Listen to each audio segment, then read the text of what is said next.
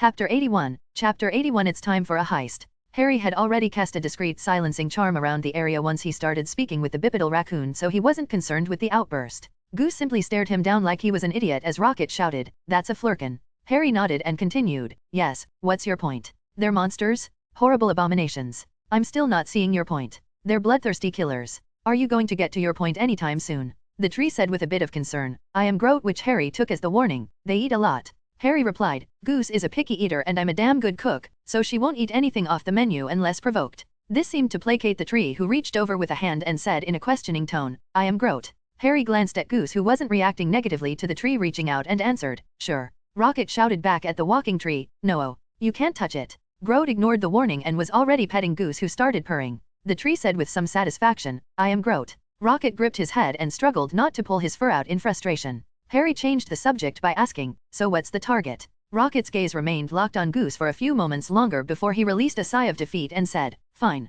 Look, once a week a shipment of the best of the hub's toys are taken by transport to the front lines. This week's shipment just so happens to be today, meaning a nice stash of primo weapons and other goodies are about to be loaded on an easily hijackable ship." Harry smirked and continued, "But even if the ship is easily hijackable, the guards would not be so easy to deal with, so you need a distraction to get as much security as possible away from the ship after it has been loaded with goodies so you can sneak in and take it for yourself." "Heh, that's right. Of course, it would have to be one hell of a distraction for it to work." "Think dash." Harry interrupted, "Not a problem. Wait, really? I am Groot. Oh yeah, ability is not an issue, only knowledge. I really am quite new to this galaxy. I don't know how the weapons or ships of this galaxy work, and this is my first stop to find examples of them to procure." Rocket rubbed his chin in contemplation for a moment and said, "Is that right? So you don't actually need a cut of the haul, you just want to know how all the goodies work?" Harry nodded, "Exactly. The ship too. Is it safe to assume the transport ship won't be some dingy little shitpot?" Rocket smiled, "Got that right. Armored, shielded, capable of star travel, and very heavily armed. And just to make sure, we're not stealing from kindly little old ladies, right? Nope, scum of the galaxy. These shipments go directly to the fanatic Kree on the other side of the war. They aren't the types who use weapons to help people, but are definitely the type I enjoy screwing over the most." "It sounds like you know your stuff." "That I do. In that case, I have a proposition for you. I help you with this score, and in return, you show me how everything works. I'm a very quick study, so a single lesson on each piece is all I ask for. I'll even buy everything you don't need using gold or credits." Rocket considered it for a moment and turned to the tree. What do you think?" Groot unsurprisingly said, "I am Groot," but the tone was quite positive, implying he felt it was okay to work with Harry. Rocket nodded and turned back to Harry. "Hey, you know what? You're on. The ship is currently in the hangar in the upper docks. I got a way for me and Groot to get into those docks, get into the ship, and fly it out, but like you said, the less people there, the better." Harry nodded and asked, "When will the ship be loaded with the goodies and when do you need the dock empty?" "The ship will be loaded about 20 minutes before it launches in about 3 hours. That gonna be enough time for you to do your thing?" 3 hours? And here I thought this would be hard. "No problem. Just give me the exact time you'll be entering the dock and I'll make sure the coast is clear." "All right. I'll plant a little present in the data center to make sure any footage of you in the docks doesn't get saved, but don't let anyone see your face unless you want a lifetime ban from the hub." "Again, not a problem. Heh, we'll see if you're all talk or not. Come on Groot, we've got a heist to pull. And stop petting the flurkin." Groot frowned and seemed to sigh and said, "I am Groot," to Goose as he got up and left. Harry turned to Goose with amusement and said, "You don't usually let others pet you." Goose conveyed back through their link, "Flora Colossi from Telenia don't count." Harry shrugged at that. He had of course never met another flurkin aside from Goose, so he didn't know if all Flarekins were this smart, if it was just Goose, or if Goose became smarter after becoming his familiar. It didn't take long for Harry to find an empty corner and ward it against people who could bother him. Harry sat down and Goose acted as his bodyguard as Harry left his body for the astral plane to scout the area. Length and distance in the astral plane rarely matched the physical plane, but the basic details were enough to use for scouting purposes, such as where guards were located and what was on the other side of locked doors. Once Harry confirmed the bare details of the upper hangar, he returned to his body and removed the ward. Harry then picked up Goose, made the pair of them invisible, and walked up the access ways to the hangar. Since he didn't know its exact position relative to himself, he couldn't teleport there, so he would just have to enjoy a leisurely stroll. At the edge of the public area Harry found a locked door and used the unlocking charm on it, but the door didn't budge. Harry wondered if it was because he didn't understand how the lock worked, or because the tech in the lock was crap and fried from the spell. In either case, Harry teleported a few feet forward, beyond the door and continued on his way. Since Harry was invisible to all forms of detection, could teleport, and fly, he did not have any issues heading into the restricted upper zones. His sorcery spell, the Kestrel Key of Kraken, was able to open locked doors without frying anything for some reason, so Harry decided to just keep using that instead of Alohomora. Once Harry found his way into the docks, he immediately spotted the small, armored cargo ship and about 30 guards of various races all wielding space guns. Now that Harry knew the ship was there and that it was going to be filled with valuables, he could easily cut Rocket out of the deal and take everything himself, but he wouldn't. Harry didn't know how a raccoon from Earth ended up in space, but Rocket was definitely either born on or descended from a raccoon from Earth, and Harry didn't want to betray him for something he could get anytime he wanted to now that he knew where it was. It was better to make a friend. Over the course of an hour, the invisible Harry started creating a massive muggle-repelling ward centered around the ship. He'd delay the activation, but once it was set up, everyone in the vicinity should suddenly think of something incredibly important they have to do away from the ship, leaving it empty. Although Harry would set the ward to exclude Rocket and Groot, he didn't know how the other aliens would react to it. It didn't take much longer for several dozen grunts to start heading into the hangar with metal crates and set them aside. They'd be loaded onto the ship at the last moment and would be heavily guarded until then. Harry cast a massive Gemino charm on the crates and made duplicates appear next to each while he cast another spell to make them invisible. Every guard noticed that each crate seemed to shift in position, so Harry cast a Confundus charm on the lot to get them to ignore it. Harry didn't know if it was just luck or because they were stupid, but the spell had the desired effect on all the guards, leaving them to go back to monitoring the surroundings. Next, Harry used telekinesis to lift all the crates into the air and place them inside the cargo ship. He then applied a sticking charm on the fake crates to prevent them from being lifted off the ground. And last, Harry took out the Apple of Discord. Once it was time to move the crates, the guards tried and failed to lift them up, causing everyone to gather around the crates. Harry tossed the apple into the group where it vanished from view. In the next moment, all the crate copies opened and an endless stream of crumple-horned snorkax poured out from the crates to the confusion of the assembled party. Harry activated the muggle-repelling ward and the snorkax either chased off or were chased by all the security guards who either had no idea what was going on or had the sudden idea that the furry mini horned purple pig hippos were the valuables they had to ship, thus they had to quickly retrieve them all. Harry along with Goose took a look inside the empty cargo ship and confirmed that he had absolutely no idea how to fly it. He could rip the knowledge out of the pilot's head, but his paths would increase more if he learned it without cheating. Not long after, Rocket shouted from behind, "Wow, you really aren't all talk after all." Groot said with a bit of admiration, "I am Groot." Harry said, "Thank you. So do you actually know how to get this thing out of here?" Rocket glanced at the now visible crates in the cargo bay and said, "Oh yeah, give me a few seconds." Rocket easily removed a few panels and cut and sliced a few wires together, causing the outer door to close. He then ran over to the front and opened a few more panels and sliced a few more wires before splicing them together, causing the front panel to lit up. The sound of weapons fire echoed outside the armored door as Rocket pulled some levers causing the ship to lift from the floor. He said, "Two slow suckers," before pushing two joysticks up causing the ship to lurch forward directly into a metal wall. Harry wasn't someone who feared death by explosion, so he was calm as the armored craft rammed through the bulkhead doors into the black void of space. Rocket shouted, "Hang tight," as he pushed a few buttons and pulled a few levers, jumping directly into faster-than-light travel. Rocket jumped off the pilot's chair and headed straight for the crates. Upon seeing the lock, he shouted, "Do you mind? I am Groot." Groot walked up and ripped the locks off each crate. Rocket opened the first and said, "Hello laser cannon." Harry asked, "So how much are you willing to sell to me? I'm definitely interested in the ship." Rocket continued opening the crates and said, "To be honest, I didn't think you'd come through like this. Half is yours. As for the ship, there are a few things I need it for, but I've got you covered. Since you're pretty good, I'll teach you how to fly, then I'll escort you to where the Kree are making their best toys. I'll help you steal something even better." Harry smiled. It was good to make friends. Rocket had already disabled the half a dozen trackers on the ship, and to make sure they weren't ambushed on arrival, he set the destination for a planet that would take several hours to get to instead of one of the closer ones. It was slower than taking a gate, but unpredictable, so they'd survive the trip.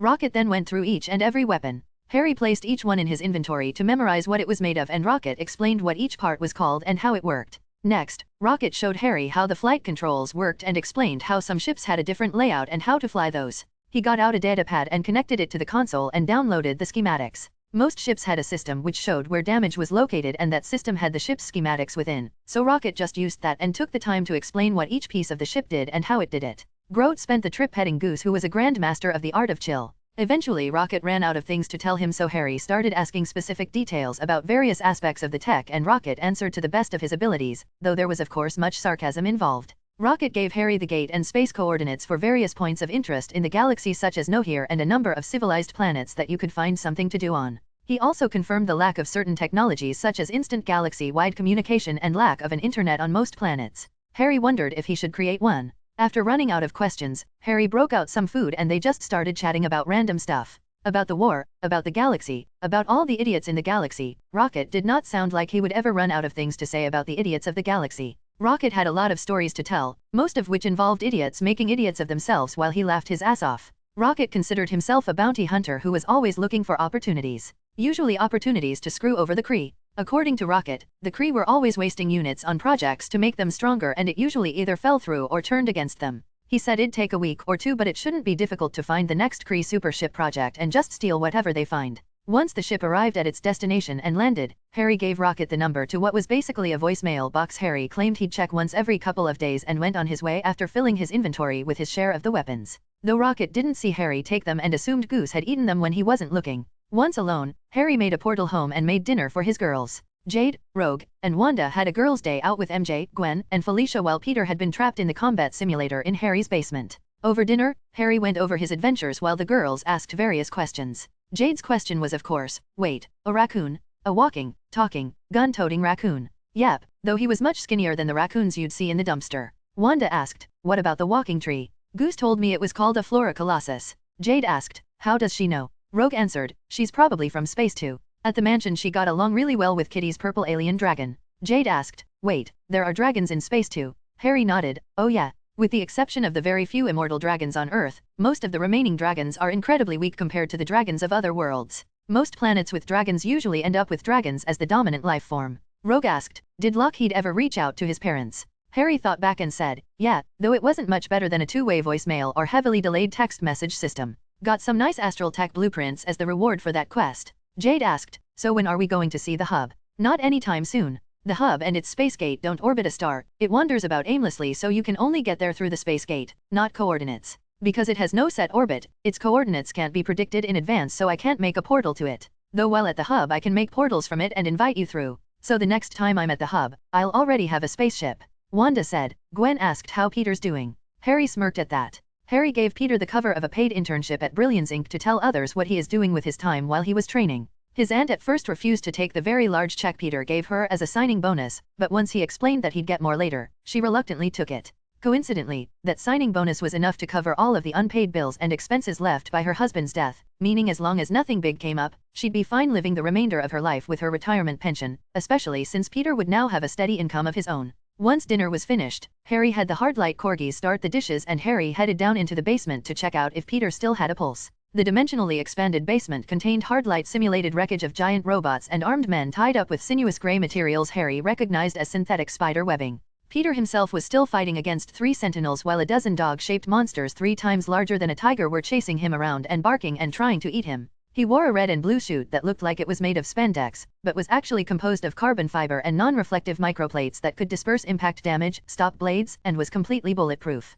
On Peter's insistence it included black lines which spread out to look like a spider web. The webbing he used in combat was something Peter made up and shot out using a micro-air compressing system to fire strings of web at nearly the speed of sound. His original designs were not capable of firing the strings so quickly, and his original costume idea was in fact spandex, but Harry ordered the materials and created the custom parts required for a higher quality of equipment. Harry snapped his fingers on arrival and the Hardlight simulator turned off and Peter landed on the ground with an exhausted oomph. How are you holding up, Peter? After taking a few moments to catch his breath, he said, Harry, the suit is too heavy to use for so long. It's not like I need to be bulletproof, my spider sense can ensure I dodge bullets. Harry rolled his eyes, took a space gun from his inventory, and cast a spell on Peter that isolated him from interdimensional energies. Peter didn't feel any danger but felt the pain of the force slamming into his forehead before hearing the sound of the gunshot threw his head back and caused him to cry out in pain. Harry asked politely, could you repeat that again? Slowly this time. I'm a bit hard of hearing. You shot me. You seem all right to me. In the head. And your point being?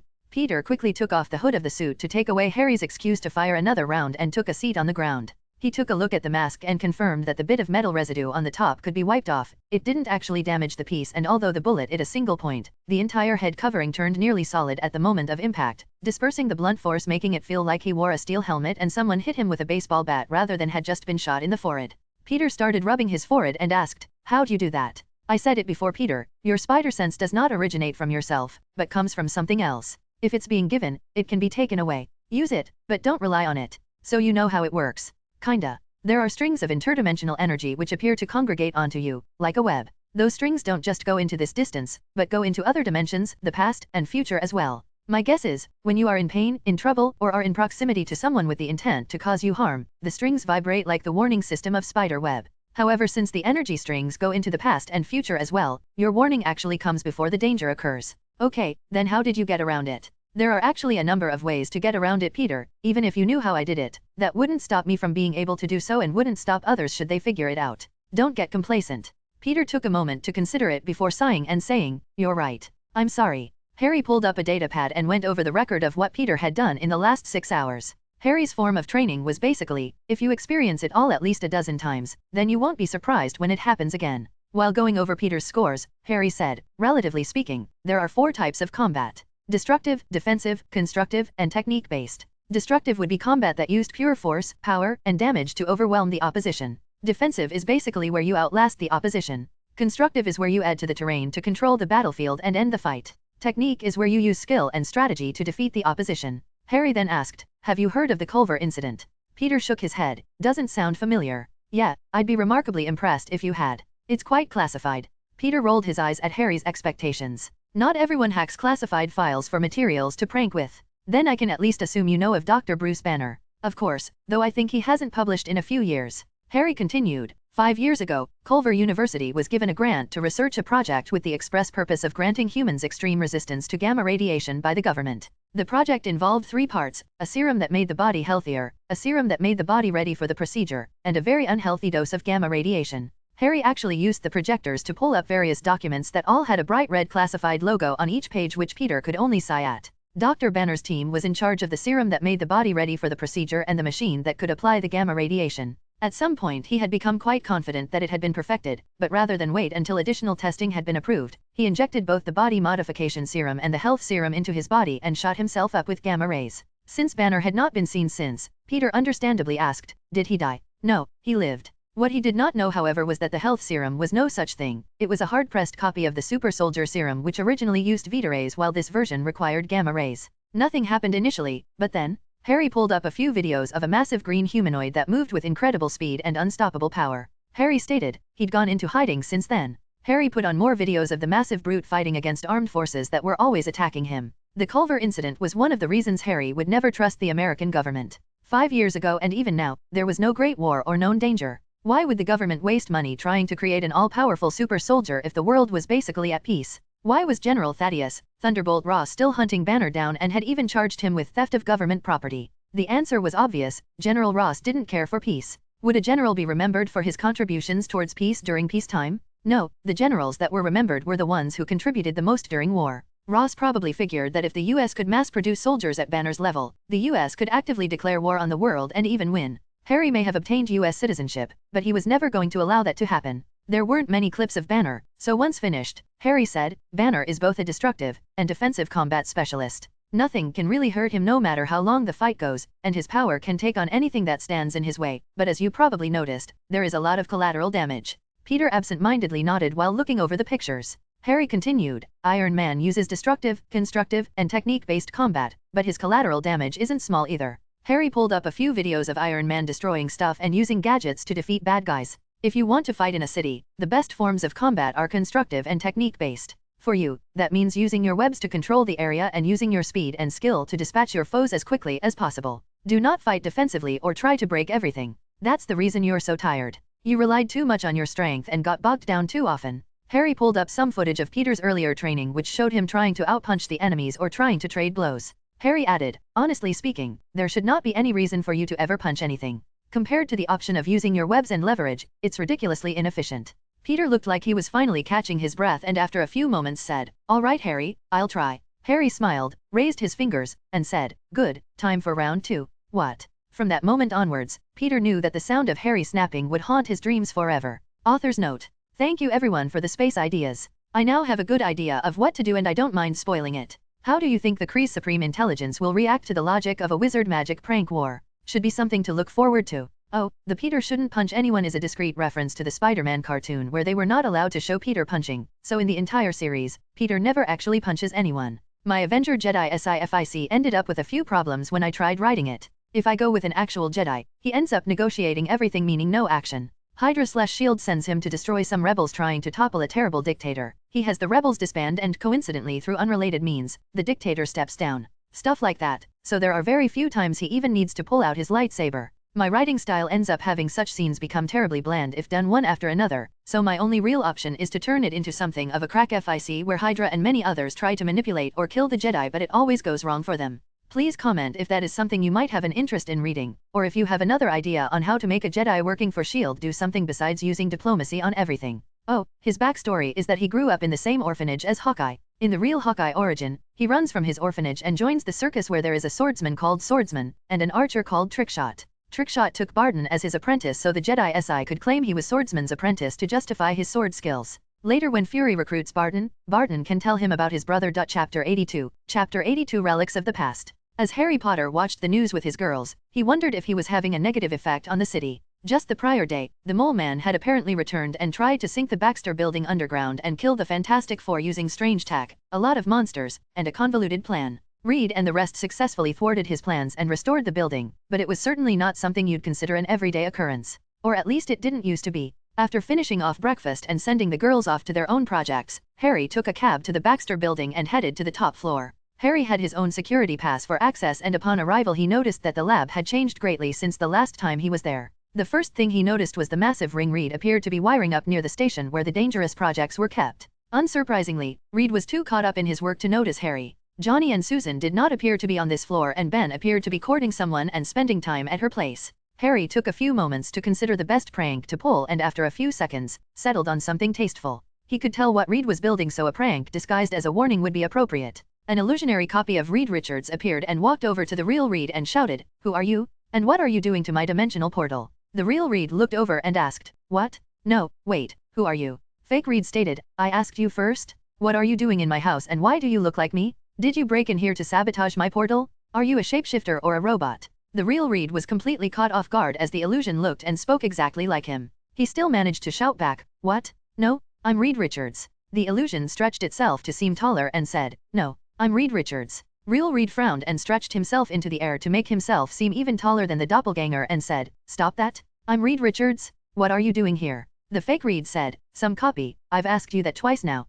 Is all you can do parrot back what the original says? I'm calling Susan and Johnny." The original was becoming even more flummoxed and had no idea how to handle what was going on. He even seemed to be doubting himself. Was he the copy? The original would certainly want to call in Johnny and Susan. Just when it looked like Richards was about to have an identity crisis, the fake Reed said, "Gotcha." And then he faded away to Reed's surprise. A moment later Reed sighed and without looking, said, "Hello, Professor." Harry chuckled from the door and said, "When building an interdimensional portal, be ready for doppelgangers." "Yes, I gathered that. I'm pretty sure I know the answer, but I'd still like to ask. Why are you building an interdimensional portal?" Reed answered plainly, "Well, you did tell us not to bother you to make them." "Ah yes, so you've decided to build your own." "Of course you did." "Indeed. Think of what we can learn." Harry shook his head and said, "Any dimension with life has resources, and I've never heard of a life-bearing dimension with infinite resources. Limited resources usually means conflict, which means danger. My master of the mystic arts took me to a number of dimensions and none are places I'd want to put a vacation home." Reed nodded without concern and said, "We'll take precautions."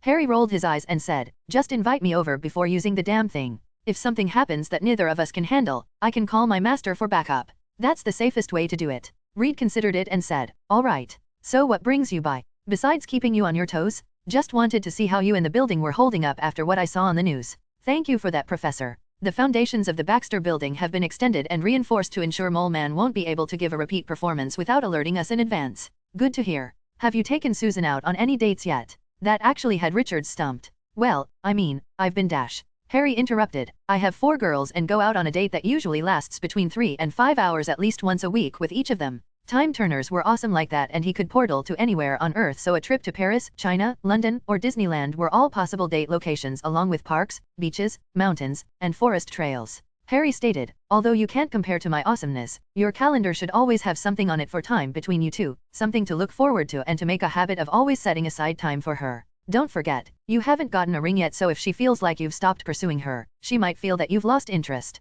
Richard stated, "No, that won't happen." Harry frowned and said, "So you're okay with Susan not getting the attention she deserves because you're certain she won't leave you for neglecting her?" "What? No, that's not dash." Harry interrupted, "Sorry, I shouldn't have said that. I accidentally used woman logic just now and I apologize for that. Living with a lot of women has many upsides, but there are downsides as well. Women logic consists of arguments that men are incapable of winning because they use emotions to warp logic and trap the men into saying something which is then turned completely against them, forcing the man into submission. Reed was a bit surprised at Harry's retraction as he was not familiar with woman logic as most. Due to Susan Storm's exceptional brilliance, she did not use woman logic as instinctively as other women tend to use it. Still, Reed was not a fool. The idea of making a habit to set aside time for Susan was definitely a good idea. He said, "It's all right, Professor, I'll set something up." Without the slightest telepathy, Harry could practically hear Reed arguing with himself about the soonest he could set aside time. Harry's bet was 3 weeks since he wasn't expecting much more than baby steps from his student for now. Harry spent the remaining week that he wasn't out with his girls going over the tech of the Andromeda Galaxy while supervising his girls' training and Peter's training.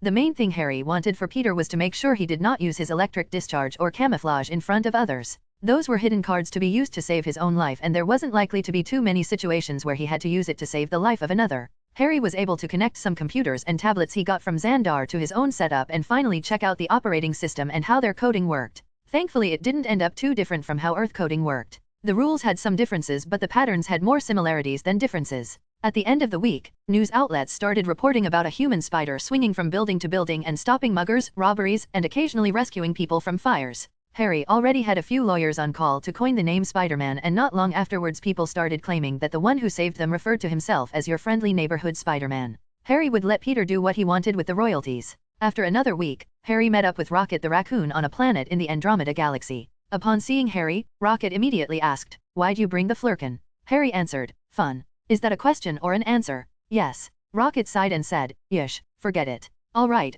after asking around a bit, I found that the latest and greatest small-scale craft developed by the Kree is currently being used by StarForce. It's a prototype called the Hellcat. It's faster, stronger, and sleeker than the Hellion." Harry nodded and asked, "Okay, so, who are StarForce and is robbing them going to be a problem?" "Huh? Of course it is. Kree's military consists of 2 groups, the Accusers and StarForce. The Accusers are the basic military. Enhanced soldiers, big ships, heavy-duty cannons, the works. StarForce is their elite tactical unit. Small, skilled, deadly. They have the best training and the best gear. In and out, most of their missions are classified because 90% of what they do can practically be considered war crimes." "Like what?" "Slaughtering innocents, murdering children, blowing up hospitals, torturing women, anything that is required to fulfill their mission. Best part is that all the shit they pull is blamed on their enemies, so when they are sent to a planet to kill one guy and a lot of Kree civvies die, they can blame the attack on some pirates or the Skrull or whoever they want. They tried to blame Xandar a few times too, but Xandar pressed each and every accusation to the point the Supreme Intelligence had to push the blame on someone else to prevent their citizens from getting wise."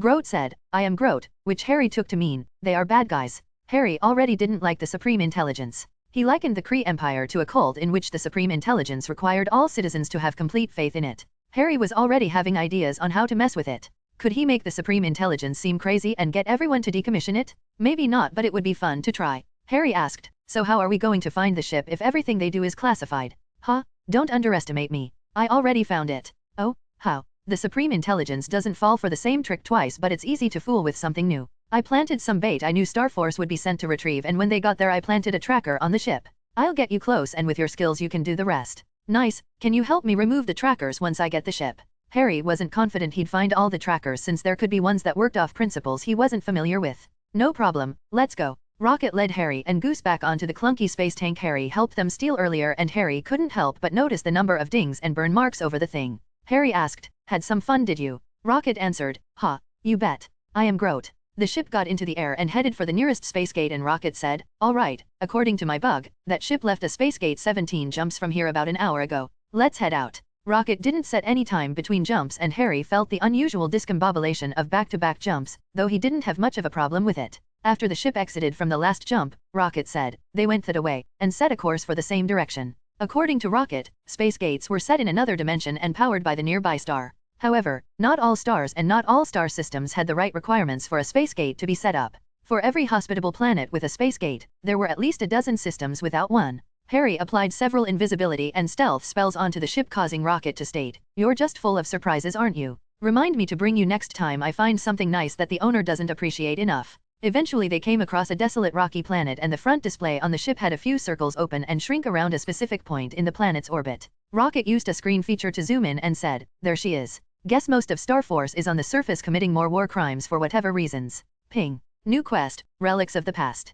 Protect the Xandarian outpost from the StarForce assault and deliver the data core and research samples to Xandar. That surprised Harry, as he didn't think his act of stealing would lead to a quest which usually involved doing good things for good people. Harry paused and considered the best approach. He couldn't do anything to the ship that would prevent it from sending a final message without damaging it more than was acceptable, so whatever he did would be known by the Supreme Intelligence. That in itself was an opportunity, of course. Harry said, "Look after Goose, I'm gonna play a small prank on the Kree Empire." Before Rocket could respond, Harry operated out of the ship into space. He got out a few crystals he'd previously charged with magic and set up a magic formation that would completely drain the crystals but would have the Kree Empire either scratching their heads or shitting themselves for months. After the setup was complete, an illusion appeared behind Harry that was dozens of kilometers in height. It looked like a massive wormhole. Suddenly, a titanic orange paw extended out from the wormhole. A head that could only be measured on a cosmic scale peered out from the black abyss, and with a mighty leap, an orange tabby cat identical to Goose but 12 kilometers tall and nearly 30 kilometers in length from whiskers to tail. The cat seemed to look at the Hellcat ship and then walk through space over to it.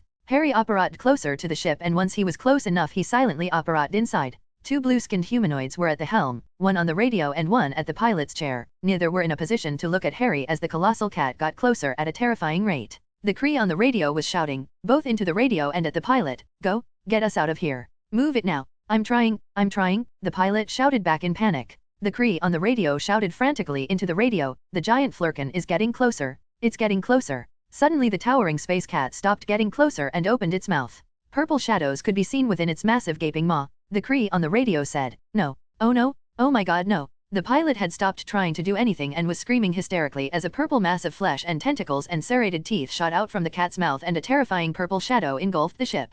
Harry hit the pilot and the radio operator with a stunner as the illusion showed the ship being swallowed. Harry then turned off the radio and everything he could find that sent a signal. Harry noticed the fallen Kree had some good armor and tech, so he got out some plain clothes and used a switching spell to unequip the Kree's battle attire and set it into his inventory along with all their toys. Lastly, he transfigured them into small figurines. Kree seemed to have a bit of innate energy, making their race stronger, more durable, and quicker to heal than others, but that simply made transferring them harder, not impossible. Especially while they were completely knocked out. Harry piloted the ship to the surface near where his quest was pointing him, and Rocket's ship followed. Once both ships landed, Rocket asked, "Is that what you call a small prank? Please invite me when you try something big, because that I would have to see." Harry could only chuckle at that. Illusions in space, as long as you weren't too far from a star, were actually really easy once you got the hang of it. Without any gases to refract the light, the illusion can appear exactly like you want it to without the slightest margin of error. Of course, the illusion had a distance limitation. No one on the planet, for example, saw anything. But the ship's recording and the pilots certainly saw and transmitted it.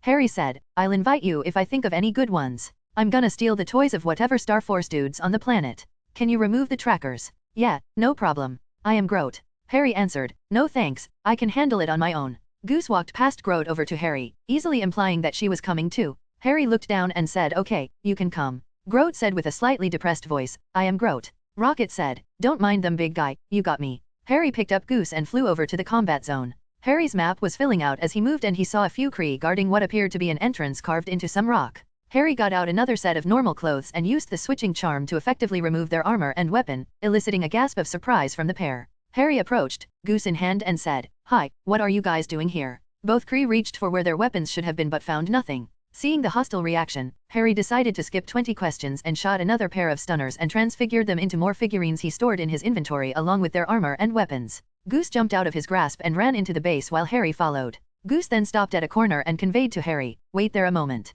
Harry then heard someone from the end of the hall Goose stopped at, shout, "Ver? Have you come to finish me off?" Harry heard footsteps and operated behind the white-skinned Kree, who instantly moved into close combat grappling. Harry channeled a bit of Sidorak's red energy, preventing him from being moved by the man. Harry paused to assess the situation. There were a number of people in the room and the one Harry was fighting appeared to be the only Kree. From what Harry guessed, the man was in a position to harm others even if Harry took his weapons, so Goose offered to be a distraction to get him away from the others. Harry gave the man a little leeway to grapple him, which was all Harry needed to apparate the pair outside. The man stumbled and nearly fell over from the side along apparition, and Harry used the chance to stun him and take his armor and weapons as well. The man had some very high-tech looking gauntlets Harry was eager to play with. Before turning him into a figurine, Harry opened the man's eyelids and used legilimency and telepathy to read the man's mind. He wanted to know what he was doing there and who Ver was. Harry spent a couple of minutes rummaging around as this guy had a lot of good details about the Kree. Once Harry got what he needed, the man was turned into a figurine as well. According to this dude, this planet was a forgotten Nova outpost, and when the Supreme Intelligence found evidence of supplies going there, it sent StarForce here to kill everyone and take whatever they found that had any worth. They would plant evidence it was done by space pirates when everyone was dead. As for Ver, apparently she was a Terran exposed to the energy of an exploding prototype faster than light engine which gave her superpowers. Because apparently that made perfect sense. This guy, Yanrog, took the Terran back to the Kree home world and turned her into a weapon. The weapon then apparently met Nick fucking Fury and turned on the Kree and was being a major pain in the ass for the Kree Empire and the Supreme Intelligence at the moment. Harry operated back into the room where the people he assumed were Xandarian were still muttering concerns to themselves and softly speaking between each other. Harry said, "All right, StarForce is gone. Pack up whatever you need, we're heading to Xandar." One of them asked, "You have a ship? They destroyed ours from orbit." "No, I stole their ship. It's mine now." Harry picked an important-looking one and asked, "So, who are you guys and what exactly is so valuable here?" Harry wasn't expecting anything since this was usually a secret base and everything was classified. Instead, his question was answered most enthusiastically. "We're students from the Institute of Higher Learning here on an expedition. This place holds the secrets to the founding and creation of the Nova Empire. It's a dump though. It is now. But thousands of years ago, this was the only location in the universe that Nova crystals could be harvested from." "Oh, really? Fascinating. And those are?" "Nova crystals are natural collectors of Nova Force. The ancient Nova Empire's Nova Core each carried a Nova crystal and used the Nova Force within to empower themselves and fight back against the darkness and oppression of the universe, creating the society of law and order we know as the current Nova Empire." Harry honestly thought that Yanrog was fanatical towards the Supreme Intelligence and the Kree, but this guy was in the same ballpark of fanaticism, though it was for the past deeds which did in fact seem impressive. At least this answered a few questions. In order to control something without corruption, you need power. Compared to the Kree Empire which used propaganda and faith to control its citizens, the Nova Empire was quite lawful because in its heyday it had power. But as far as Harry knew, the power this fanboy archaeologist spoke of did not exist at the moment, which was why the law and order of the Nova Empire seemed a bit shallow. Harry asked, "What happened?" The man looked around in disappointment and answered, "The crystals were all destroyed. They were connected to each other, a hive mind existed between them allowing Nova Force to be transferred from one to another regardless of distance. Someone acquired a Nova crystal and used the connection they had to destroy all the others." "I see. If they have all been destroyed, why are you here?" He answered with more disappointment, "It has been so long since the crystals were last harvested, I hoped we'd find some new Nova crystals. However, months of searching and we've found very little." "But you found something." "We believe so. Tiny fragments. It will take time, but if our readings are correct, we can use these fragments to grow Nova crystals elsewhere using our research." "Gotcha. Well, don't forget those. I want everything loaded up in an hour." Harry returned to the ship followed by some Xandarians. Rocket spotted them and said, "She's clean. StarForce is either stupider or more arrogant than I thought since they only put 3 trackers in the ship. Guess they didn't expect someone to nab it." Harry laughed and said, "Pleasure doing business with you, good sir. I won't always be around, but you can always invite me to a party if you plan to throw a good one." Rocket laughed back and returned to the ship followed by Groot, who waved goodbye and said, "I am Groot." Harry transfigured a few bits of the ship and added a few shots of the color change charm to ensure the ship would no longer get shot out of orbit the moment it entered Xandarian airspace. After the Xandarians and their stuff were loaded up, Harry and Goose left the planet and traveled back to the jump gate. Once they arrived, Harry set the return trip to Xandar and put a 30-second wait between jumps as he didn't expect others to be as hardy as a video game character, a space abomination, a tree, and a genetically modified trash panda. Before the last jump, Harry had the Xandarians make a few calls and not long afterwards Harry was given some coordinates to land. In addition to dropping off the students and their research, he also intended to sell the StarForce members to the Nova Corps at a decent deal. It would earn him a decent reputation and some credits. The Nova Corps could use them for some negotiations, so they needed them more than Harry did, and Harry already got all the useful info he wanted. As expected, the moment the ship landed, the quest had been completed. Ping.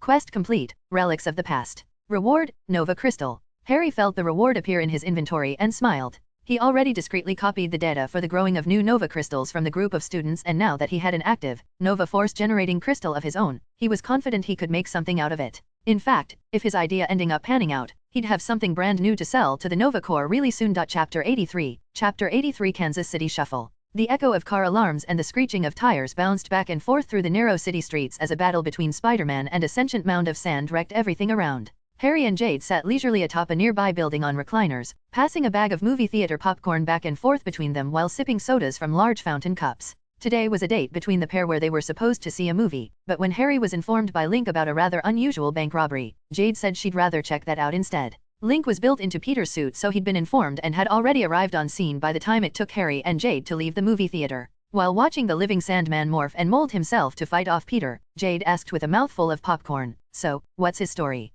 Harry shrugged.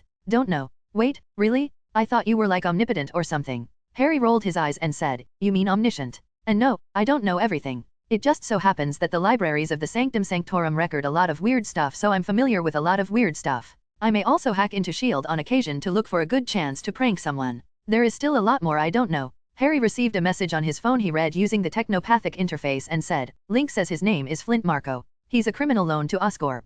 Their servers are internal and don't use Brilliance tech so he can't hack them remotely. But he guesses they probably tried to reproduce the cellular mineralization effect they found in Ben Grimm's cells on another person. Jade asked with a bit of confusion, why give a criminal those kinds of powers? I mean, look at him. The Sandman in question had just turned his arm into a massive hammer and shouted, I'm gonna squash you like a bug. And Peter of course quipped back while dodging the strikes, I don't think I've heard that before. Very unique. You must be very well known for your grammatical prowess and originality. Sandman of course wasn't quite thick enough to miss the densely packed sarcasm and roared back while still trying to grab and break Peter. Jade giggled and Harry rolled his eyes. He hoped endless hours training against voiceless machines and mindless monsters would curb Peter's habit of talking back, but if anything, it made it worse. Turns out spending so long fighting against foes who didn't talk made Peter more appreciative of those who did. Harry eventually decided it was a lost cause. Harry liked to do things relatively efficiently while Peter had a habit of dragging things out and using stalling tactics against things he didn't know how to fight against. It resulted in higher collateral damage but was safer than rushing without thinking when you didn't have a surefire way to solve a problem. As for Jade's question about why test on Marco, Harry answered, my guess? They either didn't expect him to survive or they wanted someone who would fight Spider-Man if he did. Harry figured he could probably cure the dude, but since the first thing Marco did after escaping the testing area was rob a bank, Harry lost all interest in helping the man. Jade sipped some more soda while Marco threw a car at Peter and asked, where's the Fantastic Four? I thought they'd be here by now. Science conference in Berlin. Doom's attending too, so not only did Reed have to go, but everyone else went with him. Oh, so what would have happened if Peter wasn't here then? She was basically asking if Harry himself would have stepped in or let the girls take out the enhanced if there was no one else to do so. Harry shook his head, you're looking at it backwards. They chose a criminal because they wanted him to fight Spider-Man. The Fantastic Four, Iron Man, Obscurus, Spider-Man. The appearance of individuals with powers causes people with money to try to make their own. It's because Spider-Man frequents New York that Oscorp made this. Envy has always been one of the better ways to make people with a lot of money start spending it on stupid things. Jade frowned and asked, is that why you won't let us fight crime like Peter?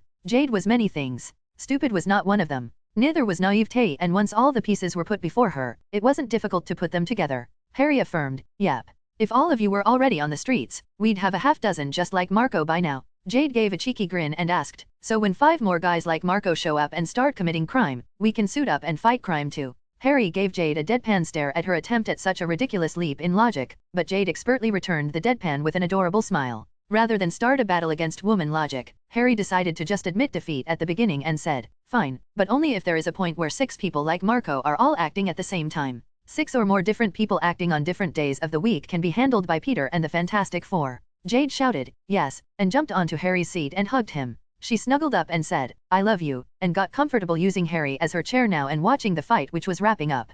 Police cars had already blocked off the street but bullets weren't doing anything to Marco and Peter was doing his best to antagonize him into fighting him over the cops. Eventually Peter tricked Marco into punching a fire hydrant off its bolts.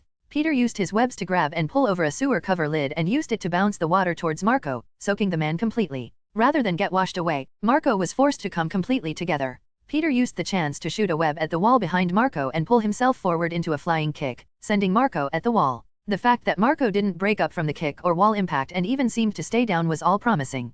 Peter then wrapped Marco from head to toe in webbing, took out a small card that said, "Greetings from your friendly neighborhood Spider-Man," and placed it on the cocoon before shooting a web at the edge of a nearby building and pulling himself away. Jade asked, "You got all that on video, right?" Harry answered, "Of course." He'd taken out a camera sphere linked to Link so the AI could monitor and learn from the battle. Link would also edit the video and place it on video share. There'd be other videos taken from other spots, but as long as video share had the best ones, people would be more likely to post similar videos onto the site in the future. It was only later that Harry found out that a lot of the comments on the video were people saying Spider-Man should read One Piece so he wouldn't waste so much time trying to figure out a weakness everyone already knows. Apparently, it is common knowledge to One Piece fans that a sand human is weak against water. Harry decided to remember this since it would make great teasing and slash or pranking material to use on Peter later. The summer was almost over and the fall semester was around the corner. Harry would teach 3 Foundation of Metaphysics classes and 1 Advanced Metaphysics class. Getting a degree in metaphysics required 4 classes, with the last 2 being applied metaphysics and theoretical metaphysics.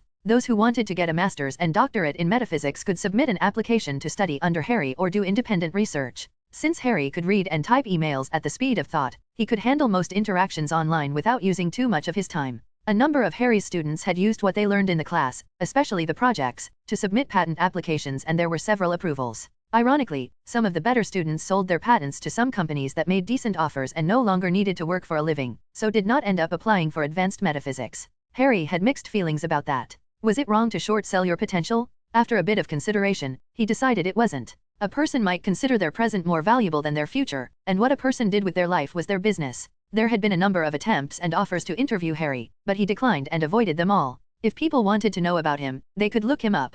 He wasn't going to make it easy for them and have his life story put on the 9 o'clock news, especially since his life story was filled with lies and stuff he didn't really want to draw attention to. Harry had spent the remainder of the summer taking the Hellcat apart and putting each piece into his inventory. This gave him the same details he'd get by taking everything completely apart bit by bit. What Harry learned from the spacecraft was consistent with what he learned from the weapons he got from the hub and the armor and personal weapons of the StarForce dudes. The tech was certainly better than Earth's, but not by that much. There was no great, revolutionary design that could be copied and distributed to make Earth a spacefaring race within a year. No, the main reason that the tech could do stuff Earth tech could not was the presence of minerals and materials which didn't exist on Earth. That meant to make his own, he'd have to buy said materials, and to experiment he'd have to buy even more. Funds weren't an issue, but instead of using alchemy to make gold, he'd rather use it to make the materials themselves. That would also take a lot of experimentation, but at least it wouldn't leave him reliant on foreign sources. The only thing that was relatively cool was actually the gauntlets from the StarForce captain. They contained a very minute amount of an element apparently called gravitonium and was highly versatile in how it could be used to manipulate gravity.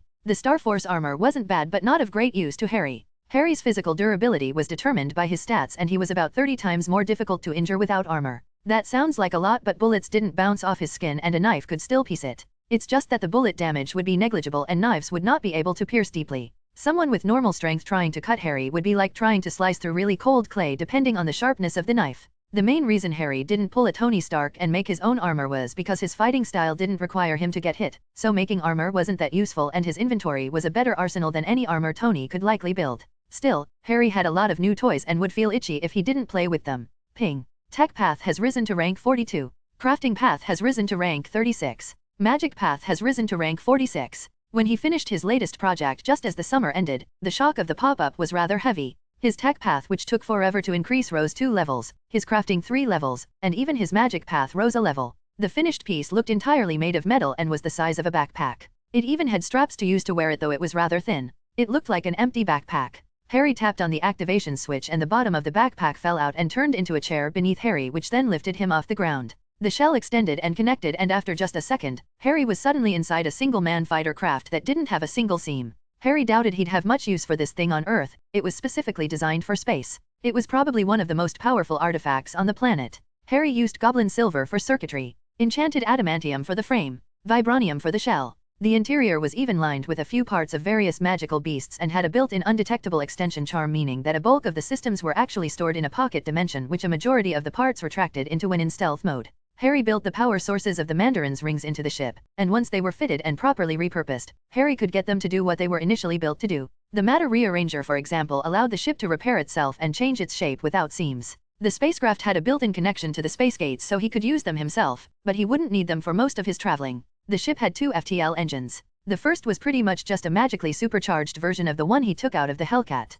Quite a bit faster, but still not as good as a space gate. The second was original, though. Harry determined that the light and darkness rings the Mandarin used likely came from the propulsion of the ship he scavenged them off. The ring that shot light could also bend gravity, and the darkness ring's intangibility could be used combined with that to make the ship intangible and accelerate it to light speed in any direction to travel. This darkness ring would have also allowed the ship to create a portal to the Dark Force dimension where space is different, allowing for long-distance travel to be done quickly through the Dark Force dimension. Harry didn't have a map for the Dark Force dimension, and even if he did, he certainly wouldn't travel through it just to save time. That was about as smart as taking a shortcut through a haunted abandoned cemetery in the middle of a foggy moonless night. Nope. Instead, Harry used the light ring to directly interact with starlight and combined that principle with a dozen others, each crazier than the last, to create an engine Harry called a star driver. It basically used starlight to pull itself towards the star at speeds which would not be possible under any normal circumstance. The navigation system would simply choose stars in the direction of the destination and pull the ship towards them.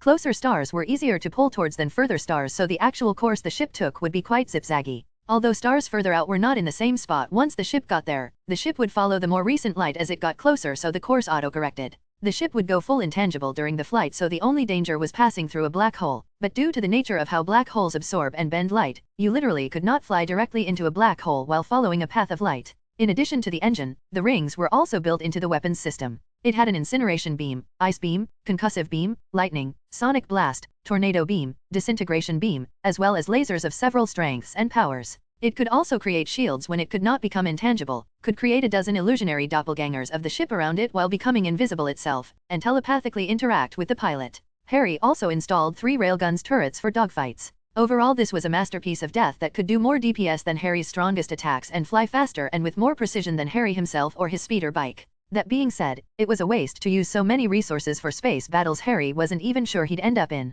Thankfully, the matter rearranger really gave Harry a lot of options. In addition to being a single-man craft, the backpack could also transform into a drone or a turret. That meant if Harry wanted to use it, he could throw it into the air and it would turn into a flying drone with a terrifying arsenal, or throw it at the ground where it would turn into a turret that would create a shield to defend whatever Harry wanted and then shoot whatever was unlucky enough to try to attack what the turret was protecting. The ship/drone/turret had a built-in AI that would target what needed to be targeted, or Harry could take remote control and use it himself. He decided to call it Navi, and he did of course build in a connection to Link. Navi's primary purpose, when Harry wasn't playing with it, was to scout and map the galaxy. Navi could use the star driver to instantly go to a star, check for planets, check if the planets looked useful, then move on to the next star. Navi wasn't a true AI like Danger and Link, but had the potential to become one. Navi could learn and become smarter and even stronger over time. The goblin silver of Navi's circuitry would not wear and tear, but actually become more efficient as time went on. The danger of making an AI was of course the parameters. So of course, Harry being Harry didn't put in any for Navi.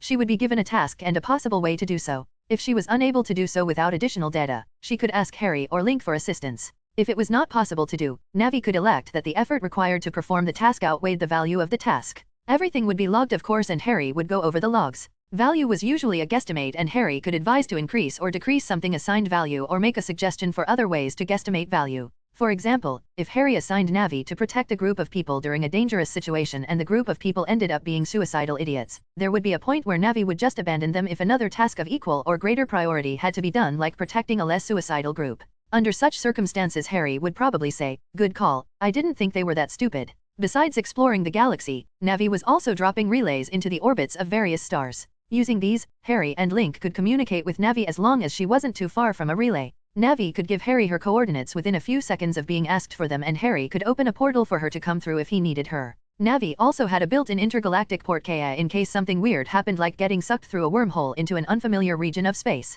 The first week of school had Harry a bit bummed out. The students for most of his foundation classes were not locals, but people who came to New York specifically for the class, and most were way too stuck up. In addition to being peeved that Harry taught such a groundbreaking subject at NYU instead of MIT, most of the newcomers were much older than Harry, and from the questions asked during the introductions, most lacked respect for Harry due to what they heard about him. This of course meant that the light-hearted pranks he had planned would be shelved. He'd have to break out the big pranks. It was also during that week that Oscorp exploded and Peter got 2 more friends. Dr. Octavius was using a rather fancy 4-armed harness to create a small sun to get Oscorp out of Stark's shadow in the energy business, and things didn't go well. According to Link, Otto's girlfriend had died of a heart attack earlier, and Link guessed that Otto's mind wasn't where it should have been for such a dangerous experiment. In addition to the accident fusing the harness into the doctor's spine, it was apparently a 2-for-1 special. The huge electrical surge created from the accident somehow caused another accident, in which the electrician Maxwell Dillon got big time zapped in a massive explosion which shot him through a lab. Instead of dying, something someone was working on got into his system.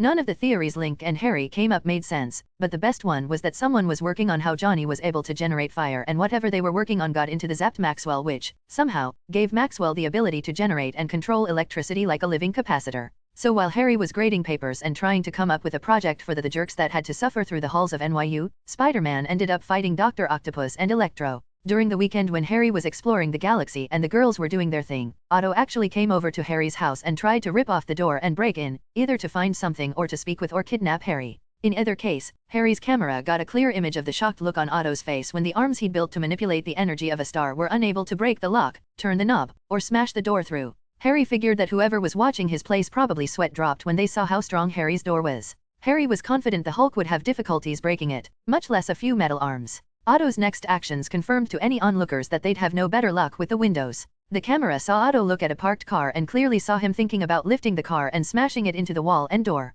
Thankfully for the person who parked there, Otto decided to leave when the sound of sirens approached. His arms could toss cars, but his head wasn't bulletproof. Harry figured Otto knew that all of Harry's classes had an agent or spy with a gun somewhere, so it wasn't a great idea to break into the class either. In the Andromeda Galaxy, Harry spent some time on Hala, the Kree home world and several other Kree worlds in order to look for a target to prank. Hala itself was an oceanless red planet a decent chunk larger than the Earth, giving it far more gravity. Most of the planet was rocky and filled with military training bases and cities that looked like Star Wars Coruscant in the way they abused metal and the vertical limits of buildings and structures. The problem with pranking the Kree was that there was no good way to prep a prank with the Supreme Intelligence looking over the metaphorical shoulder of every Kree citizen. His first attempt required him to replace a maintenance AI with something less benign, but shortly afterwards the AI was deleted and replaced with a normal one before it even had the chance to do something interesting. At first Harry thought he had gotten caught, but he learned that all AI on Hala were deleted shortly after their creation. The SI preferred to be the only permanent AI. Next Harry checked the Kree data gathering departments.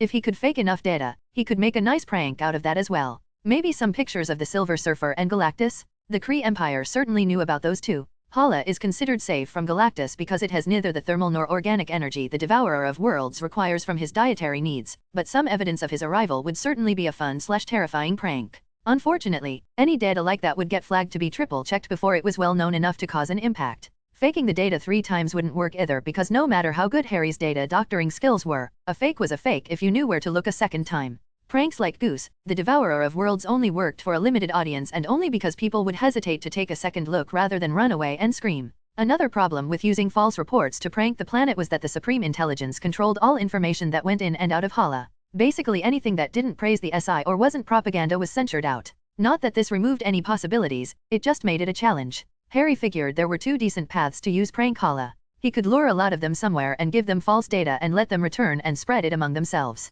Or perform something big on Hala that people will talk to each other about, bypassing the electronic censure. A prank where you put in more effort than the effect of the prank is not really worth it, so Harry of course chose the easier prank of luring them away. As for what to lure them away with, that required Harry to spend a few days hacking not just the Kree but the Nova as well to learn of all the goodies and treasures that were known to these guys. Next, Harry had to place trackers on a dozen different ships heading out of Hala. His small ship was able to do this without difficulty though, so it wasn't a problem. After all the ships arrived at their locations, Harry got the locations of each one and made a portal to their locations. None of them noticed Harry or even remembered him, but all of them remembered going into a bar and hearing a rumor. Some guy who came back from a certain desolate planet had become ridiculously strong and returned to his planet to kill a Warkif. He was so powerful, he ruled the planet until his power waned and he was captured and interrogated. According to the rumor, the guy was a scavenger who found a mirror. The rumor was broken and different people heard different things. But when it was all assembled, the target was identified. Harry had no doubt the Supreme Intelligence would identify the treasure as the Black Vortex. The Black Vortex was a full-length mirror with a frame that appeared carved from stone in the shape of a man's torso. It was created by someone, Harry could only assume from the evidence, who was a celestial since its purpose was completely in line with their way of thinking. The Black Vortex was a pool of cosmic energy. If one looked into it, the mirror would show what they looked like saturated with cosmic energy, and all the person had to do to take a dip was say, "I submit to the Black Vortex." Of course, the person would not generate additional cosmic power. The more they used the less they had, and most bodies weren't built to hold cosmic power, so even if they didn't use any, they'd slowly lose it anyways if they didn't return for another dip.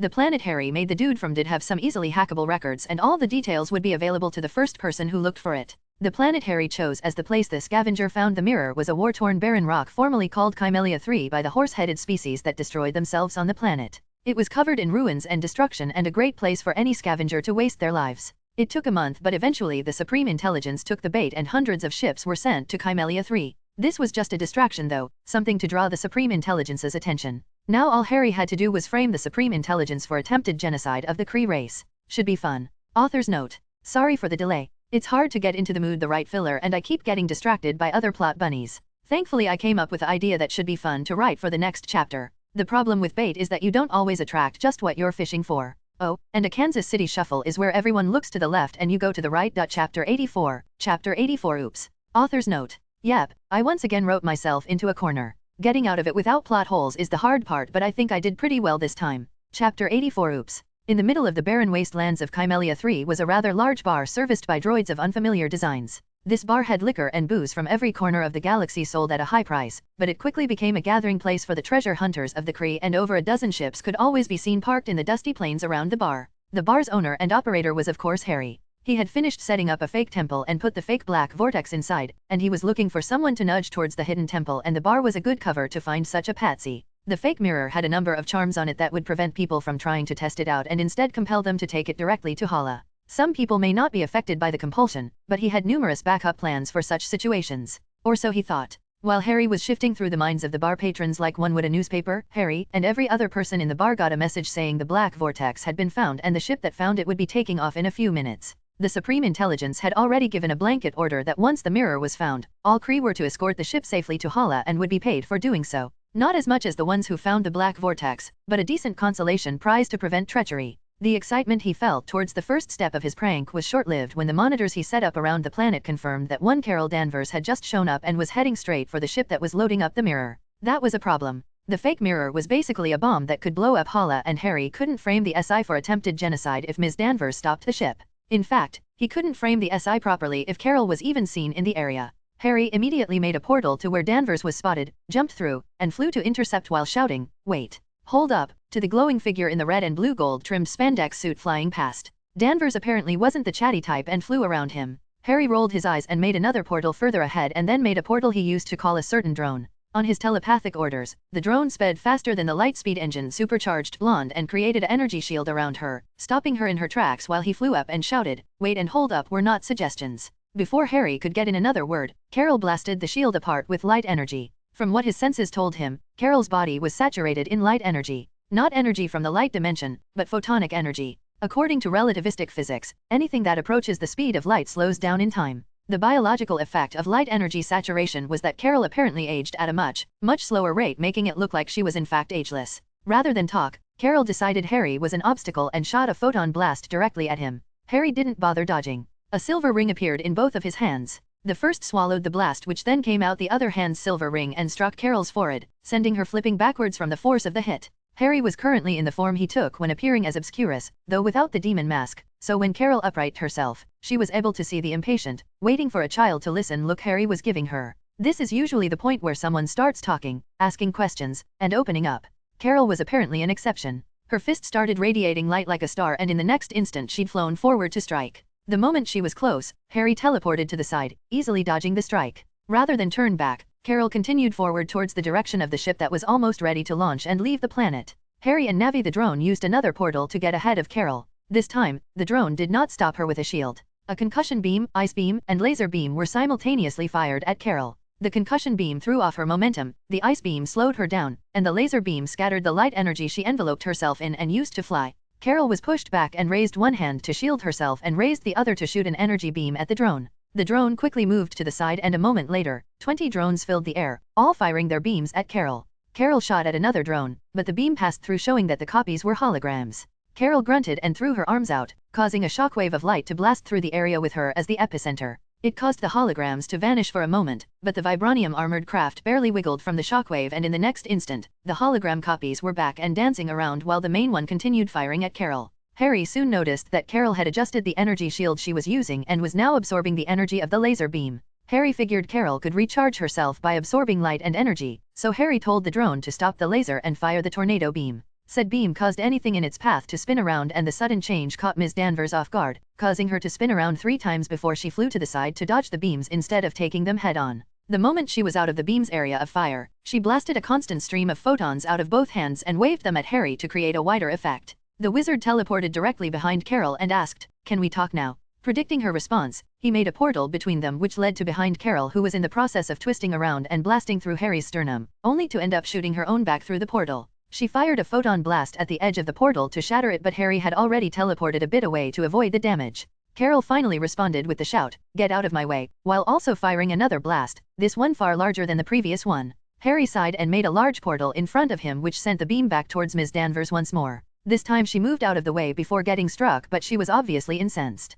Harry didn't blame her. Even more than teleporting, portals were too OP. She took a few breaths and confirmed that the drone wasn't firing at her when she wasn't trying to get past Harry, and eventually relented to ask, "Are you with the Kree?" Harry visibly let out an exasperated sigh of relief and answered, "No, I'm the guy that planted the fake mirror in the valley for the Kree to take to Hala." This caused Carol to cross her arms, raise her eyebrow, and calmly state, "They found the black vortex on the plateau." Harry's mental discipline, occlumency, and Chinook skills all failed spectacularly to stop the look of utter bafflement that appeared on his face. Without a word, Harry connected to the communication unit inside Navi and used it to confirm that the alarms set up around the fake temple he made had yet to go off. Harry then made a portal to the side showing the interior of the temple he made and saw the fake mirror still there. Moreover, the ship loading the black vortex found on the plateau had just left the atmosphere and was about to reach the space gate alongside the dozens of other ships escorting it. The series of expletives Harry shouted at the revelation caused Carol's expression to change to one of moderate bemusement. Harry paused and considered his options. He had obviously goofed. Yes, there were a few records that stated the Black Vortex might actually be on Kymelia 3.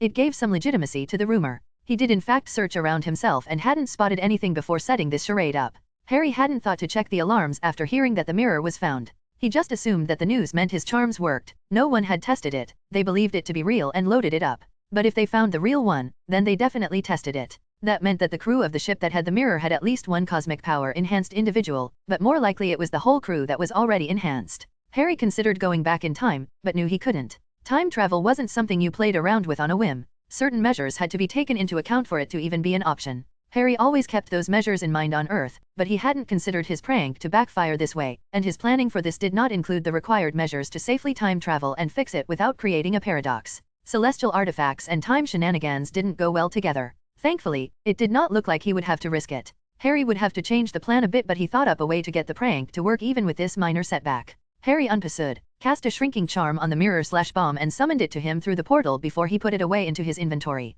The drone unfolded and opened up, and Harry reached into the drone and threw its contents to Carol, saying, "Hold my flurkin." Goose was unceremoniously tossed to Carol, who easily caught the orange abomination. Goose meowed, "I was having fun." A minor modification allowed Goose to telepathically pilot the drone or just let the drone fly itself and watch the fun from inside. Harry got into the chair as the drone expanded and folded around him into a spacecraft and said back to Goose, "I'll let you fly it more later, I'll be back in a few hours. Ms. Danvers, I own the bar on this planet and you can have all the drinks you want as an apology for this on the house." Carol was still flabbergasted at having just been thrown a very familiar orange space monster, and at the mention of her name, she quickly realized Harry was about to leave and shouted, "Wait, what?" Harry didn't have time to answer and made a portal to Hala and flew the mini-craft through. He technopathically sent a command packet of new instructions to the drones and hacking tools scattered throughout Hala, and then used the Hala space gate to travel 3 jumps to a remote planet. Once there, Harry hacked the space gates and waited. The ship's exterior adjusted to a present that resembled something the Kree would make without affecting the performance. A few moments later, the fleet of ships on their way to Hala from Kymelia 3 appeared, and thanks to the hacking from Harry's drone, the space gate to Hala had been disabled. Harry changed his appearance to that of a blue-skinned Kree and pulled up a radio and shouted to all frequencies using a Kree dialect, "Stay away from Hala. My name is Rangpa, a Kree scientist. The device on that ship is not the Black Vortex but a bomb set to destroy Hala." Unsurprisingly, all ships turned their fire on Harry's tiny vessel. Also unsurprisingly, Harry's tiny vessel managed to evade the wall of laser fire shot from every single ship. The overall profile of Harry's vessel was larger than a motorcycle but smaller than a car. It really could only fit a single person, but firing at a vessel of that size in space was about as tricky as shooting a needle in the ocean. Harry was also jamming the communications of the ship that had the mirror, but the other ships could still talk to each other. Next came the fun part. Interstellar communications all passed through space gates. Since Harry had control of the space gate, he could make it send a message which bore the exact code and encryption used by the Supreme Intelligence. All ships received said message, which stated, "Destroy that ship, Rangpa is a traitor and a spy. Once destroyed, the space gate will be back online. The Black Vortex must be brought to these coordinates on Hala within the hour. All captains will be rewarded with 100,000 units upon delivery. Failure to deliver will have consequences." Safe to say, the ships stopped holding back after that. Almost 100 fighter crafts launched from the dozens of ships stranded above the planet and closed in on Harry's vessel. Harry smiled. One good part of this plan was how much fun it was. He sent another message to all the ships in a panicked voice, "I cannot let that ship get to Hala. I am sorry. For the good of all Kree." Another fake Supreme Intelligence message was received by all the ships, "Don't let that ship near the carrier." The fighter crafts and other ships lined up between Harry's tiny craft and the ship holding the mirror. Thousands of laser blasts and hundreds of missiles shot forth in a never-ending wave. The AI Navi calculated the trajectory of the laser fire and area of effect of the missile explosions and plotted a course for Harry to navigate through and set it on the display. On occasion Harry would pause and check the data showing him everything around him and use it to adjust the course to an alternate route. The goblin silver that made up Navi's computing systems became more efficient for various tasks the more they were used. Thus, as the software in the AI evolved, so too did the hardware. From an outsider's perspective, watching the tiny craft weave circles around the missiles, heavy weapons fire, and small crafts left the observers absolutely dumbfounded. The way in which Harry's ship shifted back and forth violated all known laws of momentum and common sense. If nothing else, it certainly got a lot of attention. Harry's display screen highlighted 3 fighter crafts near the end of the battlefield where laser fire came down like rainfall. According to the display, those specific crafts were launched from the ship carrying the Black Vortex. Harry's plan only worked if everyone who got a dose of cosmic juice was killed, so Harry couldn't ignore those 3 crafts. Harry turned on the railguns and opened fire, tracking the incoming craft through the heads-up display's predictive algorithm. Up to this point Harry's craft didn't even look like it was armed, so 2 of the 3 targets were shot down and exploded thanks to being caught completely off guard. The heads-up display confirmed that one of the pilots was still alive. Cosmic power-charged lifeforms had no issue surviving space. Expecting this, Harry had already started the charge of the disintegration beam, and the moment the supercharged Kree's position was locked onto, the black beam fired. Harry didn't know if it was arrogance or ignorance, but the glowing Kree which had just survived the destruction of its ship didn't move to dodge the black beam. A moment later, the Kree was no more. The 20 or so small ships currently tailing and firing at Harry were already feeling queasy just watching him spin and zigzag and barrel roll and perform maneuvers they had no words for, but after seeing Harry's weapons they all broke off the pursuit for a moment when they realized the tiny ship's flight capabilities were not the only thing which defied all logic. Especially because it was standard for Kree craft to be able to fire backwards. Harry used the lull to target and destroy the last ship launched from the carrier. Thankfully, Harry's sensors confirmed that the pilots of the other 2 ships were dead, meaning they either died when the railgun pierced their ship, and possibly themselves, or they did not get a cosmic power upgrade. The reason that was good was that the disintegration beam had a long cooldown and killing another cosmic powered dude would have been difficult without it. After passing by all the other ships, fight crafts, turrets, and generally making the entire fleet look like rank amateurs, Harry's ship reached the carrier ship and plowed directly through the hull. The moment his ship entered the first layer, Harry paused and checked his map. It now displayed the layout of the ship and showed several dots. Harry unpaused and halted the miniship's momentum before setting off an explosion centered around the ship. To any onlooker, it would look like the ship exploded after passing through the carrier ship's hull. Harry got the ship to unfold and return to backpack size before he placed it back into his inventory and took out a laser rifle and started teleporting around the ship. His first encounter was 3 Kree wearing dusty uniforms which still looked shell-shocked from having their ship rammed into. Though the airlock doors were deployed, the jarring of the ship would still be very disorientating for those on board. Harry shot the Kree before they could get up and as a final measure of deception, transfigured one of each of their internal organs into something resembling a battery. The transfiguration would not last more than 2 days, but that was the point. Harry's next teleport target took the laser shot to the chest but looked unharmed. He sneered at Harry and started glowing purple. Harry kept up the pretense and continued firing while the Kree charged forward at ramming speed. He roared when he saw Harry drop his gun, likely thinking Harry was scared, and certainly didn't expect his head to fly off from the instantly conjured eldritch longsword that appeared in Harry's hands. You have leveled up. The amount of EXP gained from the energy obtained from the kill certainly made Harry rethink his plan, but in the end he decided not to use the cosmic energy-empowered Kree to farm for EXP, even if it did give better results than 3 days of meditation. Still, he certainly wasn't going to waste what was available to him. Harry continued teleporting, killing, and transfiguring organs. He could have teleported directly to the room his map showed the mirror was in, but making the crewmates panic would drive them to the mirror anyways. And if they just so happened to get a cosmic power-up before he killed them, who was he to argue? It would be unsportsmanlike otherwise. He should give them fighting chance, right? Harry's level was at 279. A few more cosmic kills would save him a few months of battle meditation. Harry wasn't sure how it worked, but the cosmic-powered Kree were about level 320 according to his energy sense. It was the equivalent of giving someone a few hundred levels in stats but not increasing their skill proficiency. They were stronger than before, but weaker than those who got to that level while improving their skill. Of course, the cosmic power would likely have an auto-correcting function much like his own path system, so a few days or a week or so of practice would probably cause their skill levels to jump to match their stat levels, but much less a week. It hadn't even been half an hour since they got their enhancements. The cosmic-powered Kree remaining were in groups and not all of their granted abilities were the same. Most had physical enhancements such as hyper-enhanced strength, invulnerability, and regeneration, so anything less than beheading with a magic dimension thin blade had almost no effect. Some had awakened Shinnik abilities such as psychokinesis. Harry figured 1 or 2 might have even awakened precognitive abilities.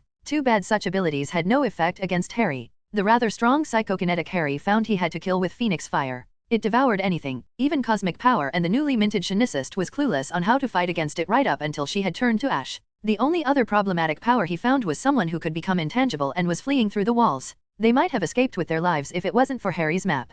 Harry had a number of spells he could use to fight insubstantial and intangible targets, so once he teleported into the path of his target, he locked the surrounding dimensions, causing the unfortunate dude to run headfirst into a wall. Harry took a bit of pity on him and made it quick. He transfigured an organ and made himself invisible before teleporting into the main deck where the Black Vortex and the remaining crew were hiding. The poor Kree at the comms was still shouting into them for assistance, and thanks to Harry's jamming, none of the other ships heard them. One of the crew shouted, "The pilots of the other craft have already boarded. We should head for the hangar and get the hell out of the ship." A Kree who had already juiced up said, "So, we shall stay and fight. Worst case scenario, we'll open up all the airlocks." That's easy for you to say. You're the only one who hasn't submitted to the Black Vortex. Are you asking us to sacrifice ourselves for you? But what about the others boarding the ship? They will be honored. Harry had heard enough, so he conjured his sword and used immortal dragon chi and dimensional energy to speed up his body. Doing so dispelled his invisibility, but everyone was still looking at the door and Harry's energy couldn't be sensed. 2 bodies dropped before everyone started turning around. The cosmic-powered individuals charged at Harry and struck out with blows containing several dozen tons of force. To Harry's energy sense, every muscle movement was visible, meaning he could fight these guys with his eyes closed. Their linear movements did slightly exceed Harry's in speed, but his ability to predict their strikes and his own experience at moving using such high speeds allowed him to outmaneuver them and decapitate each, one by one. A couple thought it wise to raise their arms to their necks, using their armored forearms to block the oncoming strikes. Harry shifted his attack for them and pierced directly through their hearts and then sliced up. His movement allowed him to swing his blade from under the arms of those trying to block and cut the head in half vertically. When Harry finished with the last one, his EXP bar was about a fifth full, so not too bad. After transfiguring the last organ, Harry stopped the ship, and once it came to a complete stop, he opened a portal. He could teleport on a moving vessel, but making portals on a moving vessel was much more complicated. The black vortex resisted his attempt to lift it psionically, so Harry just walked over to pick the thing up. Out of curiosity, he looked into the mirror and could only give a wiry smile. His reflection wasn't there. Harry guessed the mirror's ability to show what a person looked like if they submitted to the black vortex was a form of precognition. Harry lifted the mirror and set it through the portal before closing it and taking out the fake. He unshrunk it, and for good measure, he altered it to look exactly like the real thing instead of just what Harry guessed it looked like. Harry then took out a lump of flesh from his inventory and transformed it into the Kree he had made himself look like. Harry used a couple of spells to make it identical to a Kree and allow him to remotely control it. Last, Harry gave a mortal wound to his stand-in and gave it a Kree laser rifle and a Kree sword. Harry teleported to a locked room in an inaccessible part of the ship and waited. It was showtime. It took about 10 minutes for the Kree who got on board to make it to the main deck. The door opened slowly and 5 blaster rifles were pointing in every direction the moment the group entered the room. They looked around, but all they saw was blue blood and corpses. One such corpse was near the control panel for the ship's engine. The panel had a bloody sword stabbed directly into the circuitry. One Kree approached and shouted, "He's alive," when he noticed that the bloodied Kree next to the sword was still, just barely breathing. The Kree looked up and smiled. "My work is done. For the good of all Kree." Every weapon pointed at him the moment they recognized his voice as the one that came through the speaker earlier, the one identified as a traitor and a spy. The Kree who called himself Rankpa gave a painful-looking chuckle and said, "Before you kill me, why don't you try out that mirror?" The look of obvious greed flashed through almost every eye. No one did anything when a woman approached and said, "I submit to the black vortex." Rankpa chuckled again, this time coughing out a bit of blue blood afterwards. The woman frowned and turned to face Rankpa. "What is wrong? What did you do?" Rank=Pa chuckled again, but he was looking weaker and weaker by the second. "I built it. For the Supreme Intelligence. To be used on Nova Prime. Wipeout 99% of life." One of the slightly smarter, more serious-looking Kree said, "No, this is the real black vortex. The captain of this ship used it himself." Rankpa used what little energy he had to shake his head. "A show. Nothing more. Experiments. False positives. Batteries. Underskin. Look." He slowly turned and motioned to one of the people who had been gutted, and within was an easily visible strange and blooding-looking metallic device. After confirming they had a look, Rankpa continued, "Others. On project. Killed. To keep. Secret. Don't. Send to Hala. Wait. 2 hours." The woman from before asked, "Why 2 hours?" Rankpa answered, "Bomb. Needs charge. Would be charged on Hala. By SI. Unstable. Breaks down. Was planted. On planet. This crew. Paid to pretend. Pretend to find it. Pretend it real. Bomb will be unusable in 2 hours." Another of the Kree shouted, "Liar. Kill this traitor." A different Kree said, "He's right. Why would the Supreme Intelligence do such a thing?" With a few expectant looks being given, Rankpa answered, "Supreme Intelligence. Directive. To expand Kree Empire. Supreme Intelligence. Calculated. Kree must be stronger. To get stronger faster. Must be wounded. Must be crippled. Must evolve. To win. Current Kree. Evolving. Too slowly." Rankpa looked up wearily once more and said, "For the good of all," and was shot in the forehead by one of the Kree who had been yelling at him before. The same Kree turned to the others who seemed to be from the same crew and said, "Bring the black vortex, now. We only have 20 minutes. Wait." One of the other Kree said, "I can't think of a single good reason to deliver this thing in an hour." The Kree who dealt the final blow on Rankpa pulled his gun and said, "You don't believe this traitor, do you?" The man calmly answered back, "I don't believe this is the black vortex. Perhaps it is somewhere else on the ship. This thing doesn't work right? The Supreme Intelligence certainly would not reward you for bringing it a fake." Harry continued monitoring the conversation for a while before making a portal out. The space gate did in fact start working once Harry's ship exploded, but the space gate after that one to Hala was also hacked by Harry, so they still wouldn't be able to use it if they had a change of heart. The bomb really would be strong enough to blow a planet, and Harry certainly didn't want it to get into anyone's hands before it expired. The location the fake SI message said to deliver the mirror happened to be the power plant that ran one of the Supreme Intelligence's primary servers, making it a place only the SI could give access to. There was even a charging station there which mirror had a hidden plug that fit snugly into. Though not that hidden, they'd definitely find it once they took the bomb apart. Harry waited until he'd confirmed the bomb's ignition materials had fully expired and become completely inert. Once done, he returned via portal to Hala and found the entire planet was going crazy. Harry was unable to use the SI to broadcast false information directly on Hala, but that certainly did not mean he couldn't jam the systems which sent out the information. As long as he wasn't trying to hide it, he could hack whatever he wanted. The drones he left all over Hala had cut all communication from the planet for the last 2 hours and prevented any ship from getting clearance to leave the planet and send reinforcements to secure the Black Vortex. The cyber attack started at the moment the space gate was disabled and ended the moment Harry confirmed the bomb was inert. Harry shifted through a few 100 million documents and confirmed the effect was about as good as it was going to get. Once everything was settled, he activated the port keys on the drones all over Hala and took a portal to the back room of the bar on Kymelia 3. Harry opened the door and saw that with the exception of the robots, every other patron had left. This wasn't surprising as the SI had offered an escort fee to those who ensured the Black Vortex would arrive safely. Some of the ships were here just waiting for that and thought of it as nothing more than easy money. The lone occupant of the bar was the blonde at the bar table going through the best liquor in the store while petting a flurkin. She looked over at Harry and held up the liquor, probably trying to point out the fact that the label was clearly in English and it was in fact from Earth. She said, "We need to talk." Chapter 84, Chapter 84 Oops. Author's note. Yep, I once again wrote myself into a corner. Getting out of it without plot holes is the hard part, but I think I did pretty well this time. Chapter 84 Oops. In the middle of the barren wastelands of Kymelia 3 was a rather large bar serviced by droids of unfamiliar designs. This bar had liquor and booze from every corner of the galaxy sold at a high price, but it quickly became a gathering place for the treasure hunters of the Kree, and over a dozen ships could always be seen parked in the dusty plains around the bar. The bar's owner and operator was of course Harry. He had finished setting up a fake temple and put the fake Black Vortex inside, and he was looking for someone to nudge towards the hidden temple, and the bar was a good cover to find such a patsy. The fake mirror had a number of charms on it that would prevent people from trying to test it out and instead compel them to take it directly to Hala. Some people may not be affected by the compulsion, but he had numerous backup plans for such situations. Or so he thought. While Harry was shifting through the minds of the bar patrons like one would a newspaper, Harry and every other person in the bar got a message saying the Black Vortex had been found and the ship that found it would be taking off in a few minutes. The Supreme Intelligence had already given a blanket order that once the mirror was found, all Kree were to escort the ship safely to Hala and would be paid for doing so. Not as much as the ones who found the Black Vortex, but a decent consolation prize to prevent treachery. The excitement he felt towards the first step of his prank was short-lived when the monitors he set up around the planet confirmed that one Carol Danvers had just shown up and was heading straight for the ship that was loading up the mirror. That was a problem. The fake mirror was basically a bomb that could blow up Hala, and Harry couldn't frame the SI for attempted genocide if Ms. Danvers stopped the ship.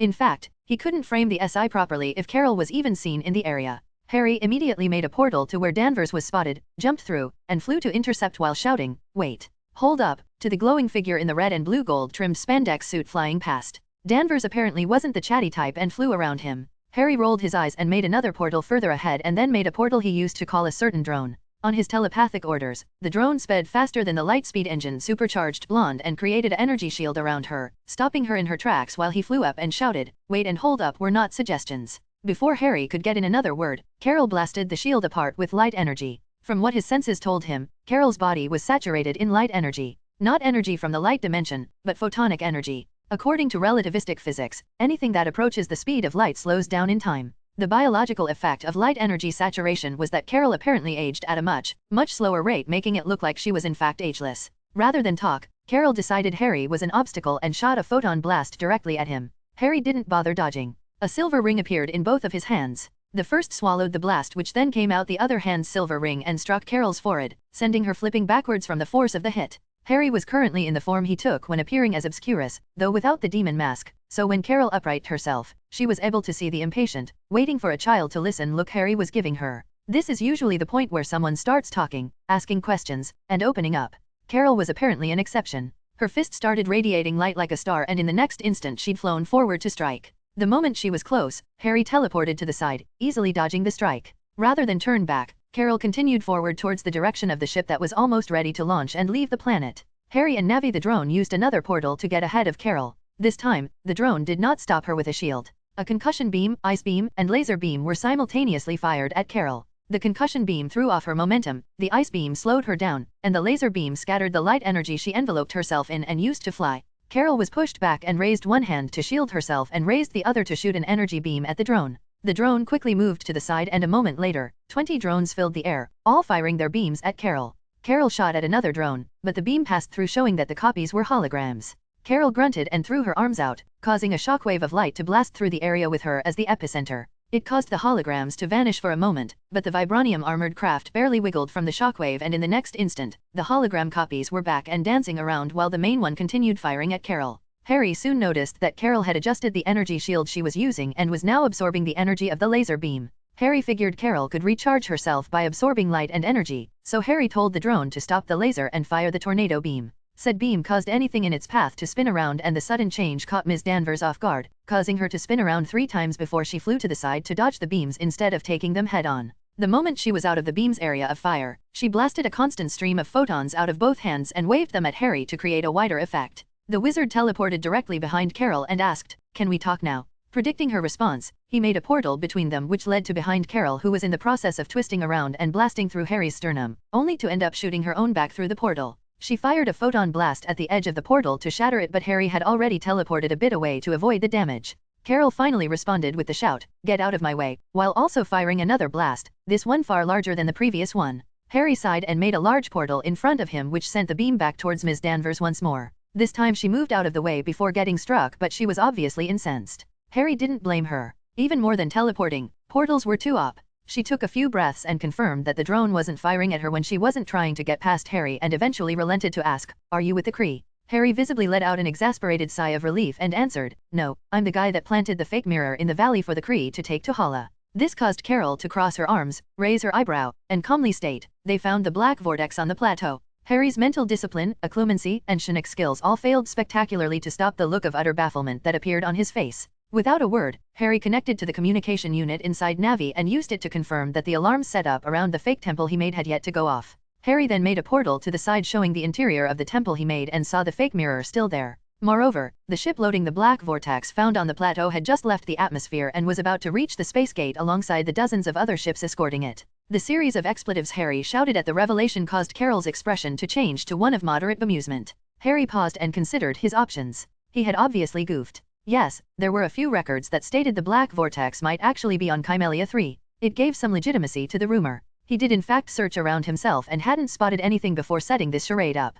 Harry hadn't thought to check the alarms after hearing that the mirror was found. He just assumed that the news meant his charms worked. No one had tested it, they believed it to be real and loaded it up. But if they found the real one, then they definitely tested it. That meant that the crew of the ship that had the mirror had at least one cosmic power-enhanced individual, but more likely it was the whole crew that was already enhanced. Harry considered going back in time, but knew he couldn't. Time travel wasn't something you played around with on a whim. Certain measures had to be taken into account for it to even be an option. Harry always kept those measures in mind on Earth, but he hadn't considered his prank to backfire this way, and his planning for this did not include the required measures to safely time travel and fix it without creating a paradox. Celestial artifacts and time shenanigans didn't go well together. Thankfully, it did not look like he would have to risk it. Harry would have to change the plan a bit but he thought up a way to get the prank to work even with this minor setback. Harry unpursued, cast a shrinking charm on the mirror/bomb and summoned it to him through the portal before he put it away into his inventory. The drone unfolded and opened up and Harry reached into the drone and threw its contents to Carol saying, "Hold my flurkin."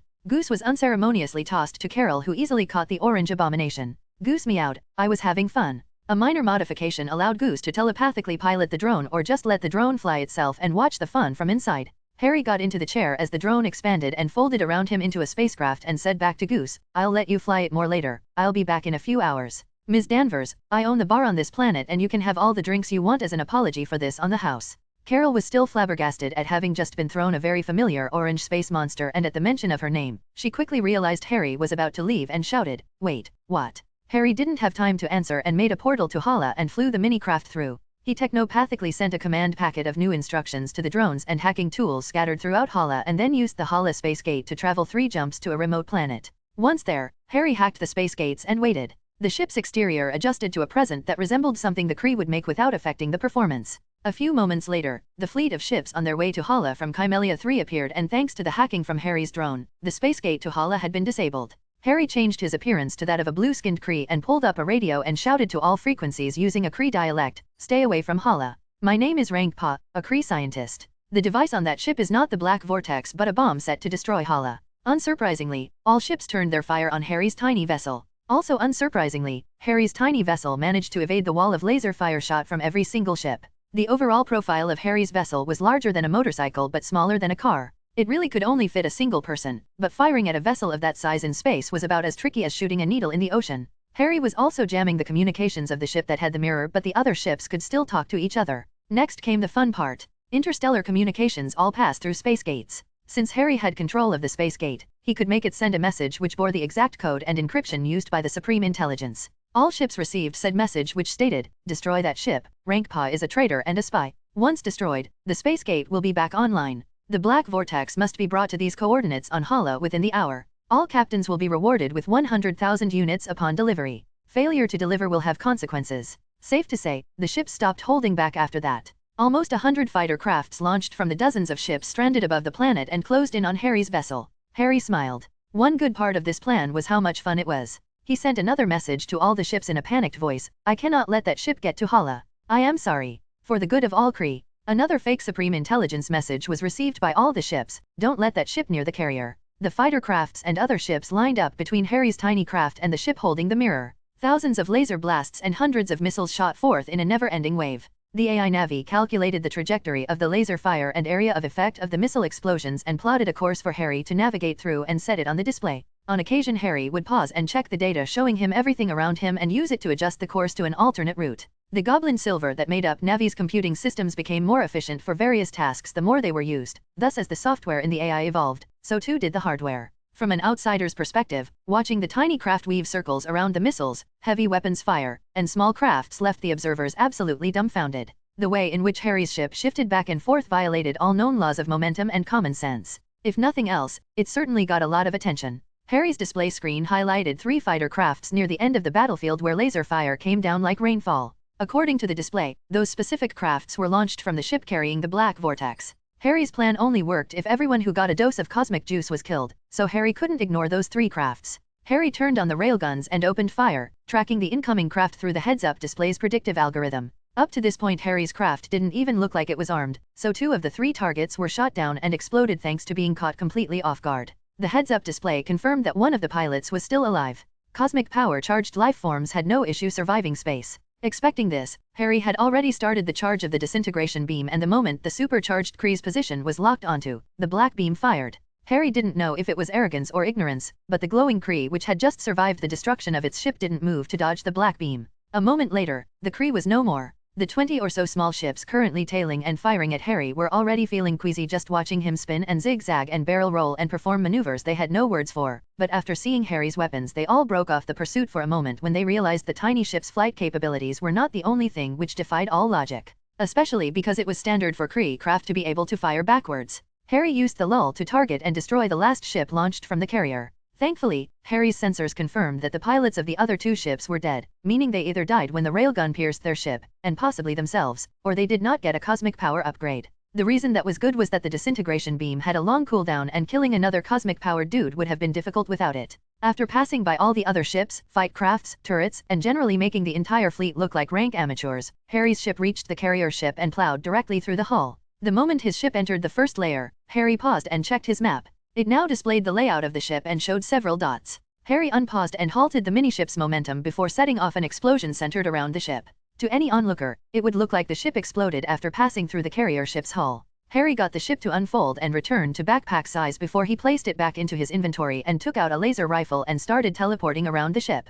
His first encounter was 3 Kree wearing dusty uniforms which still looked shell-shocked from having their ship rammed into. Though the airlock doors were deployed, the jarring of the ship would still be very disorientating for those on board. Harry shot the Kree before they could get up and as a final measure of deception, transfigured one of each of their internal organs into something resembling a battery. The transfiguration would not last more than 2 days, but that was the point. Harry's next teleport target took the laser shot to the chest but looked unharmed. He sneered at Harry and started glowing purple. Harry kept up the pretense and continued firing while the Kree charged forward at ramming speed. He roared when he saw Harry drop his gun, likely thinking Harry was scared, and certainly didn't expect his head to fly off from the instantly conjured eldritch longsword that appeared in Harry's hands. You have leveled up.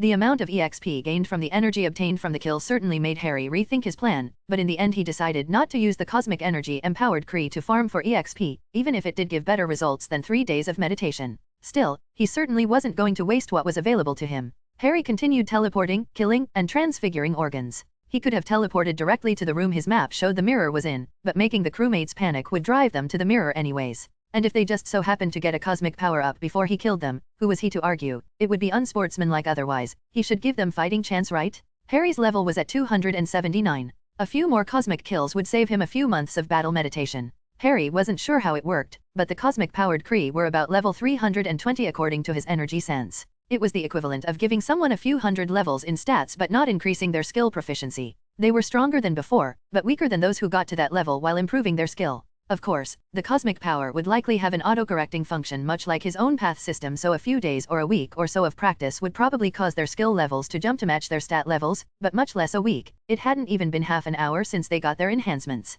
The cosmic-powered Kree remaining were in groups and not all of their granted abilities were the same. Most had physical enhancements such as hyper-enhanced strength, invulnerability, and regeneration, so anything less than beheading with a magic dimension thin blade had almost no effect. Some had awakened psionic abilities such as psychokinesis. Harry figured one or two might have even awakened precognitive abilities. Too bad such abilities had no effect against Harry. The rather strong psychokinetic Harry found he had to kill with Phoenix Fire. It devoured anything, even cosmic power, and the newly minted psionicist was clueless on how to fight against it right up until she had turned to ash. The only other problematic power he found was someone who could become intangible and was fleeing through the walls. They might have escaped with their lives if it wasn't for Harry's map.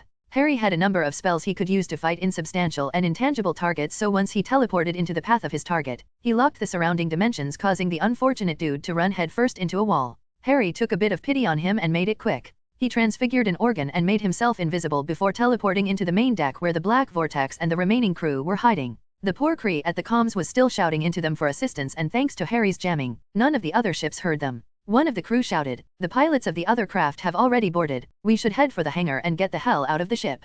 A Kree who had already juiced up said, "So, we shall stay and fight. Worst case scenario, we'll open up all the airlocks." That's easy for you to say. You're the only one who hasn't submitted to the Black Vortex. Are you asking us to sacrifice ourselves for you? But what about the others boarding the ship? They will be honored. Harry had heard enough, so he conjured his sword and used immortal dragon chi and dimensional energy to speed up his body. Doing so dispelled his invisibility, but everyone was still looking at the door and Harry's energy couldn't be sensed. Two bodies dropped before everyone started turning around. The cosmic-powered individuals charged at Harry and struck out with blows containing several dozen tons of force. To Harry's energy sense, every muscle movement was visible, meaning he could fight these guys with his eyes closed. Their linear movements did slightly exceed Harry's in speed, but his ability to predict their strikes and his own experience at moving using such high speeds allowed him to outmaneuver them and decapitate each, one by one. A couple thought it wise to raise their arms to their necks, using their armored forearms to block the oncoming strikes. Harry shifted his attack for them and pierced directly through their hearts and then sliced up. His movement allowed him to swing his blade from under the arms of those trying to block and cut the head in half vertically. When Harry finished with the last one, his EXP bar was about a fifth full, so not too bad. After transfiguring the last organ, Harry stopped the ship, and once it came to a complete stop, he opened a portal. He could teleport on a moving vessel, but making portals on a moving vessel was much more complicated. The Black Vortex resisted his attempt to lift it psionically, so Harry just walked over to pick the thing up. Out of curiosity, he looked into the mirror and could only give a wiry smile. His reflection wasn't there. Harry guessed the mirror's ability to show what a person looked like if they submitted to the Black Vortex was a form of precognition. Harry lifted the mirror and set it through the portal before closing it and taking out the fake. He unshrunk it, and for good measure, he altered it to look exactly like the real thing instead of just what Harry guessed it looked like. Harry then took out a lump of flesh from his inventory and transformed it into the Kree he had made himself look like. Harry used a couple of spells to make it identical to a Kree and allow him to remotely control it. Last, Harry gave a mortal wound to his stand-in and gave it a Kree laser rifle and a Kree sword. Harry teleported to a locked room in an inaccessible part of the ship and waited. It was showtime. It took about 10 minutes for the Kree who got on board to make it to the main deck. The door opened slowly and 5 blaster rifles were pointing in every direction the moment the group entered the room. They looked around, but all they saw was blue blood and corpses. One such corpse was near the control panel for the ship's engine. The panel had a bloody sword stabbed directly into the circuitry. One Kree approached and shouted, "He's alive," when he noticed that the bloodied Kree next to the sword was still, just barely breathing. The Kree looked up and smiled. "My work is done. For the good of all Kree." Every weapon pointed at him the moment they recognized his voice as the one that came through the speaker earlier, the one identified as a traitor and a spy. The Kree who called himself Rankpa gave a painful-looking chuckle and said, "Before you kill me, why don't you try out that mirror?" The look of obvious greed flashed through almost every eye. No one did anything when a woman approached and said, "I submit to the Black Vortex." Rankpa chuckled again, this time coughing out a bit of blue blood afterwards. The woman frowned and turned to face Rankpa. "What is wrong? What did you do?" Rank equals Pa chuckled again, but he was looking weaker and weaker by the second. I built it for the supreme intelligence to be used on Nova Prime. Wipe out 99% of life. One of the slightly smarter, more serious-looking Kree said, no, this is the real black vortex. The captain of this ship used it himself. Rank Pa used what little energy he had to shake his head. A show, nothing more. Experiments, false positives, batteries, underskin. Look. He slowly turned and motioned to one of the people who had been gutted, and within was an easily visible strange and blooding-looking metallic device. After confirming they had a look, Rank Pa continued, others. On project. Killed. To keep. Secret. Don't. Send to Hala. Wait. 2 hours. The woman from before asked, why 2 hours? Rank Pa answered, bomb. Needs charge. Would be. Charged on Hala. By SI. Unstable. Breaks down. Was planted. On planet. This crew. Paid to pretend. Pretend to find it. Pretend it real. Bomb will. Be unusable. In 2 hours. Another of the Kree shouted, liar? Kill this traitor. A different Kree said, he's right. Why would the Supreme Intelligence do such a thing? With a few expectant looks being given, Rank Pa answered, Supreme Intelligence. Directive. To expand Kree. Empire. Supreme Intelligence. Calculated. Kree must be stronger. To get stronger faster. Must be wounded. Must be crippled. Must evolve. To win. Current Kree. Evolving. Too slowly? Rank Pa looked up wearily once more and said, for the good of all, and was shot in the forehead by one of the Kree who had been yelling at him before. The same Kree turned to the others who seemed to be from the same crew and said, bring the black vortex, now. We only have 20 minutes. Wait. One of the other Kree said, I can't think of a single good reason to deliver this thing in an hour. The Kree who dealt the final blow on Rank Pa pulled his gun and said, you don't believe this traitor, do you? The man calmly answered back, I don't believe this is the black vortex. Perhaps it is somewhere else on the ship. This thing doesn't work, right? The Supreme Intelligence certainly would not reward you for bringing it a fake. Harry continued monitoring the conversation for a while before making a portal out. The space gate did in fact start working once Harry's ship exploded, but the space gate after that one to Hala was also hacked by Harry, so they still wouldn't be able to use it if they had a change of heart. The bomb really would be strong enough to blow a planet, and Harry certainly didn't want it to get into anyone's hands before it expired. The location the fake SI message said to deliver the mirror happened to be the power plant that ran one of the Supreme Intelligence's primary servers, making it a place only the SI could give access to. There was even a charging station there which mirror had a hidden plug that fit snugly into. Though not that hidden. They'd definitely find it once they took the bomb apart. Harry waited until he'd confirmed the bomb's ignition materials had fully expired and become completely inert. Once done, he returned via portal to Hala and found the entire planet was going crazy. Harry was unable to use the SI to broadcast false information directly on Hala, but that certainly did not mean he couldn't jam the systems which sent out the information. As long as he wasn't trying to hide it, he could hack whatever he wanted. The drones he left all over Hala had cut all communication from the planet for the last 2 hours and prevented any ship from getting clearance to leave the planet and send reinforcements to secure the black vortex. The cyber attack started at the moment the space gate was disabled and ended the moment Harry confirmed the bomb was inert. Harry shifted through a few 100 million documents and confirmed the effect was about as good as it was going to get. Once everything was settled, he activated the port keys on the drones all over Hala and took a portal to the back room of the bar on Kymelia 3. Harry opened the door and saw that with the exception of the robots, every other patron had left. This wasn't surprising as the SI had offered an escort fee to those who ensured the black vortex would arrive safely.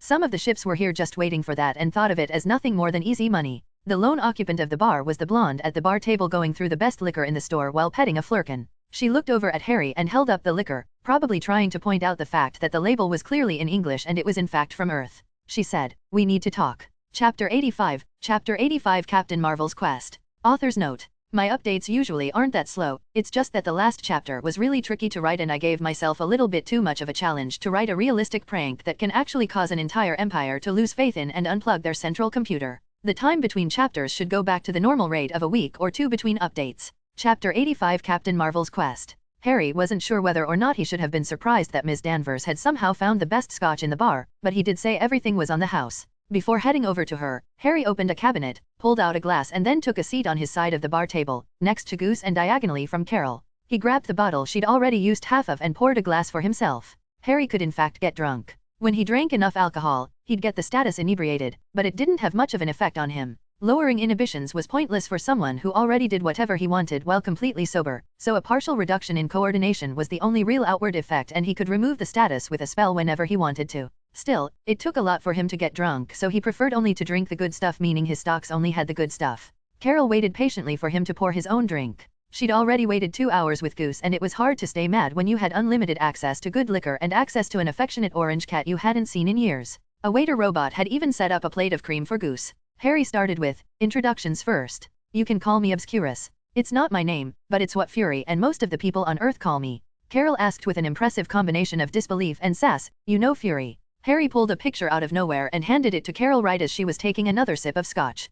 Glorious spit take. The picture was of course of Fury wearing an afro wig. The absolute scowl of irritation combined with the incredulity of that giant fake wig made for such a stark contrast that Carol was unable to stop herself from throwing her head back and howling with laughter. She was in tears in seconds and collapsed onto the bar, slamming her fists into the table in a minute, clearly having trouble breathing. Harry smiled and took a few sips of the scotch, enjoying the amber liquid and rich flavor. The glasses all had charms on them that kept the liquor cool so no ice was needed. Goose simply sat there, quietly staring back and forth between Harry and Carol, silently judging them both. Or at least that's what Harry figured she was doing. Carol calmed down and saw Harry drinking while petting an equally chill Goose.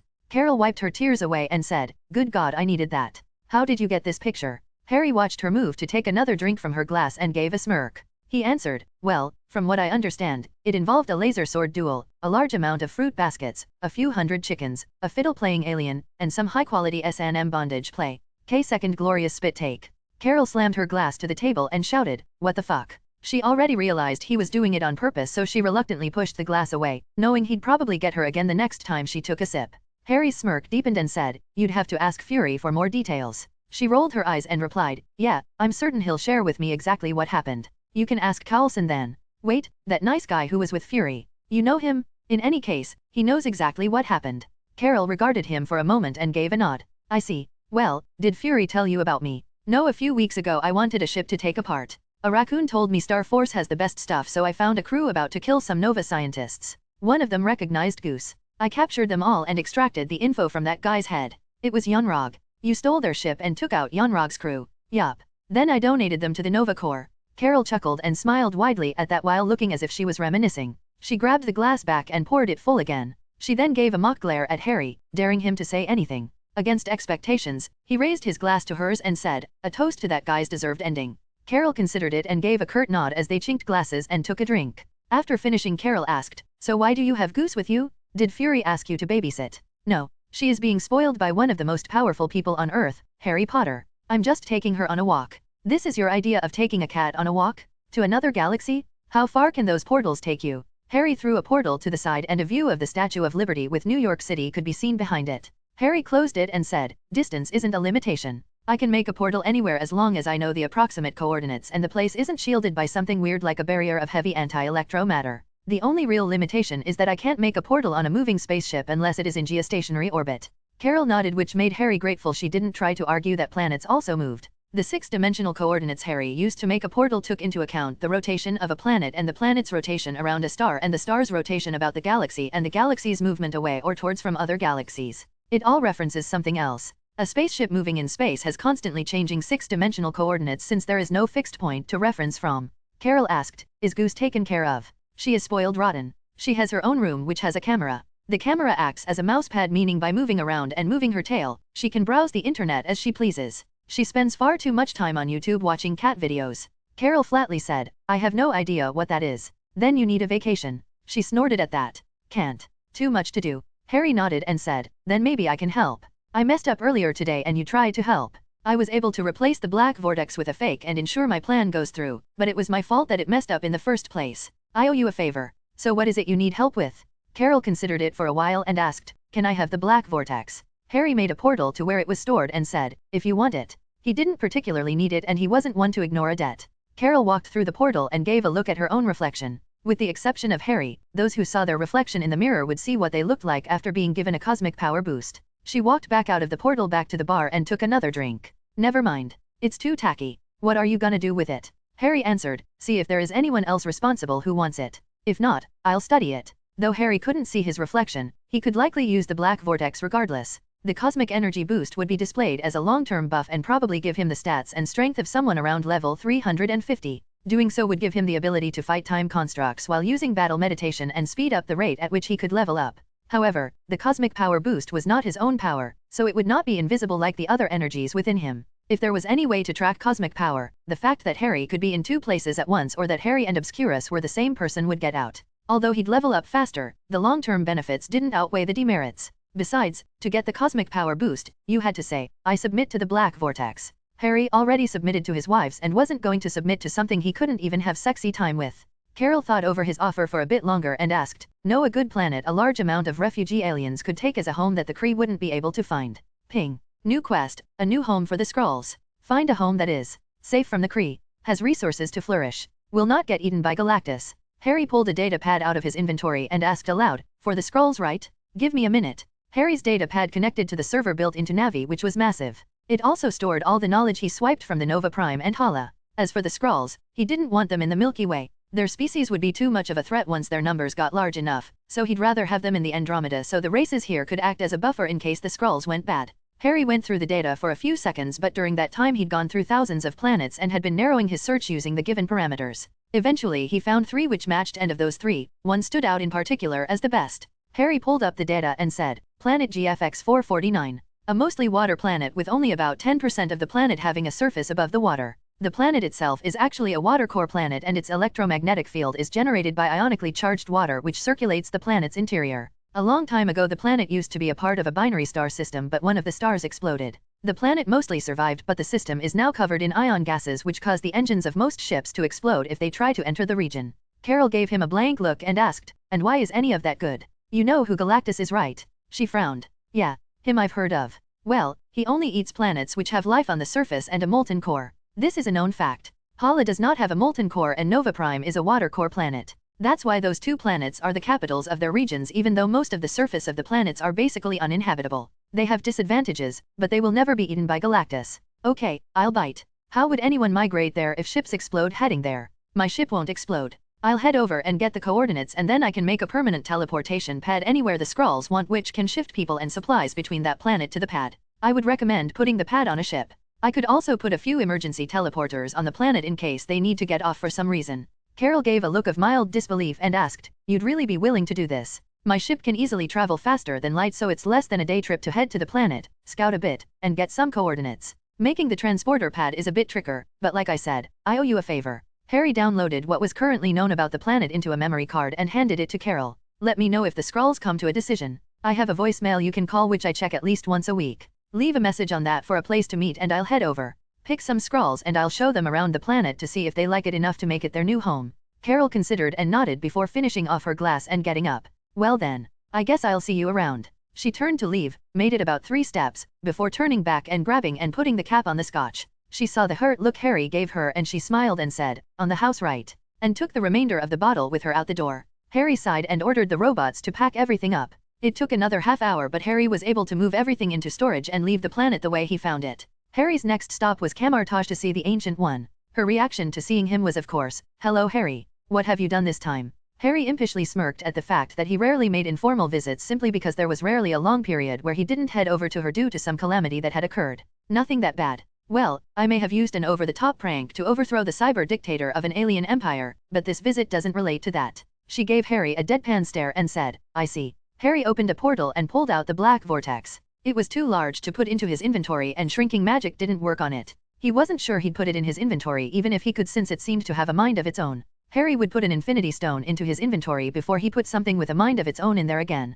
He'd actually done so once with the Ancient One's permission using the Time Stone. All he learned about it was that the Time Stone was basically granted admin access to some of the coding of the universe. That was useful to know since it helped Harry reorganize his attempt to recreate block transfer computations in this reality. Of course, not every user could properly handle admin access, and there were ways of tracking those who had admin privileges, so using the Time Stone in any big way would allow those looking for it to track and find it. The Ancient One did not recognize the mirror, but she did sense it reach out to her. She looked at her reflection in the mirror for a few moments before asking, and what exactly is this? A celestial artifact probably made to boost the rate of evolution. The greater your potential, the more the cosmic power it grants you will strengthen you. Compatibility with cosmic power is probably seen as the right evolutionary direction to the Celestials. The Ancient One nodded, understanding what he was pointing out. The Celestials wanted evolution. They wanted life in the universe to progress to a more powerful, more complex state, and saw it as their purpose to facilitate the change. There were theories that a Celestial had visited Earth at the dawn of its creation and was responsible for the planet's unique status in the universe as a concentrated source of change and power. Harry asked, "Don't think I'll use it, but before I try to take it apart and study it, I wanted to know if you wanted it for the sanctum." After taking another look at her reflection, the Ancient One answered, "No, this will not benefit the sanctum. A easy-to-use shortcut to power will do more harm than good for the sorcerers of Camartage. I thought as much, just wanted to ask.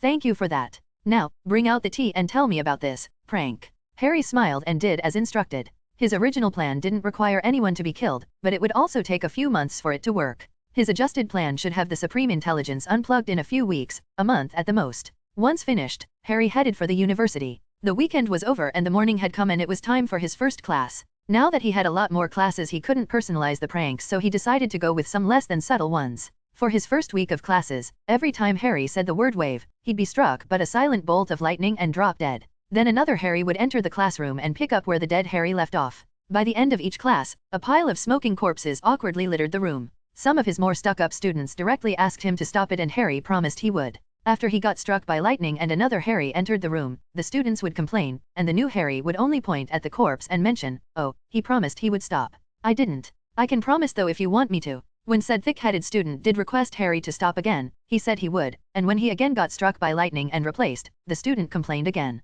The new Harry pointed at the recent corpse and asked, "Would you like to take that corpse to the Board of Education and complain that he lied to you?" The laughing and snickering from the class nicely shut the man up. Sometime during the weeks that followed, Peter somehow got 2 more playmates. Seeing Sandman as little more than a minor setback, Oscorp tried the cellular mineralization experiment again. This time they put the guy in a suit they felt would hold the man together and keep him strong. Harry had no idea what they were thinking putting a horn on the suit. It worked, mostly, and the Rhino of course broke out and charged headfirst into an armored bank car to rob it. In the very same week, a privately funded super soldier project run by someone Harry considered a crackpot trying to scam people out of their money, ending up producing their own superhuman. Harry found that one of the people in charge of the funding was the owner of the newspaper, the Daily Bugle, J. Jonah Jameson. He hated Spider-Man and wanted the super soldier to defeat him and replace him as a legitimate hero. So the direction they went ended up making a scorpion man who had a suit with a scorpion tail that could shoot acid. The crackpot in charge of the project ignored the data showing why it wouldn't work and only showed the guys paying for it the heavily edited data showing how it would work. The volunteer they got was actually a private investigator whom Jameson convinced to volunteer by threatening to fire him and paying him $10,000. The only thing about the entire project that surprised Harry was that the poor sod survived. Harry did in fact approach him and ask him if he wanted to be fixed, but the man said he liked his power and just wanted to kill Spider-Man and Jameson. Harry erased the conversation from the man's mind and let him do what he wanted. At least after that Peter stopped complaining about his suit. He found out the hard way it wasn't just bulletproof, but acid-proof as well. The problem though was that now the number of dudes Peter fought on occasion had increased to 5. Harry did say he'd let his girls out if 6 showed up at the same time, but that didn't mean he'd sit by and let it happen. The next dude to get superpowers, Harry would take care of himself, no matter what. It was a month later that Harry got a message from Carol and a place to meet. It was during school hours, so he had to do his classes first and use his time turner, but that wasn't a big issue. In his Obscurus appearance, Harry made a portal to the region and found it was empty. He then took out a folding table from his inventory along with a folding chair and an egg timer. He spun the timer and set it on the table and sat down. Last, he took out his datapad and started browsing the local news and said, "You have 5 minutes to show up or I leave." He didn't bother looking around or searching the area. 2 minutes later, a green-skinned Skrull and Carol both showed up. The Skrull looked over Harry for a bit and said, "You're not what I expected." Harry looked up and asked, "What were you expecting?" The Skrull shrugged and answered, "I honestly don't know. But you don't look like the person who took down the Supreme Intelligence." Harry smiled at that. The whole of the galaxy knew that the Supreme Intelligence had been retired. They really did try to keep the reason a secret, but word got out eventually. Turns out there was a massive conspiracy involving a bomb and some experimental procedures that could grant a power-up. A group of Kree were selected and organs were replaced to grant them amazing powers. They then claimed they found the Black Vortex and claimed their powers came from it. They were to take the Black Vortex, which was actually a bomb designed by Kree scientists, to Hollow where it would be charged and used to destroy 99% of all Kree on the planet. Of course, the Supreme Intelligence denied this, but there was a lot of proof that the Supreme Intelligence had done so. The body of the Kree scientist who exposed the plan, the batteries in the experimented Kree's organs, the bomb itself, and the communications blackout that stopped anyone from leaving Hala. The Supreme Intelligence claimed it was all fake, a frame job. The SI stated that there was no record of any scientist named Rankpa or any experiments that replaced organs and the bomb was not created on the C's orders. When the body of Rankpa vanished, when the batteries taken from the Kree went missing and only normal organs could be found, and when the bomb itself appeared to have self-destruct, all evidence against the SI seemed to have vanished. Considering the Supreme Intelligence had absolute power on the planet, the fact that all evidence against it suddenly vanished did not actually help the Supreme Intelligence's case. As a final measure, the leaders of the Kree isolated the Supreme Intelligence's core directives and ran a simulation. The simulation was about the scenario that Rankpa told the Kree. Would sacrificing the lives of a majority of the Kree to make the Kree race stronger go against the core directives? The SI could edit its own data, deceive, and lie, but this would prove once and for all if the possibility actually existed. The answer was a definitive yes. This scenario did not in fact go against the directives programmed into the Supreme Intelligence. Kree could be sacrificed in any number as long as it was for the good of all Kree. Although the Kree High Command understood this, they never realized the lengths that such a directive could justify. If sacrificing 99% of all Kree increased the likelihood that the remaining Kree would evolve into a superior species, then it did in fact go along with its objective, for the good of all Kree, to kill off 99% of the Kree population. This realization, more than anything else, resulted in the shutdown of the Supreme Intelligence. Regardless of whether or not the SI was being framed, the possibility that the Supreme Intelligence could theoretically justify such an action meant it could not be allowed to continue running the Kree Empire. Harry answered the Skrull's query. Believe it or not, looks can be deceiving. The Skrull rolled his eyes and shook his head. He then extended his hand and Harry took it for a shake. He said, Talos, current leader of the Skrull. Harry replied, Obscurus, talented prankster and performer of impossible feats. Talos smiled and asked, so, you have an idea of a planet we can relocate to? Harry pulled a large, rolled-up rug from his inventory and threw it. It unfurled in the air and started floating a foot off the ground. Harry walked over and stepped onto it. It had a decent amount of give, like stepping onto a pile of sand, but you wouldn't fall if you kept firm footing. He walked from the back of the carpet to the front and sat on the front. He then threw a large portal in front of the carpet that overlooked the ground, far below the portal's opening. He looked back and said, take a seat, and I'll give you the grand tour. Talos and Carol gave each other a look and shared a shrug before taking a careful step onto the carpet and sitting down towards the middle. The carpet slowly floated through the portal showing Talos and Carol the scenery of the planet. The moment the portal was behind them and closed, the front of the carpet fell forwards and the whole thing ended up dive-bombing towards the surface of the planet. Talos's little girl-like scream could be easily heard over the rushing wind passing them by. Talos also proceeded to update Harry's knowledge of Skrull profanities. Carol eventually tapped on Harry's shoulder giving Harry the impression to stop messing with Talos, so Harry decelerated the carpet while steering it upright and eventually horizontally. Talos took a few moments to regain his breath before he asked, did you really have to do that? Harry turned back and asked, do you still think I don't look like someone who pranked the Supreme Intelligence into early retirement? No, you look like someone capable of much worse. Harry nodded, pleased with Talos's accurate observation. Once Talos took a long look at the planet, he no longer seemed to care what had happened. The electromagnetic field of the planet kept the ionized space gases out, so there was no issue with using technology on the planet. Though Harry said only 10% of the planet had land, the planet was a size larger than Earth and that land was a continent larger than Asia. The planet itself was lush with life. The trees and plants did not have chlorophyll, and were not green, but had multitudes of colors making the forests look like a work of art. There were mountains made almost entirely of quartz crystal. There were many fruit-bearing plants and most of the animals above land were herbivorous while the ones that were not could be handled easily enough. Even the waters near the shores had crystal clear water and some bioluminescent reefs. There were multiple regions on the continent and many resources could be found. The most useful materials were the fossilized bones of some ancient Titanic-sized whales from before the second sun blew up.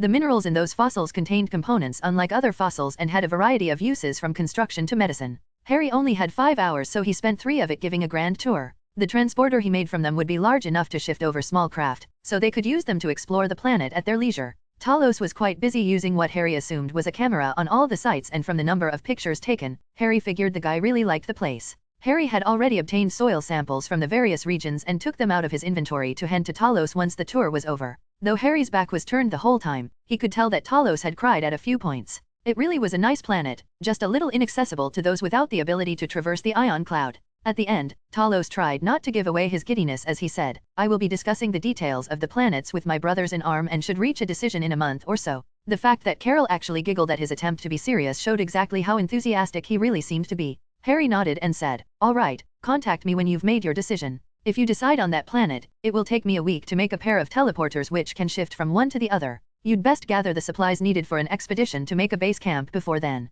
Talos rolled his eyes, yeah, I know, we've done this before. Harry smirked and said, see you then, and turned to head out. This morning he'd gotten an invitation to create a booth for the Stark Expo that would be starting in a few months and Tony wanted to give him the first pick of places to set up. Chapter 86. Chapter 86 Red Sonja and the Jewel of Gath. Towards the end of the fall semester of 2010, Harry was getting busier and busier. Ever since the Black Vortex fiasco, Harry has had to hold back with using the time turner to double his daylight hours. If an emergency came up during a time he'd already used the time turner, he would not be able to do much with it. Over the last few months he had submitted doctoral thesis papers for the numerous subjects he was qualified to hold a master's degree in. None were as groundbreaking as his metaphysics research, but it didn't need to be. He just didn't want Reed or Doom to have more doctorates than he did, or he'd lose his right to demand his former students to use his professor title. The Skrulls did eventually agree to make the planet Harry showed them their new home. The planet had its own share of diseases and pests, but to the shape-shifting nomadic Skrulls, nothing on the planet was something they couldn't adapt to. Harry crafted a large-scale transporter for the Skrulls to assemble at a location of their choice.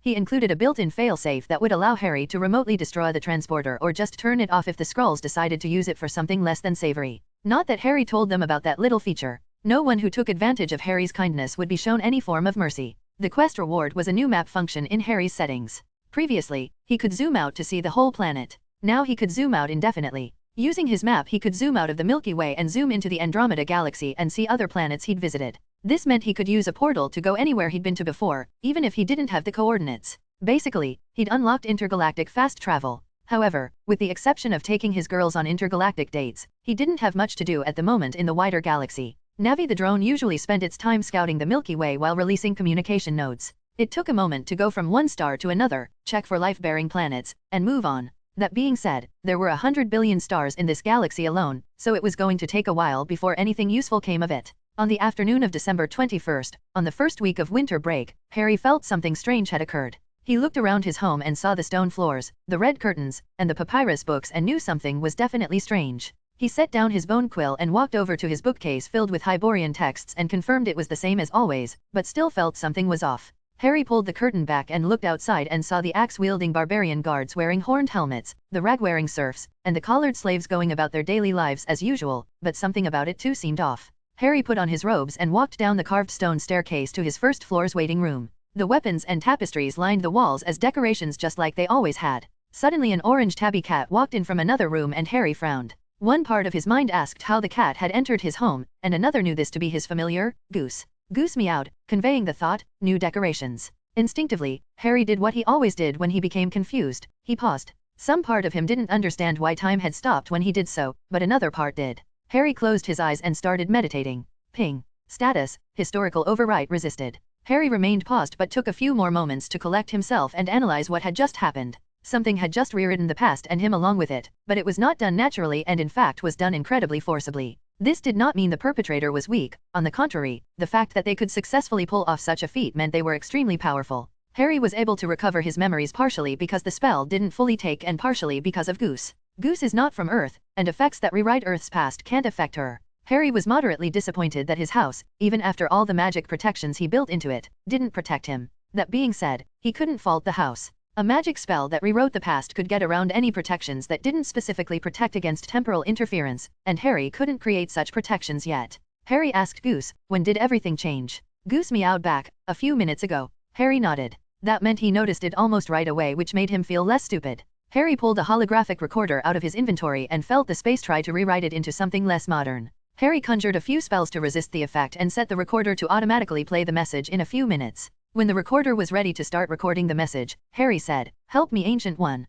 You're my only hope." "No, really. Someone is pulling some time shenanigans. I'll fix it from my side. Please set a save point at these coordinates." Harry then pulled out a rubber ducky and turned it into a portkey which would send it to the Ancient One's room. And last, Harry pulled out his time turner and tied the rubber duck to the recorder with the time turner's cord and turned the hourglass backwards 3 times before setting it on the ground. The time turner vanished as it took the portkey and phone back into the past. Once there, the portkey would activate, taking the recorder to the Ancient One to ensure she got the message. Whoever set this up wasn't the only one who could play with time after all. Harry conjured up some food and water for Goose and left his home to find out what was going on. All of his girls were out at the moment, and all things considered, they would probably get into trouble soon and have just as many memory problems as he did. Harry made himself invisible and flew into the air to get a look at the city. The whole of Manhattan had been replaced with a carved stone metropolis. Around the city was a golden curtain of light, and Harry could see that beyond it was the normal city of New York. Harry flew closer to the curtain and noticed someone from the other side trying to walk into his side. The person had been a man in a business suit on the modern side, but once he walked through, his wardrobe changed to match what everyone else was wearing.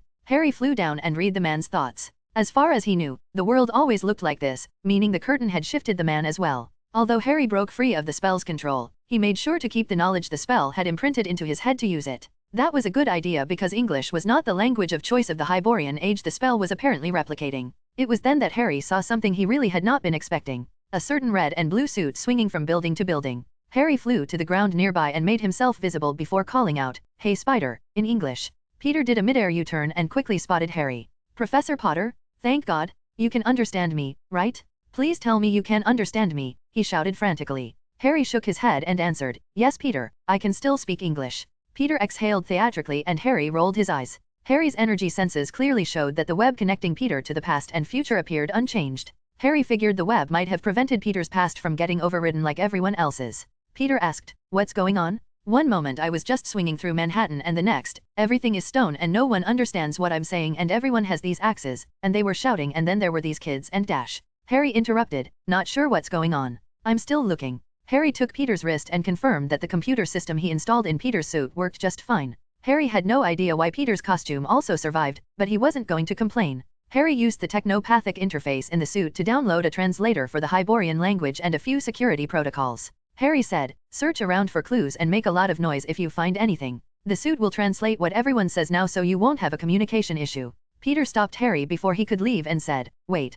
the kids. I saw a group of armed guards taking a large group of kids in chains somewhere. No one was stopping them and I didn't know what to do. Harry replied, if you see them again, follow them and find out where the kids are being taken. Okay Harry. Peter acknowledged what to do and shot a web towards a nearby roof and pulled himself into the air. A group of armed guards was about to walk over to Harry, probably to question him about speaking with the strange man Spider. Instead, Harry used the telepathic equivalent of a Jedi mind trick to make them think nothing interesting was going on and take a peek at who ordered them to come over. Unfortunately, it was just a standing order to check out weird things, so Harry needed to look elsewhere for info. According to the false memories in his head, this city was run by Kulan Gath, a powerful sorcerer. 2 days ago, according to his memories, the library holding all records of the past was destroyed on Gath's orders. The papyrus books in Harry's house were in fact blank as well. Harry just didn't know they were blank and the spell made him ignore it. In this world, Harry's false memories had him as a revered historian and scribe, and Gath had apparently requested for Harry to be his personal scribe starting today, which was the only reason Harry knew anything about him. Other than that, Harry didn't have much information on Gath at all and Harry doubted anyone else did either. The only thing he knew was that whoever did this was very, very powerful. Whatever the spell had done was also interfering with Harry's searching magic so he couldn't locate his girls the easy way. Thankfully, Harry didn't have to wait long. A few streets away, Harry heard the familiar clang of metal on metal, a clear indication that there was a fight going on. Harry raced over through the groups running away from the danger and saw Rogue and Jade fighting against a group of guards. Rogue wasn't using her powers and Jade wasn't using chi magic or her dragon heart. In fact, now that Harry thought about it, he didn't even know he knew magic until he'd broken the spell. Thankfully, neither Jade nor Rogue overly relied on their gifts and were far from helpless without them. Jade was skillfully using martial arts and Rogue was a highly adept brawler, so the axe-wielding guards weren't much of a threat after Rogue had swiped one of their weapons. The issue was that the number of guards was increasing. Harry used some telepathy to learn from the guards that this started because a pair of elite guards from Gath's palace came onto the pair and had their faces smashed in for their trouble. These elite guards called for reinforcements and things escalated from there. Harry pulled out a stunner grenade and tossed it at the group. In an era where weapons consisted of axes, swords, bows, and magic, a canister being tossed into a crowd didn't attract any attention. 3 seconds later, a blinding wave of red light caused everyone in the street to fall unconscious, including Rogue and Jade. The pair had a high tolerance against magic, but that was only compared to normal folk, and Harry's stunner grenades had 30 spells crammed into them until it reached critical mass. Harry had shielded himself prior to the blast, and once everyone was down, he grabbed his girls with telekinesis and pulled them into a corner, making them all invisible. As expected, the blast of magic attracted his attention. An illusionary giant head of who Harry assumed was Kulan Gath appeared over the street. The energy Harry sensed from it was part astral, part sorcery, and part demon, making this Gath not only powerful, but well-rounded as well. Gath looked over the street but saw nothing but unconscious guards and bystanders. The head faded a moment later, but Harry figured it was still watching, so while maintaining his invisibility he flew while taking the still invisible Rogue and Jade with him a few blocks away to a flat roof. Once in the clear, Harry delved into the pair's minds and found that they too had partially resisted the change, but had nothing they could use to forcefully resist it.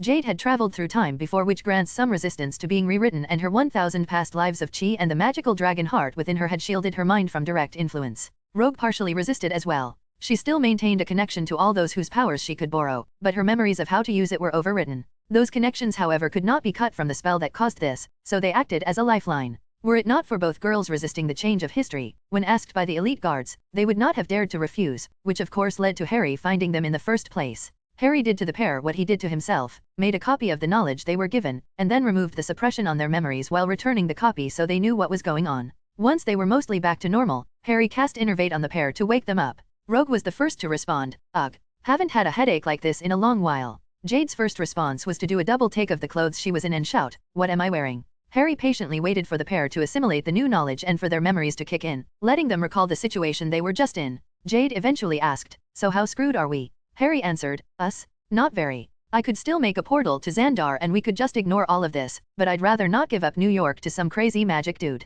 This is my territory." Harry's voice in the last sentence was resolute. He hadn't gone through all the trouble of making a life here just to have someone else take everything for themselves. Jade's eyes were shining. She asked, "So does that mean we can finally fight?" Harry smiled and said, "Yes Jade, that means you can fight. No killing though. If we can reverse this the easy way, the guards and everyone else will return to normal." Rogue asked, "And if the easy way doesn't work?" Harry replied, "Naturally I have a plan B." Harry then turned to ask Rogue, "Can you feel your connection to Wanda and track her?" Rogue stared off into the distance for a moment and pointed, "My girl's that way." Jade smiled and a moment later, her form changed to that of a 25-year-old wearing a red cheongsam embroidered with a golden dragon and a red face mask that covered her mouth and nose. Rogue used the shape-shifting power she'd gotten from Mystique to turn herself into an adult blonde. Harry insisted that the pair maintain secret identities so these were their disguises. People might be able to guess who they are in the future, but Harry preferred to keep that day away for as long as possible. After preparing themselves, Rogue used Jean's power to fly while Harry and Jade took to disguise themselves and flew to the other end of Manhattan where Rogue felt Wanda was located.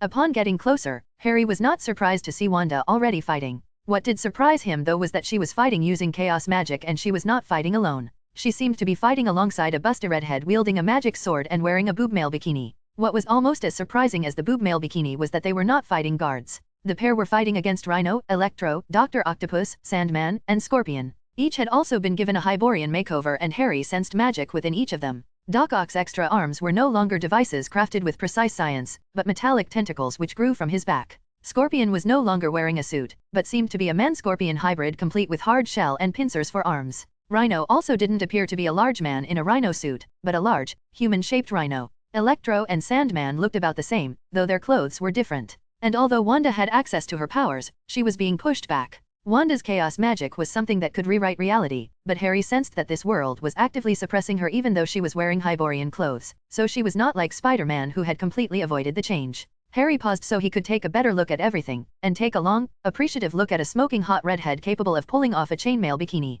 Against such a lineup, a sword, no matter how heavily enchanted, should not be that useful, but the redhead was clearly holding her own which showed how impressive her skill must have been. Though the reality-altering effects of chaos magic were dampened, Jade's dragon heart and Rogue's powers, besides any attempt to borrow Wanda's powers, were not affected. Harry pulled a staff out of his inventory and was pleased that the reality-warping magic of this place didn't affect it. Harry figured it was because Harry had used magic to craft it, nothing modern since his magic crafting skills would produce something superior to something made with modern tools. The moment they landed, Dr. Octopus turned to them and stated in Hyborian, "Return from whence you came. Master Gath has demanded the witch for himself and the swordswoman must die for interfering. Turn back lest you suffer the same fate." Harry didn't care for witty banter and cast an explosion hex at the doctor's chest. Faster than one would think possible, the metallic tentacles covered his torso to shield him from the hit, but that did not stop the explosion from sending him across the street through a nearby wall. Sandman grew in size and turned into a massive wave which crossed the distance between them and rose in the air to slam down on Harry and the girls. Rogue used Iceman's powers to freeze the wave of sand into a wall of ice and Jade flew forward and smashed her fist into Scorpion's armored torso. A loud crack was heard and Scorpion joined Otto on the other side of the wall they had both been slammed through, with the latter not having even gotten up yet. Wanda was busy using a magic shield to guard herself and the redhead from Electro's lightning blast, and protecting her back was the redhead herself who was slicing through the rhino's ridiculously thick hide only to have the massive beast regenerate after each debilitating blow. Once Sandman was iced and Scorpion was out cold, Jade exhaled a torrent of dragon fire from her mouth towards the rhino and Rogue used Cyclops' optics beam to blast the human capacitor down the street. Harry used the staff to cast another spell, this time towards the air above Wanda. The astral head of Kulan Gath was revealed and vanished with the strike, only to reappear at the end of the street staring hatefully at them all. Unlike before, his image was clear. The man looked ancient beyond words, had a nose that put Snape's beak to shame, and every inch of his face was covered in cruel wrinkles. First it locked eyes with the redhead. "Red Sonja. 10,000 years and like the stench off a rotting carcass I still cannot be rid of you. You luck is strong as ever to have survived against my newest toys."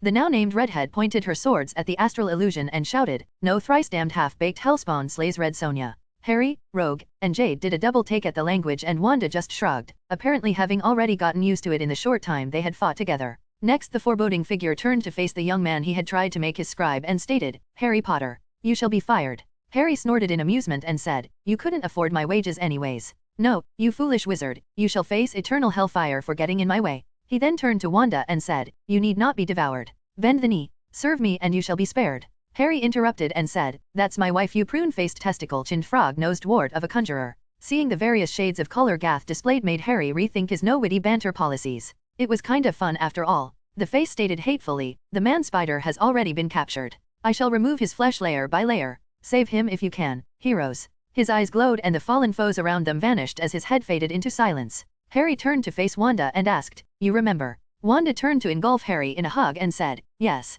He tried to change my past, manipulate my emotions, and make me serve him. When my memories didn't match my heart, I was able to figure it out and break free from his control. But then I felt my powers get suppressed. Harry asked, what did he mean when he said devour? Red Sonja spoke up at this point. Gath has gained his wretched power by devouring the hearts of powerful sorcerers and sorceresses. I was nearby when your Scarlet Witch broke free. A bolt of light struck me and my sword returned to my hand and I remembered my past. Rogue asked, you know this Gath bastard? Red Sonja's eyes narrowed and answered, Gath's men slaughtered my family before my eyes and stole my innocence. It was on that day that I was blessed by the goddess to exact revenge against evil such as Gath and all those who serve him. Jade said, so what are we waiting for? Peter's getting tortured. Harry said, it's a trap. 9 out of 10 chance he wants to use us for some ritual and Peter's the bait to get us to come to him. Red Sonja stated, I've taken his head before and I shall do so again. Time is not our ally and wasting it plays into that damnable wretch's plot. I shall go to his palace and take his head. With or without thee. Harry sighed and paused. She wasn't exactly wrong but she was missing a few points. Today was the winter solstice and the point at which the sun was the furthest from the planet was in a few hours. Whatever ritual Gath had planned would go in with or without them, not leaving an option of ignoring it. Although Harry hadn't heard of Kulan Gath or Red Sonja before, he did know of the Hyborian era and wondered if Red Sonja knew of Conan the Barbarian. Back in those days, the world had many close encounters with old gods and many new gods rose up to protect the world through their champions. The old gods taught their worshippers magics that have since been lost to time, and though Harry could make some educated guesses, he didn't know precisely what Gath could and could not do. Still, he was a video game character going up against a sorcerer from 10,000 years ago. He had options. After formulating a plan, Harry unpaused and said, marching into Gath's palace means walking into his trap. I have a way to get us all into his palace and around the brunt of whatever plan he's contrived. Jade said, oh, you're gonna use dash, and had her mouth covered by Wanda. Technically Jade's mouth was already covered by a mask, but she got the point that Gath was still likely monitoring them and not to spill the beans before the big surprise. Wanda asked Red Sonja, please trust Harry and come with us. We'll fight him together and we'll do it smartly. Red Sonja met each of the girls' eyes and saw the absolute trust they had in Harry. She sighed and said, very well. Harry nodded and said, head for my house first. Once everything is ready, I'll signal you to come to the palace. Before Red Sonja could ask for more details, Rogue said, no problem sugar, just make sure to leave enough for the rest of us. Harry walked off into the direction of Kulan Gath's palace at an unhurried pace. He wanted to make sure the sorcerer's attention was on him, and with a staff in hand he wasn't going to be stopped by any minor effort. Considering the nature of the suspected trap, Harry figured all of Gath's big hitters were at the palace now. Harry was neither stopped nor impeded, and even the door to the palace was left wide open and the entrance hall had no guards to be seen. Harry, stop, it's a trap, AHH. The familiar sound of Peter's shout echoed down the halls and Harry's pace didn't falter in the slightest as he entered the throne room and saw a number of other figures. In addition to the 5 foes from before, Harry also noticed 4 familiar faces. Johnny, Susan, Ben, and Reed, all in Hyborian outfits matching that of the palace's elite guard and all tainted in dark magic. Ben's exterior was made of black obsidian glass.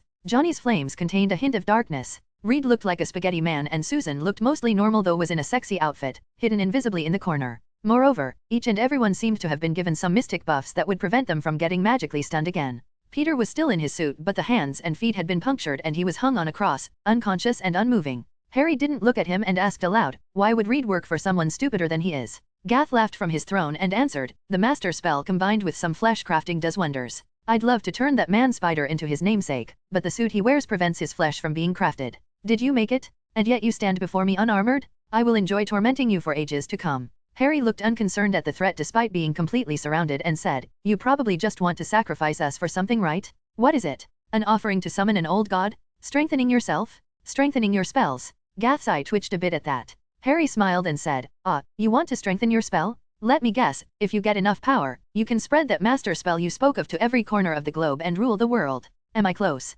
Gath snarled and stated, you are not ignorant of mystical matters. But you are a fool to go against me. I shall give you one last chance. Submit yourself to the control of the master spell and you shall be spared endless agony. Harry smiled once more. From the context, Harry could guess that the master spell couldn't control sorcerers with any great success. Of course, the only reason Gath was negotiating was that Harry was a wild card and Gath was not an idiot. Gath was unable to sense any power from Harry and Gath had long concluded that Harry's power could not be sensed. This meant that Gath had no way to confirm Harry's strength, and the fact that Harry had walked in with full confidence gave Gath pause. This was of course a strategy taught to Harry by the Ancient One. Bluff big or go home. Harry estimated that Gath was no weaker than Selene, maybe even a mite stronger, and his power came from the amulet around his neck. Of course, Harry was a lot stronger now than he was when he faced Selene, but Gath wasn't alone. Then again, neither was Harry. Still, Harry preferred to work with every advantage he could get. Harry stepped up to Gath and said, "You think you are powerful? Try your flesh crafting on me." Gath snarled once more and a bolt of green light struck Harry.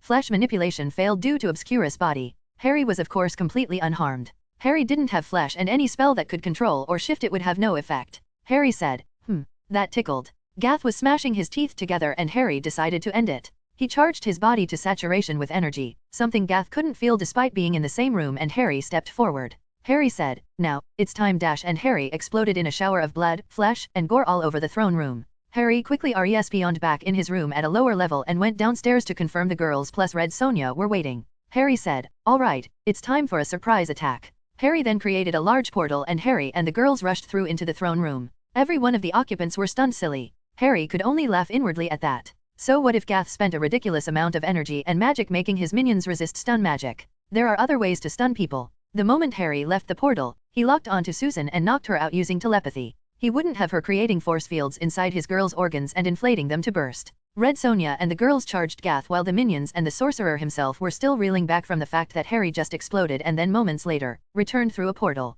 Gath recovered quicker than the others and fired a mystic bolt that Red Sonja deflected with her sword before sweeping her sword at Gath's neck. Gath teleported back and said, "Not this time, she-devil." The former Fantastic Four finally regained their bearing and attacked. Jade used yin-yang magic against Reed to cause him to become rigid and immobile. Wanda cast her hex bolts at Johnny, which caused his fire to stop working, giving a Juggernaut-empowered rogue a shot to slug him unconscious. Harry turned the floor beneath Ben into a dry sand pit he immediately started sinking into. The 5 villains from earlier recovered just in time to watch their backup get defeated almost instantly. Harry confirmed that Gath may have been good with flesh crafting, but the fact that he didn't save Ben meant that his transfiguration skills needed work. Rogue, Wanda, and Jade started attacking the villains while Red Sonja and Harry went after Gath. The problem though was that Gath seemed quite adept at teleporting through the astral plane. Harry conjured a few mandalas and red chains shot out and started covering the room. Gath shouted, "No you don't," and his giant astral head appeared and fell over Harry and Red Sonja, vanishing with them both. Harry noticed that Red Sonja was on the ground and they were in a sealed room with Gath. Gath said, "Welcome to your final resting place, mage. Here you will help me conquer the world, or you will die." Harry conjured a bolt of lightning and shot it at Gath, but before the bolt could reach him, it vanished and the walls of the sealed room started glowing. Gath chuckled ominously and said, "This room shall drain your energy. Any energy you use to attack will be absorbed and used to power the master spell. I built this room with the Sorcerer Supreme in mind, but since he hasn't shown up yet, you'll do?" Harry asked, "You know of the Sorcerer Supreme?" "Hehe, foolish child. In my time, I was the Sorcerer Supreme. I bet you got fired," Harry added with a smile. The tick that appeared on Gath's face confirmed it. Sonja got up and Harry said, "Even without magic, Sonja will still slice you to pieces and you can't direct this room to absorb my magic without your presence." Gath smiled and said, "So we shall see." It was then that Harry noticed the pulsing red glow that appeared on Red Sonja's sword. She got up and took one look at Harry before she rose her sword to slash him through. Harry paused. He was unable to build up a charge of magic, so he couldn't teleport or make a portal. He could use magic to enhance his body, but the effects would be heavily reduced and the excess magic would be used to strengthen Kulin's spell.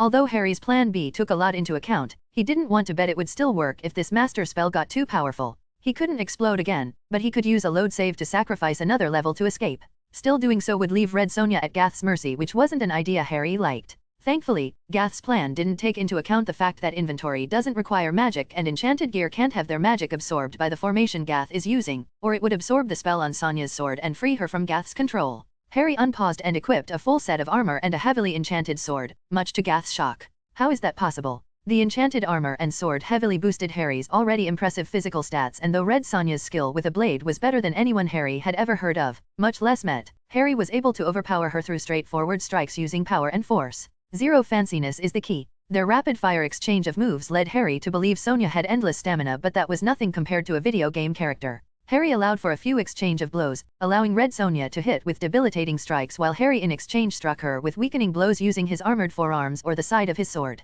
Harry's gamer body didn't weaken when damaged, much to Gath's continued shock, and the blood Harry shed turned to dust not long after it sprayed across the ground. Once Harry had already given Red Sonja a heavy impact to her wrist, forearm, shoulder, and pelvis, Harry moved in to disarm her and caused her blade to fly out of her hand. The moment the blade left her hand, she recovered herself and realized what she had done. Harry ignored the look on her face and to Gath's cry of "Nuo," Harry stabbed his sword into the wall. He'd already had more than enough time to analyze the room and figure out its weakness. The recoil of the formation breaking caused Gath to scream in pain. Harry used the chance to close in on Gath and remove the amulet and knock Gath out. Harry then made a portal back into the throne room where he carried Gath and Sonia silently followed through. The throne room was trashed and Harry's girls were looking around while Gath's minions were still bound. Harry woke up Gath and asked, "How do we reverse the spell and take everything back to normal? Tell me or I will destroy your amulet." Now that it was in his hand, Harry recognized the Horcrux for what it was. Gath sneered and said, "I did not design this spell to ever be broken. It has a will of its own and will continue to grow until it encompasses the world.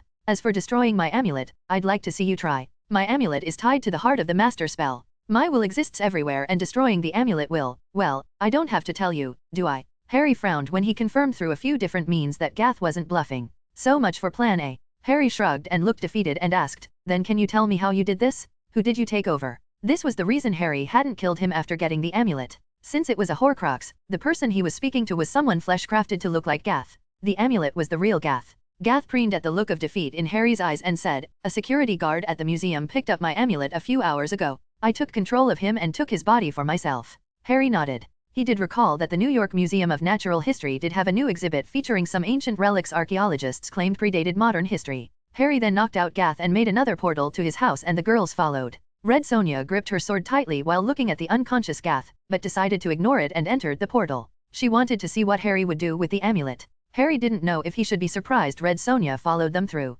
Jade asked, "What about Peter?" "We're going to undo everything Gath did, including what he did to Peter. Those who do the ritual to fix it will remember what happened. I didn't take Peter because this is not a memory I want him to have, though I'll tell him about it later." Wanda asked, "Wait, you can undo this? How?" She knew almost as much magic as Harry did and she had no idea how to undo this. Harry answered, "Peter told me that they were taking children and Peter following them led to his capture. Once there, I could tell that the magic of the ritual was primarily powered by blood magic, specifically the blood of innocence. Since I know how it was powered, I have a few more options. I'm going to use a ritual to follow the spell back to before it was cast and change the past." Rogue asked, "You can do that?" "Not normally, but this spell has already messed up the timeline and opened the door to do so. However, this spell would usually have some negative consequences, but I've already informed my teacher and she should be able to assist with clearing those up." Wanda asked, "So all of us here will remember what happened? What about Red Sonja?" Harry looked at her for an answer. The swordswoman answered, "I do not know, but I would like to find out." Harry easily nodded and began the ritual. With the content of his inventory, it only took about 15 minutes to set up and complete. Once the ritual was cast, Harry and the girls found themselves where they were a few hours ago in New York. Harry grabbed Goose and used a portal and some illusions to head over to the museum. Destroying the amulet was one of the many things he knew would definitely create a paradox. So Harry transmuted some gold and gemstones into a replica and used some magic to open the case without the alarm blaring and switch the amulets. The moment the case was opened, terrible purple tentacles shot out of Goose's mouth and latched onto the Horcrux and swallowed it whole. Harry set the fake in and fixed everything back to the way it should be before heading over to see the Ancient One to complete the closed time loop. It had been a busy day. Chapter 87, The Stark Expo. Harry's meeting with the Ancient One following the reset went about as well as can be expected. The reset point the Ancient One set up allowed for Harry's memories of what occurred to transfer back into the past and alter it to prevent the event that disturbed the timeline. If the separate timeline were stable, it would become independent and continue to exist even after the reset ritual was used. However, Gath's spell created a timeline that was anything but stable and both Harry and the Ancient One confirmed that the timeline of Gath's conquest no longer existed.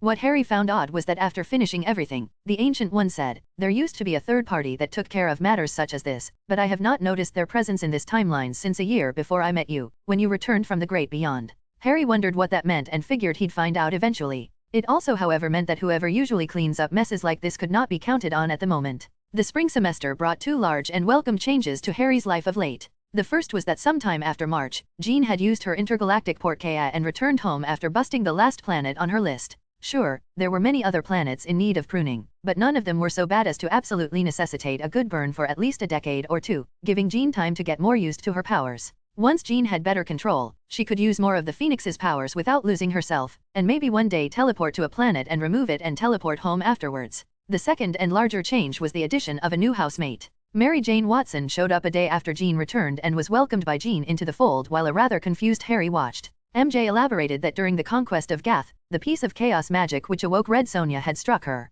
She was Red Sonja's reincarnation, meaning she remembered everything. However, it was more than that. According to MJ, the goddess that blessed Red Sonja stated she could never be with a man who could not best her in fair combat. Although Red Sonja had been enspelled by Gath to attack Harry, she hadn't held back and was bested. Although Harry's equipment was enchanted, so too was the sword and armor Red Sonja wore, so it was in fact a fair battle in which Harry won by disarming her. When the spell was cast to return their memories, Red Sonja and MJ met each other and a deal was struck. It was something of an open secret that MJ had strong feelings for Harry and had not acted on them. It was an open secret because Jean could feel it and had already informed Jade, Wanda, and Rogue about it, meaning they were all just waiting to see if she would move on or move in. The deal that Red Sonja and MJ struck was that Mary Jane Watson would inherit the blessings, armor, and memories of Red Sonja, but in exchange, she would be bound by the same rule imposed by the goddess. MJ had long figured out that Harry's girls had superpowers, and the main reason she continued to hesitate about her feelings was that she didn't feel like she would fit it. When Red Sonja gave her the chance to gain the blessings of a goddess and the greatest sword skills in the world, she didn't hesitate to agree. When Harry felt how MJ felt about him, he could only smile and ask her out on a date. Harry did ask Jean, "Do you foresee anyone else joining your harem?" Jean corrected, "Our harem." And no, MJ was the last. "I can't foresee your future, no one can. But I can see how many hearts you are connected to, even if you haven't connected to them yet." MJ also joined the group in the hard light training shortly after she moved in. What was interesting was that when she wanted to, she could change her form to revert back to that of Red Sonja, enchanted sword, and bikini armor and all. Red Sonja had memories of fighting countless strange and bizarre things, and Harry had an interesting time programming the hard light training room to mimic some of them. Unlike the rest of the girls, Red Sonja had experience leading others and fighting as a team, so when she requested group training exercises, Harry had no reason to refuse, though usually he didn't get an invite and the girls just trained together without him. After the group's training sessions, they often implied and insinuated over meals that the training was far sexier than Harry was certain it actually was. There were several points where Harry just picked up the offending insinuator and took her to his room to grind the sex path. By April, his sex path had reached 35. It was also during late April that Coulson showed up at the door. Harry greeted the man as usual, "Hello, Agent Coulson of the Strategic Homeland Intervention, Enforcement, and Logistics Division." Coulson smirked, removed his sunglasses, and replied, "Hello, Professor Potter. I have been asked to get the details on the showcase you'll be displaying at the Stark Expo." Harry said, "No problem, can I invite you in for tea or coffee?" Tea would be good. Stark had given Harry a map of the grounds at the Stark Expo and told him he could pick anywhere he wanted to set whatever he wanted up. After surveying the grounds with a drone, Harry picked a location near the entrance but never said what he would be showcasing. Tony didn't mind in the slightest, but S.H.I.E.L.D. had been having an aneurysm thinking of all the possible things Harry might end up showing off to the public. Harry didn't bother making the tea, he just went into the kitchen and pulled out a ready-made, freshly brewed set from his inventory and brought it back into the living room where Coulson was admiring some of the historical relics on display in Harry's home. Other than those who were invited, S.H.I.E.L.D. had never been able to get anyone inside Harry's house. There had even been requests to dispatch Ghost, someone who was capable of walking through walls, but no one had figured out yet if Ghost would be capable of walking through hard light, and since Harry was still considered an asset, Ghost had not been sent. Coulson didn't show any surprise that Harry was only in the kitchen for a moment before he brought out a freshly brewed teapot. He wasn't sure if there was anything Harry could do that would surprise him. Harry poured 2 cups and said, "If anyone else asked me what I planned to do at the expo, I'd tell them it was a surprise. But if you can keep it a secret, I'll show you." Harry took a few sips of tea and went down to the basement to collect a few things. He returned a moment later and saw Coulson enjoying the tea properly. Harry placed a pair of very familiar silver cylinders on the table and said, "I will be selling these at the expo." Coulson did his best not to show any surprise and lightly asked, "Are those lightsabers?" Harry answered, "To prevent lawsuits, they are light batons." "And you're going to sell them at the expo?" He asked for clarification, hoping he was wrong. Harry smiled and picked one up and turned it on. A blue beam instantly extended outward. It looked exactly as one would expect from a lightsaber. Harry then passed his hand through it harmlessly. The beam was cut as if it was from a flashlight as his hands went over it. He moved the beam through the coffee table and nothing happened. There was no cut, no heat, nothing. It was just a fancy flashlight. Coulson released the breath he hadn't known he'd been holding in relief that these light swords were in fact just harmless toys. Harry smiled and motioned for Coulson to pick up the other one. Coulson didn't protest and did exactly that, causing a green beam to extend out. Then Harry did something Coulson didn't expect. He moved his blue sword at Coulson's green one, and Coulson felt the handle jerk to the side as his sword bounced off Harry's. They didn't just pass through each other. This had Coulson's attention. Harry continued, "A hard light construct that can only interact with hard light." Harry pointed to the map of the Stark Expo and the clearing behind the location Harry chose and said, "I'll make an arena for people to spar against each other. If your sword hits your opponent, they lose." Perfectly harmless and safe since the swords would just pass through people, but cool to watch and fun to use. Coulson's first question was of course, "How much are you selling them for?" Harry could clearly see Coulson's interest and said, $175 apiece. However, each guest of the Stark Expo can only buy one. If someone wants to buy more than one, they must defeat me in light sword combat and I'll be available on Saturdays. Coulson couldn't help but chuckle at that. Harry then leaned forward and said, each one also has a serial number and I only made 10,000 of them. Coulson looked at the one in his hand and said the number, 0001 on it. His eyes turned wide as his collector instincts emerged. Harry continued, tell you what Coulson. If you tell Fury and S.H.I.E.L.D. that I stonewalled you and insisted that the showcase will be a surprise, I'll give this to you. Coulson looked up at Harry with a smile and asked, are you bribing a government agent? Harry answered, I don't know. Did you hear anything about my plans for the Stark Expo? Coulson answered, I was told it's going to be a surprise. Harry smiled and gave Coulson the charger for the light baton and bid him a good day. Harry's own light baton had the serial number 0000 of course. On May 7th the Stark Expo officially opened. Harry's booth was of course surrounded by poorly disguised S.H.I.E.L.D. agents ready for anything since they had no idea what Harry was up to. Once the expo opened, Harry turned on a monitor on his booth which showed the lightsabers in action and Harry unfurled a banner which clearly displayed, light batons, $175. A number of S.H.I.E.L.D. agents rushed to the front of the line with the first one asking, can I buy them all? Apparently this was a possible contingency they had already set up. Harry answered, one sale per Stark Expo guest pass. If you want more, you must defeat me in combat. The agent clearly wasn't expecting that kind of answer. The guest passes were actually something Harry had made up and included a number of features. Everyone who attended only got one pass and it was not possible to get a second for the same person without taking someone else's, though that was not enough to buy from Harry. The agent still bought the baton and tested it out under the watchful eyes of the others. When they found it was harmless, they let out a collective sigh of relief. Of course, they still stayed in line. S.H.I.E.L.D. agents loved cool toys as much as anyone. It didn't take long for a pair of agents to notice the screen behind Harry showed that the batons could physically interact with each other, and soon, 3 pairs of agents were playing around in the arena behind Harry's booth. This ended up acting as advertisement and soon, a long line of people formed. Each had to present their pass to a scanner which confirmed they had not bought one yet before the purchase. Harry had a few squib employees of Brilliance Inc. doing the selling. Harry just wanted to watch. Most of the booths didn't have much at the moment as the expo would last a full year and today was just the first day. Harry figured the light batons would be sold out by the end of the month. It didn't take long for people with lightsabers running around the expo to attract more people to Harry's booth and there had already been 5 challenges against Harry to buy more than one. Harry ended each of those fights in less than 5 seconds. Usually they ended with dismemberment, or would have if the swords were actual lightsabers. For the Karens and Kens of New York, Harry would either stab them in the heart or decapitate them. Customer service at its finest. MJ, Jean, Rogue, Wanda, and Jade all showed up along with Peter, Gwen, and Felicia. All were allowed to skip the line and were gifted a light baton for free, each of which had a serial number less than 10. MJ challenged a few of the better fighters who were hanging around the arena and defeated them all with ease. Even when not in Red Sonja mode, she was still the best swordswoman in the world. Harry wondered if he should give her a real lightsaber as a backup weapon when her goddess-blessed sword didn't work out. At the end of the first day, a plane flew overhead and Stark jumped out and landed in his suit at the heart of the expo. His speech about how awesome he was as a person and had pretty much brought world peace was broadcast through the whole expo and Harry could only roll his eyes. Once the speech was over, Stark flew off the stage and right over to where Harry was. After the metal suit landed outside the booth, his helmet opened up and Stark spotted the guys in the arena dueling each other. He turned to Harry and said, "You're selling lightsabers? Where's mine?" Harry tossed him one and Stark immediately noticed the serial number, 0002. Stark then asked, "Can I have one for Pepper?" Harry shook his head. "She has to come get it herself. Otherwise you can have a light baton duel against me and if you win, I'll give you another." Stark grinned, put his helmet back on, and flew over to the arena, clearly intending to fight while in his suit. Harry got his own and calmly walked over to the ring under the stares of the hundreds in line and the many more just watching and recording outside the ring. Stark hit the switch on his and immediately asked, "Why's mine red?" Harry answered, "Because you're the old man fighting with a suit that contains its own life support system." Stark took a stance and replied, "I am not an old man." The moment Harry stepped into the ring, the suited Stark leaped forward to strike which Harry smoothly deflected. In the interests of fairness, Stark's suit was only granting him strength slightly above that of a professional athlete and Harry didn't need to use his full strength to match it.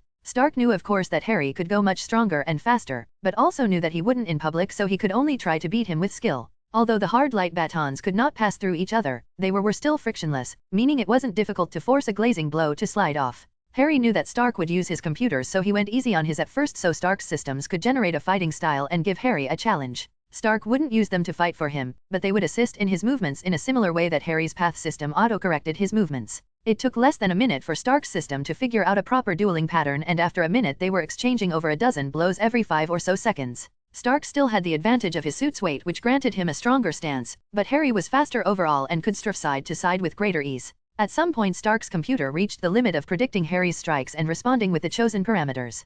He jumped up and remained floating using his repulsors and said, "You can't win, Potter. I've got the high ground." Harry stated, "You gotta come down eventually." Stark fired a weak repulsor beam from his hand at Harry's feet to try to make an opening. Instead, Harry predicted it and stepped into the strike and deflected the muon beam with his lightsaber. The reflected beam struck Stark's foot, and since he was holding a lightsaber in one hand and firing a muon beam with the other, he was only being held up by the repulsors in his feet. One of them being struck through the billionaire off balance in the air, and Harry leaped 2 meters in the air and slashed Stark in half before he regained balance. Stark regained himself and turned to watch Harry land and asked incredulously, "These can actually deflect lasers?" Harry smiled and said, "Maybe." He wasn't going to tell people that they did because he didn't want to be held responsible for idiots killing themselves trying to use them to reflect lasers. Stark landed, opened his helmet and said, "That's so awesome, like a kid at Christmas." Harry nodded sagely, "I know." The crowd who had watched the fight went nuts. Nothing Harry did was beyond the scope of a human's capabilities, even the leap, but it still looked cool. "Mr. Stark." A petite red-headed woman walked up to the arena and handed Tony a piece of paper.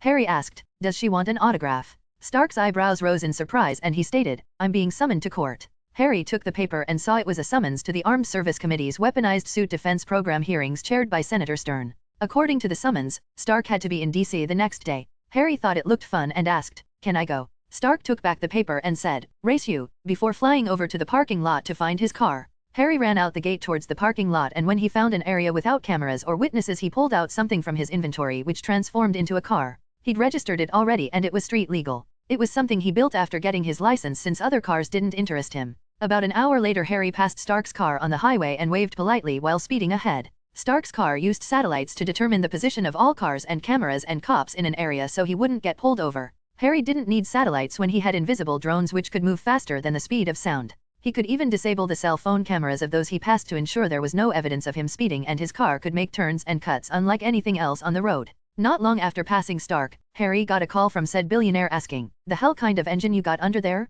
I didn't even hear it when you passed by." Harry answered, "There's no engine or floor. It is powered by my feet, just like a Flintstones car. I can't even tell if you're joking at this point." "Well, this time I am." "Well, that's helpful. Listen, after the court thing, take a trip to my place in Malibu. I got some stuff I need you to sign." Harry considered it and replied, "Still haven't found an alternative to palladium." If that was the case, Stark's heavy metal poisoning would only give him about another month to live. Stark answered, "I've tried every derivation of every known element and nothing works." Stark's reactor didn't just use muons to power his suit, the muons also kept his blood pumping. There were no other elements that could produce muons in the same way he used palladium. It was too late for a heart transplant as well, since the palladium already in his blood would destroy any new heart, so he'd never get approved for one. Just like an alcoholic with a dead liver could never get approved for a liver transplant. Harry sighed and said, "I'll come over, but not to sign anything. I know a family recipe that will deal with the heavy metal poisoning and give you more time." "What, like chicken soup?" "Nothing quite as tasty," Harry replied before hanging up. Technically Harry could just purge the heavy metal, rip Tony's heart out, and feed him some elixir of life, but Tony worked well under pressure and that was always an option if Tony failed. Besides, Harry had seen the full map of the Stark Expo when he used a drone to look for a good spot to set up. Howard Stark certainly had an interesting definition of subtly. 250 miles later the pair reached DC and Harry made his way into the courtroom along with Pepper, who had arrived to DC by plane earlier that morning. Tony spent the first 5 minutes after arriving being Tony, which of course meant nothing useful happened. Harry wondered if it was a good idea to show up since there were cameras everywhere. Link told him we're broadcasting live to C-SPAN. Eventually Senator Stern said, "Mr. Stark, can we pick up now where we left off?" "Mr. Stark, please, can I have your attention?" Stark leaned into the mic and answered, "Yes dear. Absolutely." Stern repeated clearly, "Do you or do you not possess a specialized weapon?" On live TV in front of tens of thousands of witnesses, Stark answered, "I do not." Stern incredulously repeated back, "You do not." "I do not." "Well, it depends on how you define the word weapon." Stern visibly rolled his eyes and clarified, "The Iron Man weapon." Stark replied, "My device does not fit that description." Not expecting Stark to answer so shamelessly, Stern asked, "Well, how would you describe it?" "I would describe it by defining it as what it is, Senator. As. It's a high-tech prosthesis." Unsurprisingly, a burst of laughter at Tony's shamelessness rolled through the court. Stark clarified, That's actually the most apt description I can make of it." Stern seemed tired of Tony and just repeated back, "It's a weapon. It's a weapon, Mr. Stark. Please, if your priority was actually the well-being of the American citizen." The senator interrupted, "My priority is to get the Iron Man weapon turned over to the people of the United States of America." Stark replied, "Well, you can forget it. I am Iron Man. The suit and I are one. To turn over the Iron Man suit would be to turn over myself, which is tantamount to indentured servitude or prostitution, depending on what state you're in. You can't have it." Stern figured he was out of his depths and looked ready to call for reinforcements. Look, I'm no expert. Stark delivered one last parting shot. In prostitution? Of course not. You're a senator. Come on. Over the mocking laughter in the court, Stern continued, I'm no expert in weapons. We have somebody here who is an expert on weapons. I would now like to call Justin Hammer, our current primary weapons contractor. Stark leaned into the mic once more and stated, let the record reflect that I observed Mr. Hammer entering the chamber, and I am confused as to why Mr. Potter was not called up, as other than myself, he is the only one in this building who actually understands how weapons work. Harry shook his head at the clamor and several cameras pointed at him. Harry was rarely if ever on TV. Senator Stern looked thoughtful and asked, is Mr. Potter willing to give an honest testimonial? Harry stood up and shrugged, sure. What do you want to ask? Stern motioned, please approach the bench. In your opinion, is the Iron Man suit a weapon? Harry pulled out a disc and tossed it into the space in front of the table and snapped his fingers. Instantly a bright green hologram of the Mark III Iron Man suit was on full display for the entire room. Before anyone could question what he was doing, Harry stated, the Iron Man suit consists of 5 primary components. The first is of course the shell. However, the shell is meant for defense, so this part cannot be considered a weapon. The hologram separated and showed how each piece looked when taken apart. Of course, the hologram didn't include some of the more specialty things like the servos and motors which gave Tony his edge. Anyone trying to recreate the suit with this hologram would be in for a surprise. Harry continued, the second component is the power source. However, a power source cannot be classified as a weapon no matter how you stretch the definition, so we'll move on to the third component, the operating system. However, the operating system's primary function is actually life support. As the primary function is not combative in nature, this component cannot be considered a weapon either. The fourth component is the propulsion system. However, a propulsion system cannot be considered a weapon. And of course the fifth component is Tony Stark himself, as the suit was built by him, for him, therefore no one else can wear it without Stark editing and reshaping the suit for them. Unlike myself, Stark has not been classified as a lethal weapon due to a lack of any specialized training, therefore none of the 5 primary components of the Iron Man suit can be considered a weapon. Hammer immediately stated, wait, what about those beam things he shoots from his hands? How are those not weapons? Harry theatrically rolled his eyes, which caused Tony to smile. Harry snapped twice and the hologram changed to show the wrist-mounted repulsors and even showed a holographic scene of them firing. Harry stated, those are stabilizing thrusters and are a part of the propulsion system. They are basically the wheels on a car. Hitting people with those is not much different than running over someone with a car's front tire, and tires are not considered weapons. Tony obviously plays too much Grand Theft Auto and simply enjoys using them too much. Hammer added, what about the missiles and lasers he has built into the armor? Harry nodded and said, those are add-ons. If Hammer Industries or the United States government wants to know how to build a laser or build a missile, I'm sure there is a patent somewhere they can learn from. Harry snapped his fingers again and the hologram changed to show the patent application for a laser. The patent application was about 40 years old, but a laser was a laser. Harry asked Senator Stern, anything else? Stern shook his head and Harry walked over to pick up his disc and returned to his seat. The remainder of the hearing did not go well when Hammer tried to pull up some shaky evidence that would prove the US needed the designs to the suit to counter other countries working on it, but Stark hacked the feed and showed how advanced those attempts really were. Basically it was clear that no one working on replicating the suit was close to succeeding. The next day Harry returned to New York, but once he got home, he took a portal to Malibu. Tony had already returned, since when Harry wasn't racing, Tony's plane could get him from DC to California faster than Harry could drive from DC to New York. Not wanting Tony to know about portals yet, Harry portaled a few blocks down and then jumped over the wall to avoid the security parked out front watching Stark's gate from afar. Tony was still asleep, so Harry used his technopathy to disable the cameras and took out a table, a burner, a cauldron, and all of the ingredients he'd need for this brew. From the speakers, Jarvis asked, may I inquire as to why my video surveillance is offline? Harry answered, nothing personal, Jarvis, I just don't want a recording of what I'm about to do. And what exactly is it you are about to do, sir? You'll see when I'm done. After an hour, the dastardly smell of the potion had filled the room and Tony was coming out of his room and shouting, what died? Jarvis, we need a dash, and then he saw Harry in front of a completely stereotypical cauldron stirring the pot which was smoking a strange color. Harry, what are you cooking? Your medicine, answered the wizard. He hadn't made a potion in a while, but the best part of the path system was that not using a skill would not cause it to decrease in effect. Stark's curiosity was stronger than his fear of the stench, so he cautiously approached the cauldron and asked while pointing at the varied ingredients, what are those? Crushed nibbleworm fangs, dried fire beetle dung, moonwort fungus sap, platypus venom, and a dozen other things you've probably never heard of. Aha, Jarvis. The AI responded, I am unable to identify any of the items listed other than platypus venom, which is not sold as far as I can tell. Also, my recording systems have been disabled since Mr. Potter's arrival, so I am unable to give you more details as to what Mr. Potter is concocting. Harry turned off the fire and lifted the cauldron over to where Harry had set 31 small vials. Harry skillfully poured the potion in each until the cauldron was empty and the 31 vials were full. Harry then put a stopper on each one and put the whole set in the fridge. Stark complained, "Hey, don't be putting strange things in my fridge." Harry took one vial and handed it to Stark. "Drink it." No, what is it?" "Something that can flush heavy metals safely from your system without killing you. Drink one each day and you won't die anytime soon." Stark looked at the tube again and asked, "Really? Just treat it like a big shot glass and take it all in one go." After hesitating for a few moments, Stark downed the vial and in the next moment cried, "Geez, I think death would be preferable." In order to combat the heavy metal poison, Stark had been drinking chlorophyll for the last few months, but a gallon of that gunk was preferable to a vial of this potion. Harry shrugged. "Consider it motivation for finding a new way to fix your heart. Besides, its effect is instant." Stark rose an eyebrow at that and pulled a gizmo from his pocket and pressed his thumb next to it. A number glowed in it, 0%. Son of a bitch. He knew yesterday it was at 23% and it tended to rise a few percent every time he used the suit, even if it was only for a few minutes. Stark asked, "Will it be this effective every time I use it?" Harry nodded, "Yeah, but even if you don't use the suit, you still need to drink one a day until you find an alternative. Your body has remained poisoned for too long and this will give it a way to heal itself and prevent it from getting worse." Tony made smacking sounds with his mouth showing that he was trying to get the taste out and said, "This is cruel and unusual and you know it.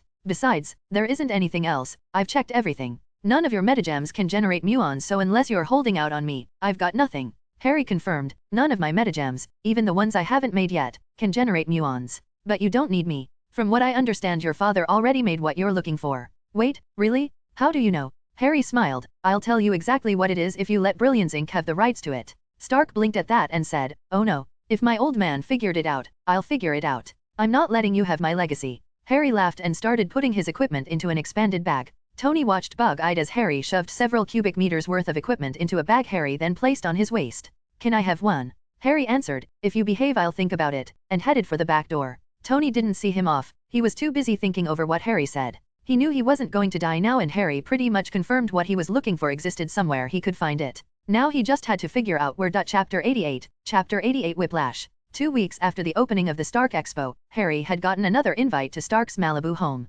Not to sign papers, but for some testing Stark wanted his help with. According to the conversation he'd had with the man over an untraceable phone call, Stark had already figured out his father's discovery. He was just having the same trouble his father had, synthesizing it. Harry wasn't surprised Stark found it. The only clue that Harry had given Stark was that Harry himself had discovered it. That would usually be quite useless, but Stark's acclaim to the title of genius was not unfounded. The only thing Harry had access to that Tony's father had created was the Stark Expo, so it was not a great leap in logic to figure out that Harry had discovered Howard Stark's secret there. It took only a few hours for Tony to put the pieces together and realize that when Harry had scouted the expo, he'd discovered the configuration himself. Harry arrived at the Stark mansion the normal way, via taxi after having gotten off an airplane sent over by Tony. Other than visiting Tony, Harry didn't have anyone else to meet consistently, so Brilliance Inc. didn't actually own any private jets. Upon arrival, Harry first noticed that Pepper was there, trying to get Tony to sign a number of things. To her side was a certain stunning redhead in professional attire. Harry had never met the Black Widow in person, but the fact that he digitally created a smut film of her and Clint Barton as a prank indicated he was well aware of her existence. Natasha didn't bat an eye or spare a second glance or make any movement that indicated she knew or cared about Harry's existence or presence there. Tony approached and noticed Harry inspecting the new girl and said, "I see you've noticed our new redhead, Ms. Rushman. Pepper has been running the company while I've been testing out new toys in the workshop and she asked for an assistant." Harry gave an amused smile and said, "Well, she definitely gives off the feel of a professional." Tony nodded and asked the man he knew to be married, "Oh, what specifically looks professional about her?" The widow certainly didn't mind using this opening to turn and pay attention to Harry to see how he'd answer. Instead of fidgeting on the question clearly designed to get him in trouble, Harry answered honestly, "Well, she has killer thighs, killer legs, killer arms, a killer face, and a killer body." Pepper looked partially offended and Tony smirked while holding back a chuckle, clearly not getting the actual joke. Ms. Rushman's expression didn't change in the slightest when Harry called her a professional, and used the word killer, to describe her 5 consecutive times. Tony certainly couldn't complain later that Harry lied or misled him. She did however state, "Ms. Potts, weren't there a few documents you needed Mr. Potter to sign?"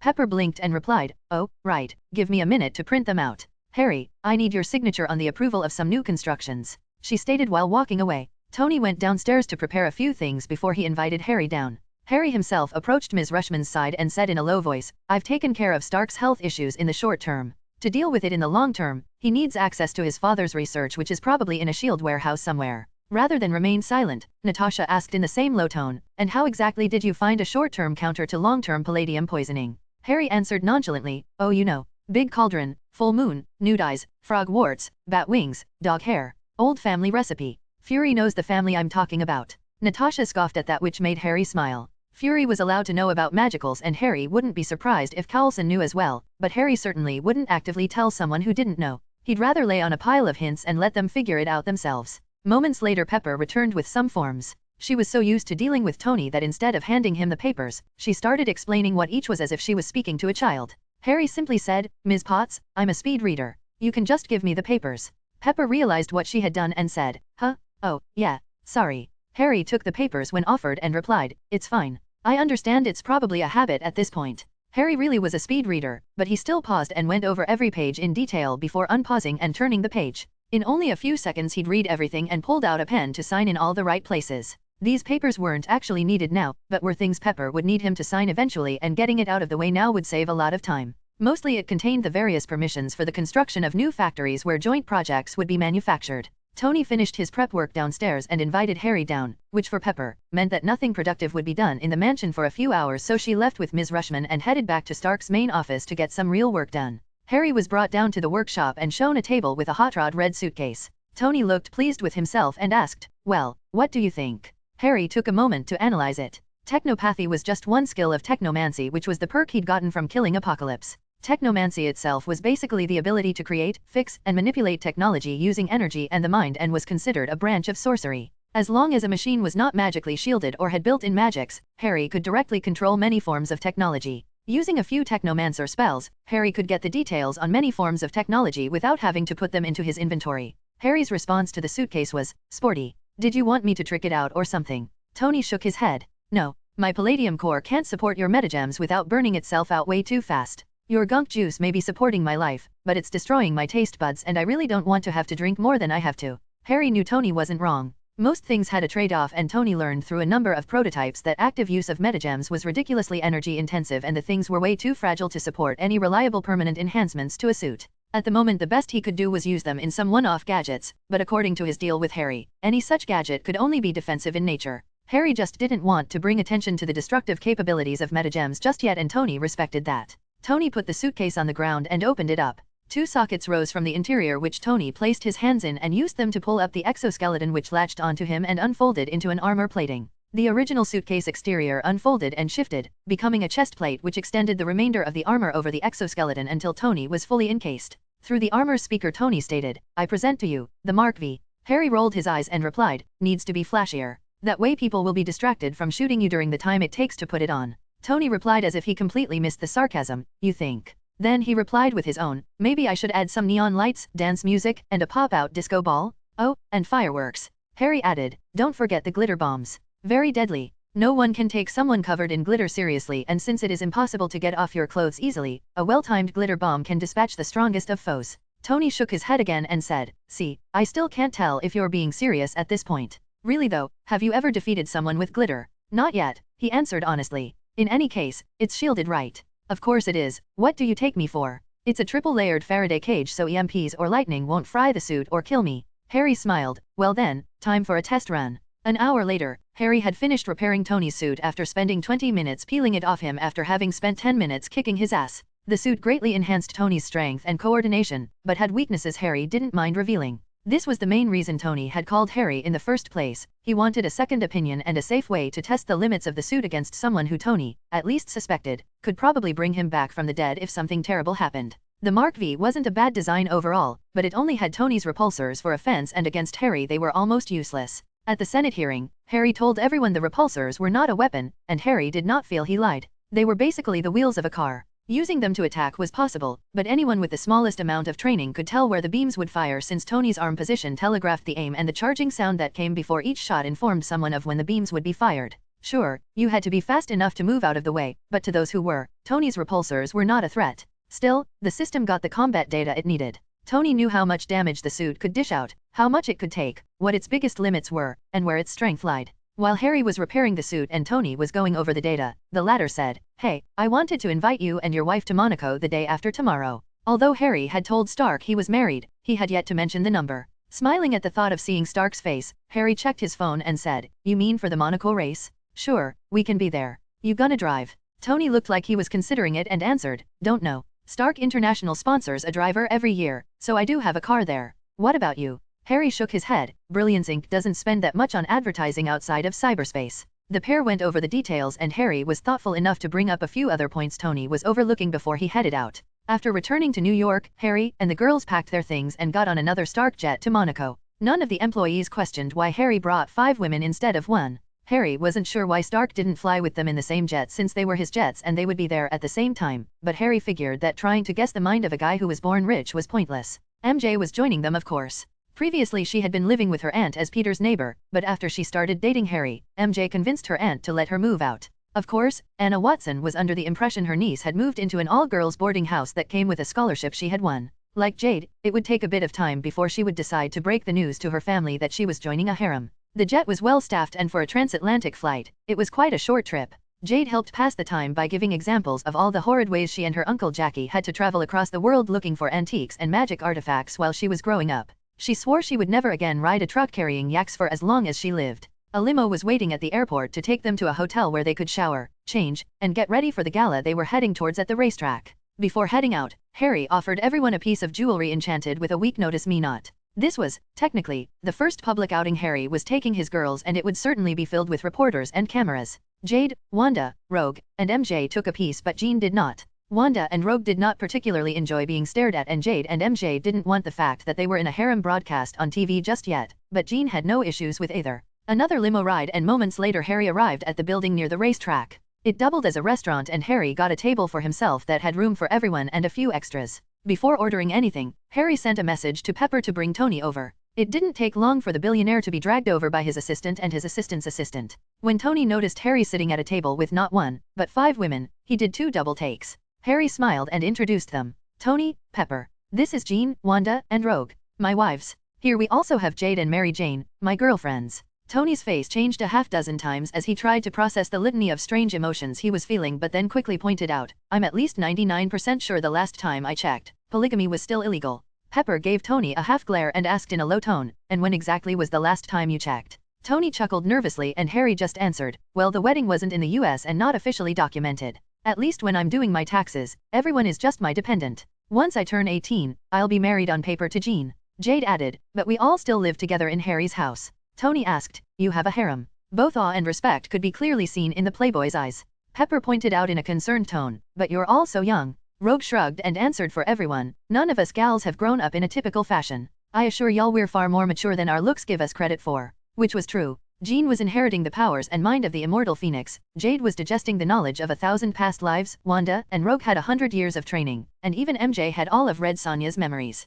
Harry also met Tony's gaze and said in a voice low enough for Pepper and Natasha to be unable to hear, and if you suited up in that Mark V, any one of these girls could easily kick your ass. Tony's eyes widened just for a bit at that piece of info. He already knew Harry was Obscurus and now Harry had just admitted that his girls were gifted as well. The group began talking about interesting and pointless things while Pepper talked with the girls about their schooling. She was more than a little impressed when she found that 3 of them were already college students and the other 2 were top of their classes in high school. Justin Hammer and a reporter showed up not long after that and Tony excused himself while looking at the TV showing the race. Harry excused himself as well to follow, leaving Jean and the rest to chat with Pepper. Once the boys were gone, the girls all started grilling Pepper on everything they knew she clearly would not discuss in front of Stark. Eventually Harry found himself standing just outside the stands at the tracks of the Monaco Speedway, having watched Tony kick his driver out of the car and take it himself. Everything seemed relatively normal up to that point until Harry saw someone walk out of the sideway for pit stops and onto the tracks. A moment later his orange jumpsuit started burning away and fell off in pieces, revealing that he was wearing a metal frame around his torso. In his chest was what Harry guessed was a knockoff palladium core and on each forearm was a metallic whip. Harry raised his eyebrows when the whip started channeling energy generated by the core and started generating arcs of lightning between each segment of the whip. An incoming race car swerved to avoid killing the idiot who just walked onto the racetrack. Instead of appreciating the kindness, the new arrival struck the passing car with his whips. The plasma arcing between the whip segments sliced cleanly through the car. Harry was rather pissed at how stupid this guy was. If the driver wasn't nice enough to swerve, cutting the car in half wouldn't have stopped it from turning the idiot into meat paste. And that weapon clearly had the look of something built in a garage. Not exactly reliable. If the whip didn't cut completely through the car, it would have gotten stuck through the car moving at 100 miles an hour and probably ripped the idiot's arm right off his torso. Another thing was that this idiot was lucky that all the Rente guards around apparently didn't have any guns. Harry could easily pull a gun out of his inventory, shoot the man 3 times in the head, and be done with it. But Harry had no reason to. The man clearly wasn't a real threat. Tony's car was coming up the track next. The idiot walked a bit to the side to leave the center open, and when Tony's car passed by, the man sliced off the front half of Tony's car, leaving the rest to skid to a stop.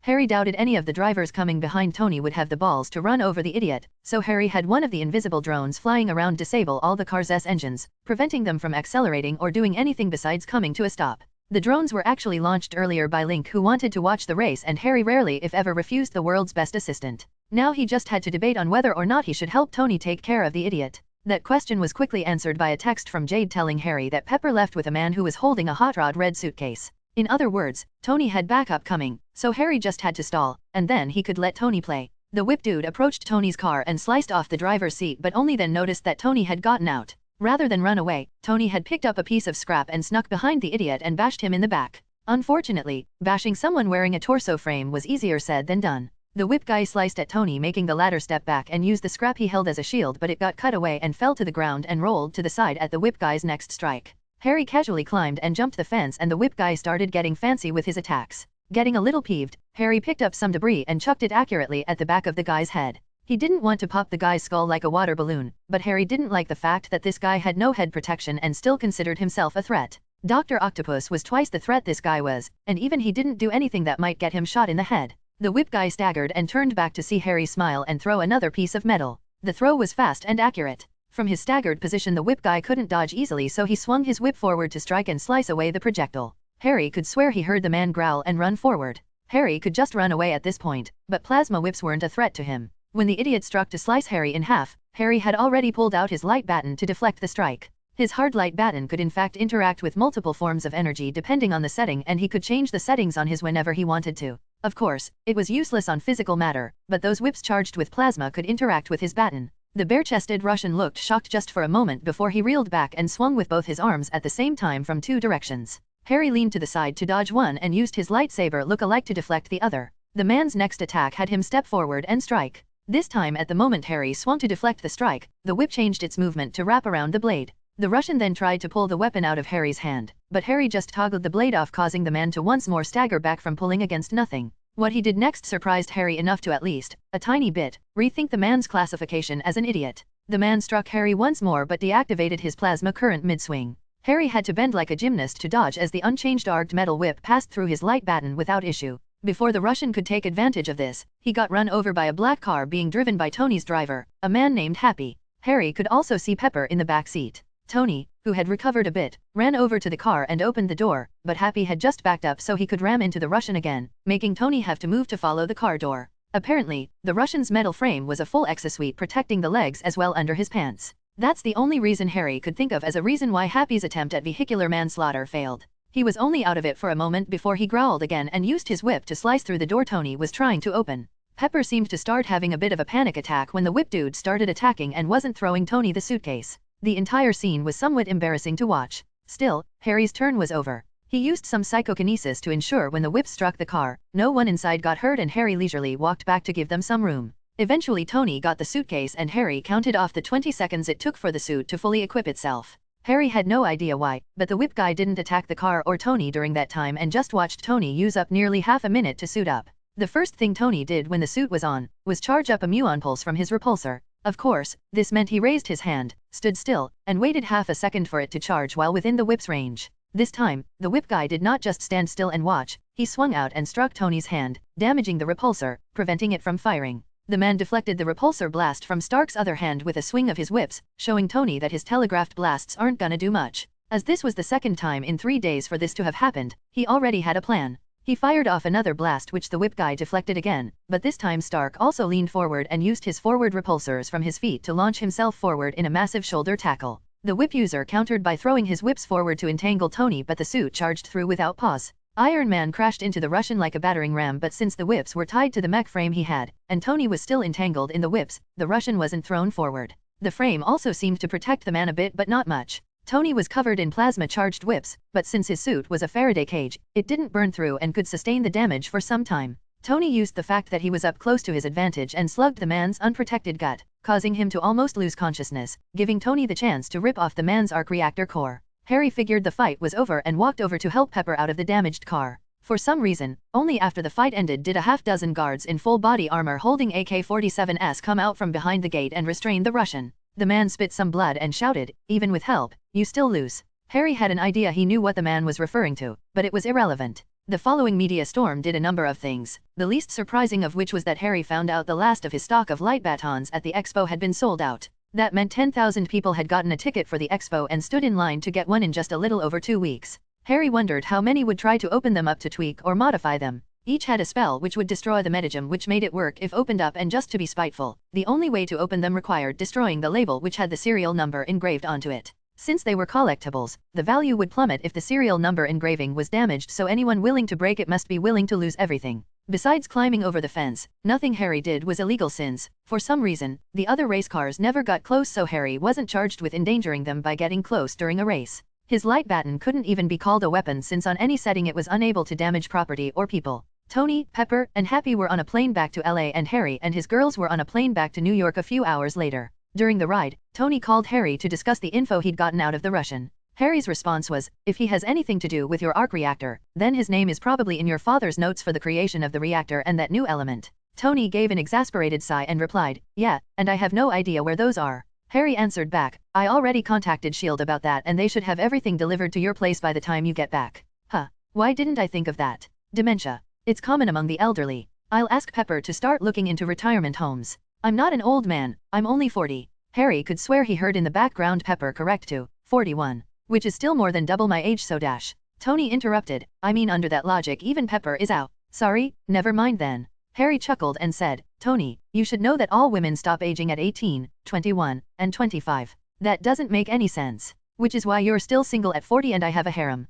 Point to you. Harry wasn't surprised when, a few days after returning to New York, Harry got another call from Tony. Using his father's notes, he had the missing pieces he needed to figure out what his father was lacking to synthesize a new material. Using Tony's plane, which he had all but given to Harry at this point, it only took 4 hours to get from Harry's house to New York, and Tony needed a second set of trusted hands. Looking over the notes Tony had written, Harry stated, it's not really a new element though, it's more like an isotope of a homogenized alloy. With Harry's assistance, Tony built a miniature particle accelerator in his basement and created a specific alloy. The alloy would be energized and neutrons would be fired from the particle accelerator at the alloy, which, when energized, would cause the atoms of the alloy to accept the neutrons and bond the components of the alloy together using the newly introduced neutrons into a new atomic structure identical to the design Howard Stark initially envisioned. Harry was impressed with the design because many factors involved actually mirrored the applications of magic, meaning in a universe without magic, this probably wouldn't work. On May 25th, Stark had successfully created a new element. Looking at the glowing triangle, he said, I'm gonna call it Batasium.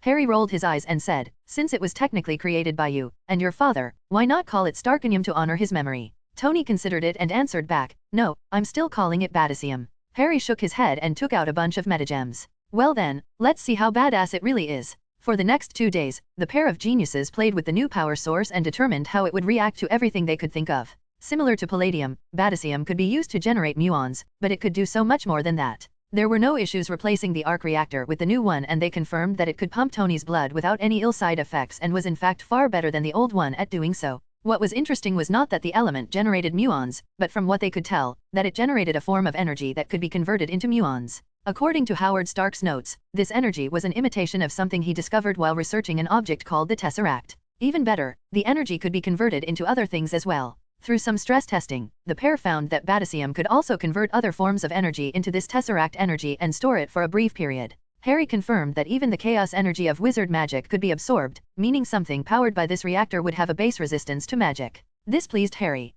Tony knew that calling Harry over to help him make the element meant Harry knew how to make it as well, but Stark didn't mind. He felt Harry wouldn't betray him with it or use it to do anything Tony wouldn't use it for. Not that a list of things Tony Stark would not do was very long. While designing a new Mark 6 armor with Harry, the latter said, you know, you might as well fit up your friend for one of these. We could make one that looks good but lacks the weapons. I could use a bit of metaphysics to guarantee no one but your friend will ever be able to use it without the thing self-destructing. Rhodey had shown up not long after Harry did and told Tony that the government wanted to try and use the fiasco at Monaco as an excuse to get a suit. Tony took a few moments to consider it before agreeing. His Mark II could be modified to Rhodey's frame and the more precious bits and designs could be swapped out. Nothing that would endanger Rhodey's life, but would ensure the thing required weekly maintenance only he could provide, giving Tony a chance to charge Uncle Sam an arm and a leg just to get them to understand that owning an Iron Man suit wasn't cheap. Harry knew more legal and business jargon than Pepper did because of his constant dealings with the shark-like goblins, so he wrote up a contract while Tony retrofitted and downgraded the Mark II. Harry didn't stay for Tony's birthday party since Harry didn't know anyone else in LA and didn't want to mingle.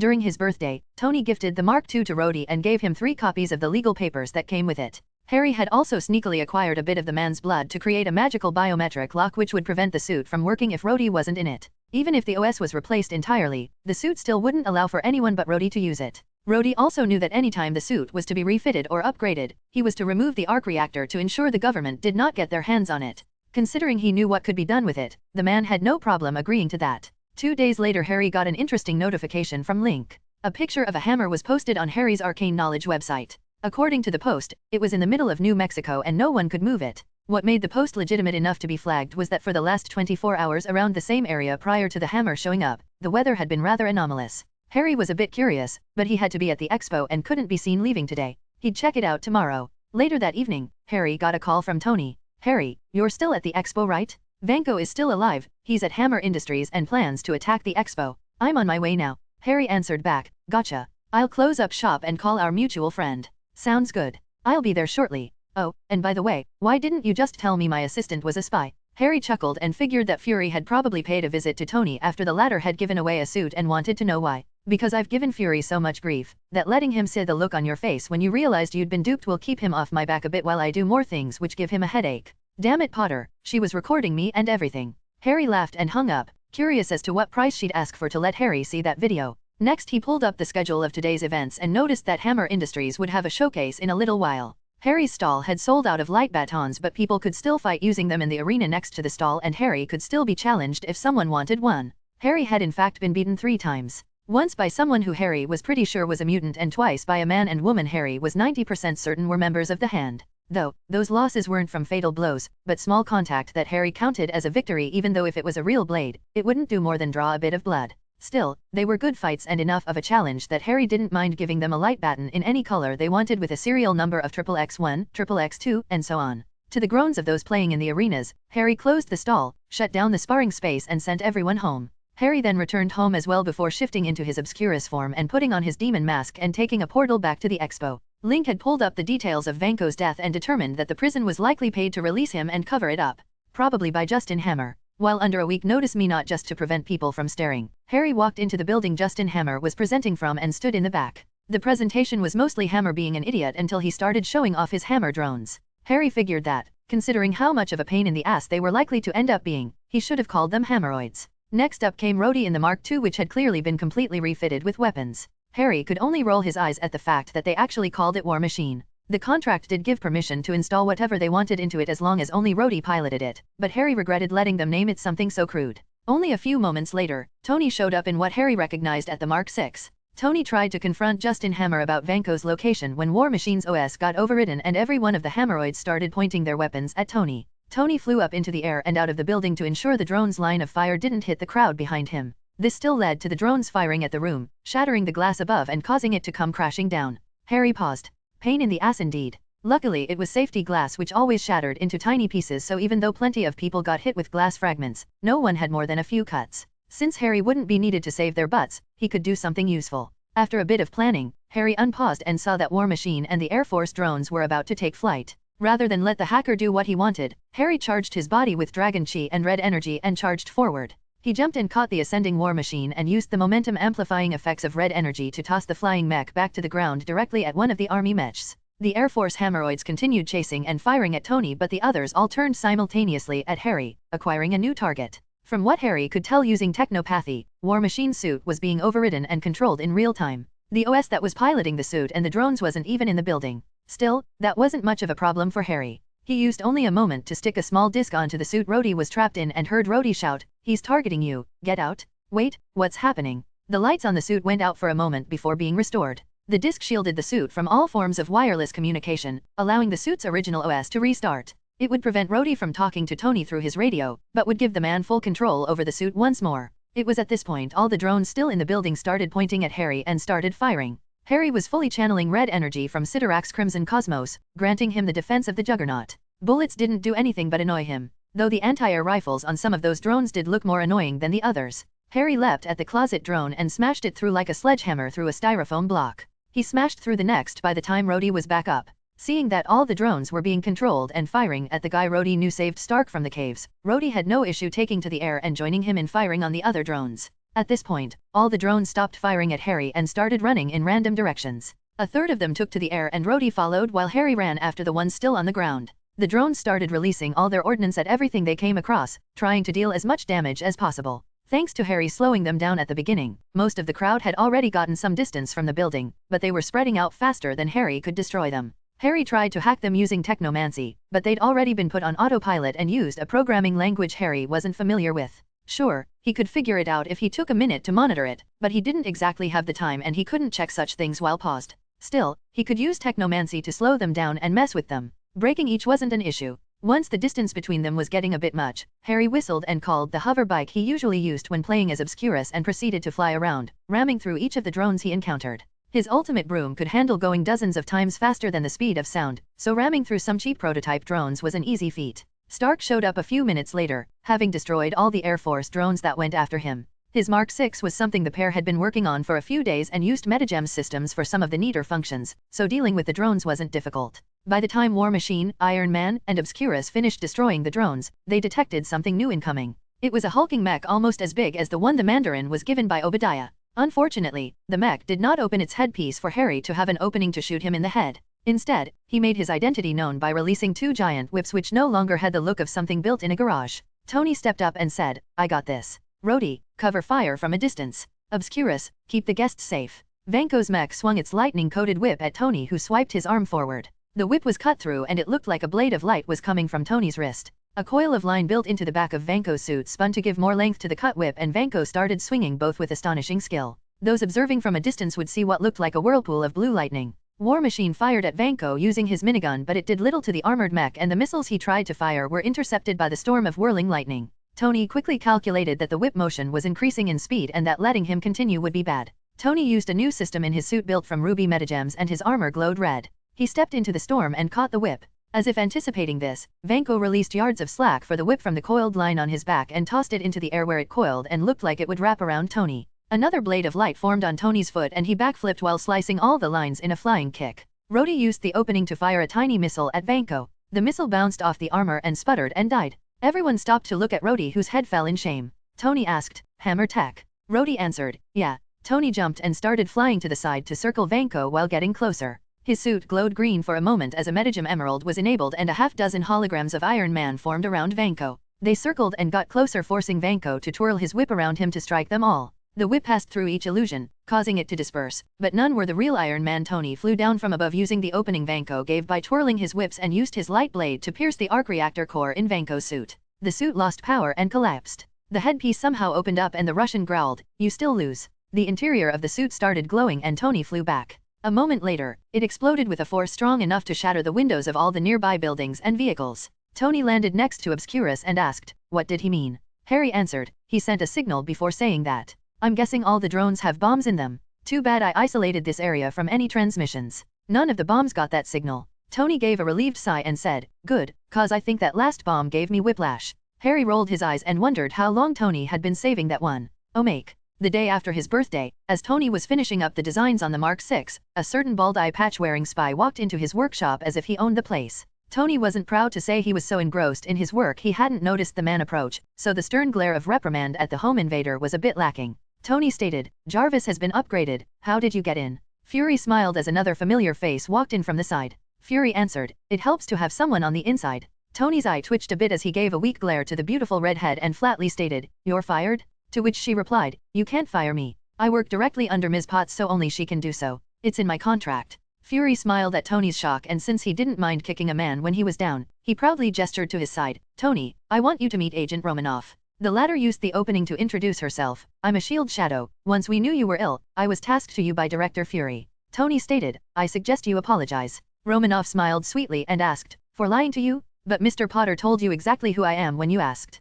Tony's eyes widened for a moment and in the next instant, he face-planted his table in shame. Fury looked intrigued and said, "Hold up, I thought you said Potter didn't blow your cover." "Oh, he didn't. He just said I looked like a professional with killer thighs, killer legs, killer arms, a killer face, and a killer body." Tony couldn't help but look up at her and see the innocent smile she was wearing. It was painful to see. Almost as painful as looking at the shit-eating grin Fury was sporting when he clearly understood how thickly Potter had laid it on, yet Stark still didn't get it. Stark let out a groan of defeat and asked, "Why, are you here again?" Fury asked about the suit and Stark told him that it was Harry's idea. Although Stark did so to throw Harry under the bus, Fury was actually placated since that implied Potter took measures to make sure it'd work out. After the meeting was over, Romanoff took out a camera she had hidden and stopped the recording. While Tony was watching, Fury said he wanted a copy to use as a screensaver. Chapter 89. Chapter 89 Thor, God of Thunder. Professor Potter, you got here quickly from New York. Harry wasn't surprised in the slightest that as soon as he arrived at the site of the hammer, he met a familiar face.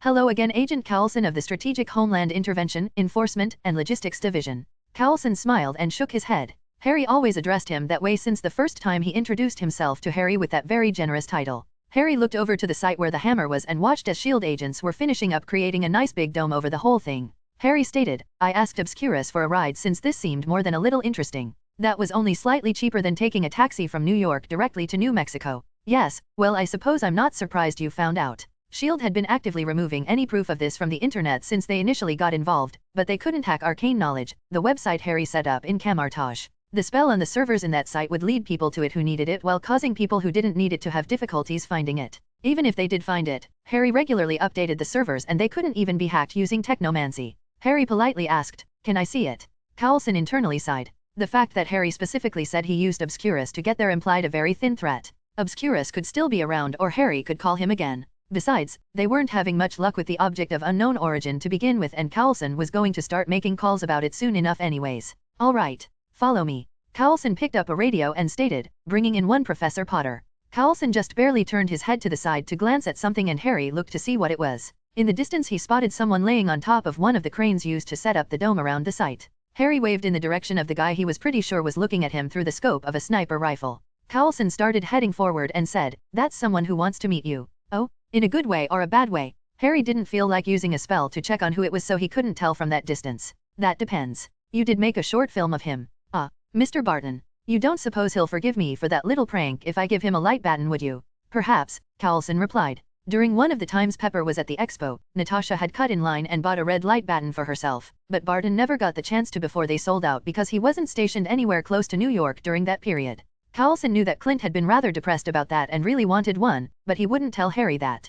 Coulson's radio flared up, and Barton spoke up from the other end, "Give me a blue one and we're square." Harry chuckled, looked in Clint's direction and said, "No problem." The man was probably reading their lips. Coulson walked them past a half-dozen layers of security before they arrived in the central area where a pedestal of earth remained after having the surroundings dug up. Standing valiantly on the pedestal was a short-handled warhammer with a head bearing a shape similar to that of a sledgehammer. Harry's senses could vaguely feel out the sealed might contained within. It contained natural energy, the same type of energy Storm wielded. Though unlike normal natural energy which could power winds and rains and blizzards, this purer form only seemed to contain the energy of thunder and lightning. "That looks remarkably like Mjolnir." Harry approached to get closer but did not touch it. He circled it a bit, paying attention to both the hammer and the pedestal of earth that bore it. Coulson asked, "You recognize it? What can you tell us about it?" Harry didn't mind sharing. Mjolnir is the weapon of the Asgardian known as Thor, son of Odin. He showed up on Earth multiple times between the 6th and 10th century, specifically around the area of Scandinavia. It was said he bore the power of lightning and was worshipped as a god by the local Vikings. Coulson stated skeptically, "But that's a myth. Anything is possible if you think about it. Perhaps not here, but every story ever written is perhaps true somewhere else." After circling the hammer, he got closer and observed the faint etching in the side. Harry spoke aloud, "Whosoever holds this hammer, if he be worthy, shall possess the power of Thor." After he finished reading that, Harry took a step back with visible shock and said, "Well shit." Coulson, surprised at Harry's reaction, asked, "That bad?" "I guess you could say so. This is Odin's work. He's never done this before. Do you know how this got here?" Coulson answered, "We found a team who had monitored everything and borrowed their equipment and data." Harry rolled his eyes at the word borrowed and said, "Might as well take a look." Coulson led him to another section and asked, "So if anyone can pick up that hammer, they can possess the power of Thor, lightning and stuff?" Harry nodded, "Yes, but there is only one power of Thor and if Thor is not using it, I am curious as to why." Coulson nodded and added, "Why does Thor no longer have it? Why is the hammer here? Where is Thor?" "Yes. Odin has never done something like this before. You seem familiar with Odin. Odin is very old and if you know where to look, there are records of him all over the world. He once went to war with others and won and claimed this planet, which they call Midgard, his territory. Attacking Earth after that meant declaring war on Asgard and if the stories are true, they are a mighty force not to be messed with. So he's Earth's protector." Harry sighed. "He used to be. Odin is consistent but Earth is ever changing. Carlson could tell that there was something Harry was leaving out but didn't push it. If it was relevant, he could ask the professor later. Carlson brought Harry to the room that, as far as Harry could tell, contained a bunch of junk. Who did you steal this from? Borrowed? Carlson corrected. Dr. Eric Selvig and Jane Foster. Selvig, huh? Harry inspected the equipment and was, at least marginally, impressed. This wasn't made by Selvig, so I'm guessing Ms. Foster made it. It was a homemade analyzer with about a dozen different cameras of different types which could record different colors and used a program to analyze what was recorded to detect anomalies in space. Harry spotted a notebook and flipped through the pages a bit. I can get everything out of this in about an hour. Carlson nodded and left the room after assigning a guard. The guard wasn't really there to watch Harry, it was just standard protocol. Harry actually only needed 3 minutes to get everything, but he respected whoever made this contraption and decided to upgrade it. He'd have to pull a few things out of his inventory, but he'd make sure the guard didn't notice. Partway through, Harry pulled out a metal cylinder and tossed it behind him. The man standing soundlessly behind him caught it and turned it on. Harry could swear he heard the man smile. Harry added, "Charger is on the table to your left." Clint took the charger and then put it in his locker before returning to his lookout point. From the data Harry recovered, a wormhole was opened and something came through. Then a little bit later, another wormhole opened and something else came through. If Mjolnir was one of those things, Harry had a few educated guesses as to the identity of the other. Deciding it was a good time to stop guessing, Harry cast an illusion spell that would prevent the guard from seeing what he was doing and called the Ancient One. "Do you know why Odin sent Mjolnir to Earth? I suppose I shouldn't be surprised you are there. This is a test for Thor Odinson and one he must pass. You cannot assist him in the coming trial. So I should leave." "No, that won't be necessary. Just don't do anything to assist him that a normal human is incapable of doing for the next 2 days. So something is going to happen I could take care of, but Thor needs to do it to pass the test." "That's right. Can you just tell me what that is so I don't prevent it? I know you like to be cryptic, but if this is as important as you say, then perhaps a few more details would be good." "Very well. Thor must sacrifice himself." "Ah, gotcha. Anything else I should pay attention to in order to prevent a worse-off future?" "Don't worry, as far as I can tell, this is one of only 3 more points that must not be changed in the days to come. The other 2 being my future apprentice's arrival to Camartage and the last being my death. After Thor departs, you can do whatever else you want as long as it does not prevent those 2 events in the future." "Very well," and with that, Harry hung up. The Ancient One had seen thousands of futures where Doctor Strange was not her apprentice and where she survived in the future. None of them were as good as a future in which she died and Doctor Strange took her place. Her death was required in order to teach the future Sorcerer Supreme a lesson he would need in order to become the man he was destined to be. Harry, as someone who had been to the other side, was not particularly caught up on the Ancient One not doing everything she could to prevent her death. She accepted death and even had a chance to make her death incredibly meaningful, so Harry respected her decision. Cloud cover moved in as night came. Harry turned to look at the guard and asked, "Can you ask Agent Carlson to come back? There's something he needs to know." The guard nodded and took out his radio to relay the message. A few moments later, Carlson returned and asked, "What do you got?" Harry looked up to the roof as the sound of thunder echoed and said, "In private." Carlson nodded and motioned for the guard to leave. Harry continued, "The hammer contains Thor's power, but the power still belongs to him. It's reacting to him." Another crackle of lightning sounded in the distance. Carlson asked, "You're saying Thor is coming?" "Sounds like it. This equipment registered 2 arrivals. If the hammer was one, it would not surprise me if Thor was the other." Carlson asked, "So Thor is coming to get his hammer back?" "I think so. This answers a few questions. I think this is a test of some kind for Thor. In any case, if your security spots a heavily muscled blonde man coming here, clear the way. It would not do us any good to have a Prince of Asgard assassinated. You want us to let him in. Getting in the way of a test given to Thor by Odin doesn't have greater benefits than letting it go through. I can't leave that hammer unguarded. Then I'll guard it. Clear the way and I'll stay in the main area."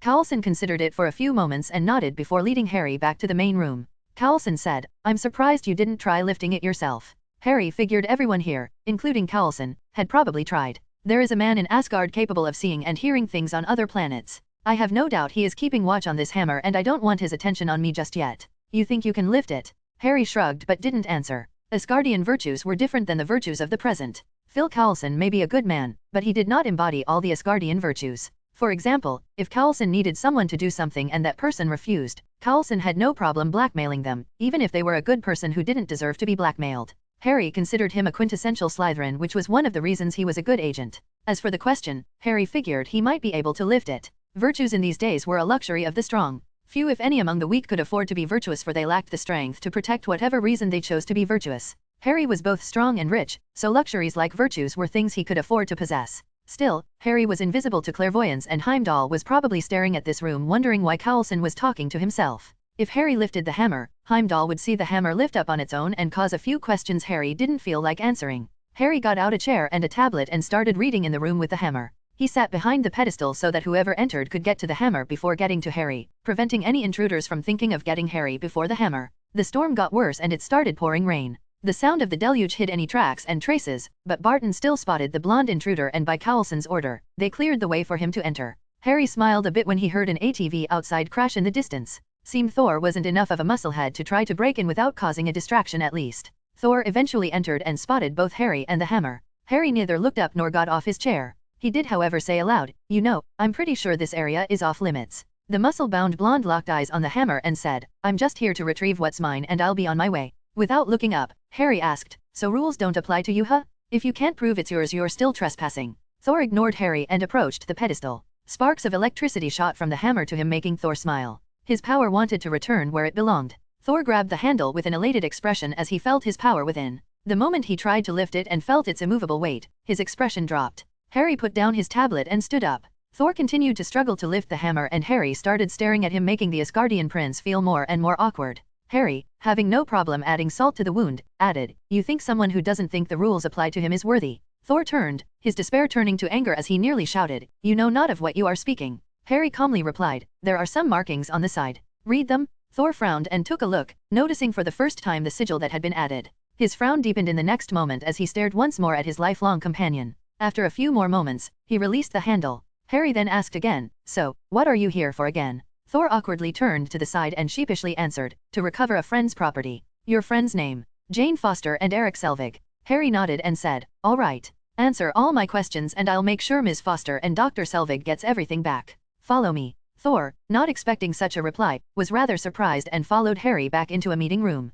Harry used a bit of technomancy to turn the listening devices in place off and a bit of magic to prevent eavesdroppers. After taking a seat, Harry introduced himself. "My name is Harry Potter. I am many things, including a protector of this realm. It would be easier to protect this world if I knew the events that led a prince of Asgard to lose his powers and be separated from his hammer." Thor was once more surprised as the previous mortals he'd encountered did not believe his identity, yet this one recognized him without an introduction. Thor, deciding to be civil to one who had already respected him in turn, told the story of the last 2 days, from his coronation, to the break-in of the vault, to his assault on Jotunheim, to his banishment. He did not include the illegal acts of Jane Foster to ensure she was not implicated. Harry asked a few clarification questions during the story and at the end, he shook his head. Harry stated, "Well, I can guess the actual reason why your father didn't take any steps to go against Jotunheim. Your father's ability to see all is not inferior to Heimdall's. I suspect your father knew exactly how those frost giants broke in, even if Heimdall did not. He simply did not choose to pursue the guilty party as no one besides the frost giants were really harmed."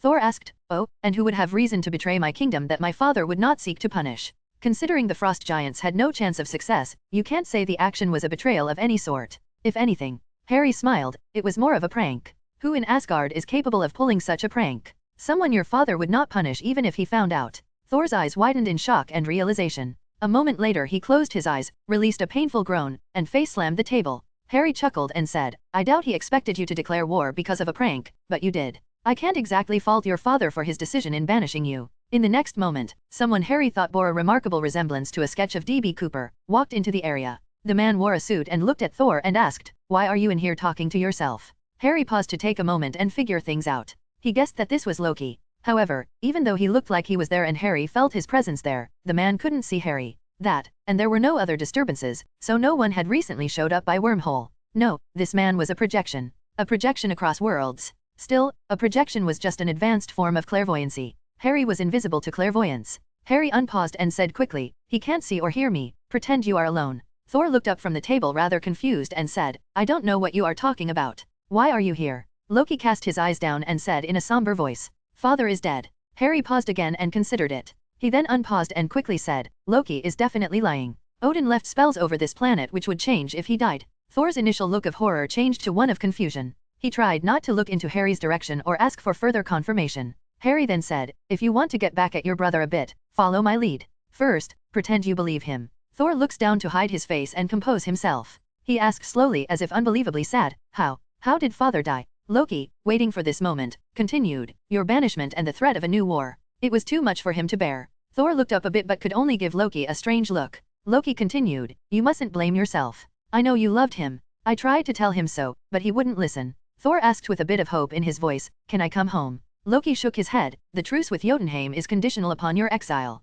Harry smiled, "Definitely a lie. You should compliment him. Tell him how well he is already doing. Make it as awkward as possible. Thor, being a rather flexible person, was fully capable of figuring out where Harry was going with this. Thor said, "My brother, your first act as king has already done much good for Asgard and her people. I can tell you will be honored in the halls of Asgard for all of time." Loki, obviously not expecting that, was completely thrown off and even took a step back. Harry added, "Now go for the kill." Thor gave a kind smile to Loki and continued, "Perhaps this really is for the best. Without having to fight all the time or lead our people, I can finally spend time on my heart's true calling, knitting." Loki blinked at that and asked, rather dumbfounded, "What?" Thor continued, "Oh, you know, knit 1, purl 2, it really is quite enjoyable and relaxing." Loki's eyes widened to comical values and Thor continued, "Do visit when you have the time. I'll see if I can knit a sweater for you and mother." Loki looked as if he wanted to retort but his mouth only opened and closed several times. He lifted a finger as if to point something else, but let it drop. A moment later he awkwardly turned and faded away.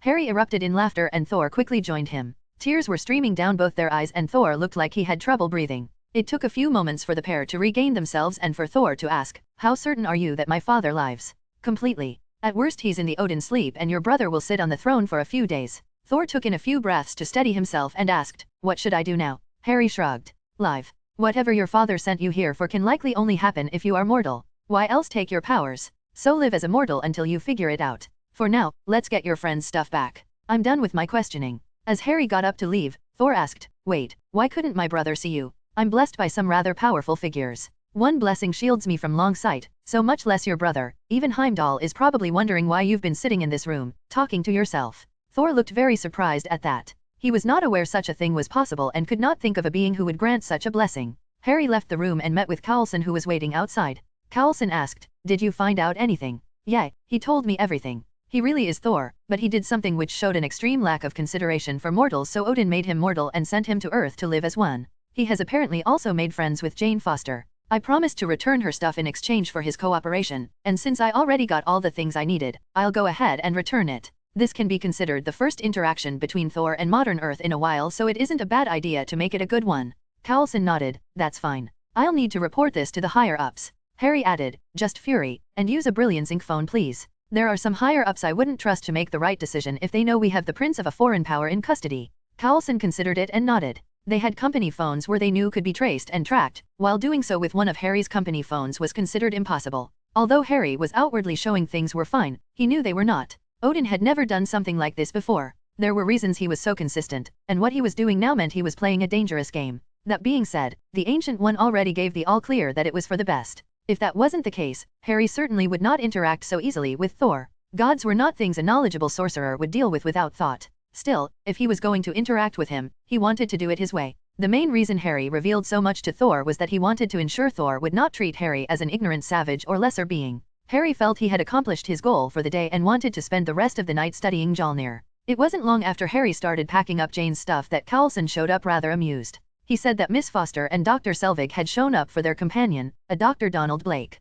They had a fake ID card with his picture taken from a phone and everything. Harry laughed. When they confirmed they had brought their van, Harry had some of the guards load the borrowed equipment and return it to the van as promised. When Harry saw Thor standing by Jane's side as she watched them bring her stuff back, he smiled and turned to Harry and said, "Thank you, Harry, for honoring your word." Jane, however, frowned upon looking at some of her stuff and asked, "What did you do?" when she noticed some of it had been altered. Harry answered, "I upgraded a bit of it. Consider it an apology for the hassle." Jane, looking at the not yet 17-year-old Harry, asked, "And who are you?" Thor spoke, "Jane, this is my good friend Harry Potter." Jane then went bug-eyed and asked in an almost whisper, "Professor Potter?" Harry smiled, "Yeah, that's me. I added a few programs which would process the data a bit more efficiently, added some new lenses to get better data, and a new circuit board that won't smoke after being used for 4 hours. Harry left before making it more awkward and returned to the site to break out his own equipment to study the hammer. He couldn't care less about the metal or the natural energy within, but the Norse enchantments were personally cast by Odin and those were things he wanted a closer look at.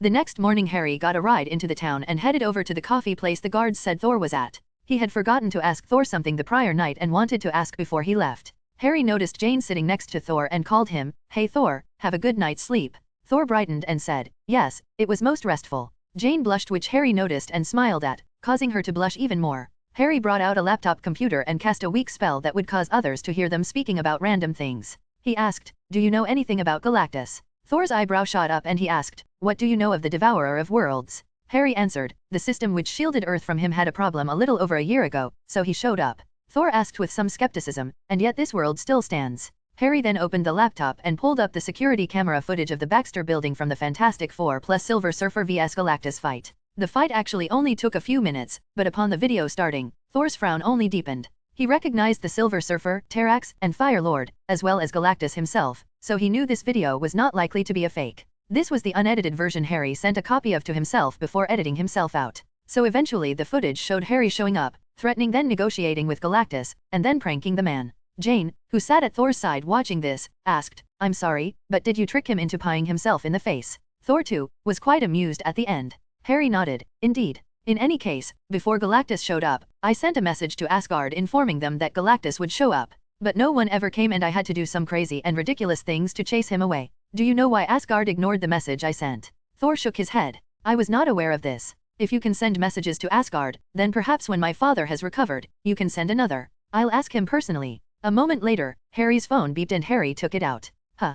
Jane's equipment says the Bifrost opened again. Jane looked shocked, but then a moment later, she almost shouted, "You bugged my equipment." Harry rolled his eyes, and upgraded. Free of charge. Harry put away his laptop and left the diner followed by Thor and Jane. It didn't take the group long to spot a band of 4 walking into town. One was fat enough to take up professional sumo wrestling. Another looked like he'd make a good pirate. The third male looked remarkably depressed and the fourth, a woman, was the first to spot Thor and run over. Thor raised his arms and shouted, "My friends." Jane looked at the new arrivals, all clearly wearing armor and weapons not of this age. After they reunited, she spoke in almost a whisper, "I don't believe this." The round one noticed her and asked, "Surely you've heard tales of Hagan the Grim, Fondrel the Dashing, and Volstagg the Svelte." Harry gave the man who looked neither slender nor elegant a deadpan look and asked, "Svelte are you?" Volstagg chuckled and replied, "Well, I may have put on a bit of weight from the last time I visited." Jane stated, "But, that would have been more than 1,000 years ago." Volstagg replied, "Exactly. Those lovely herring people. They worshipped us."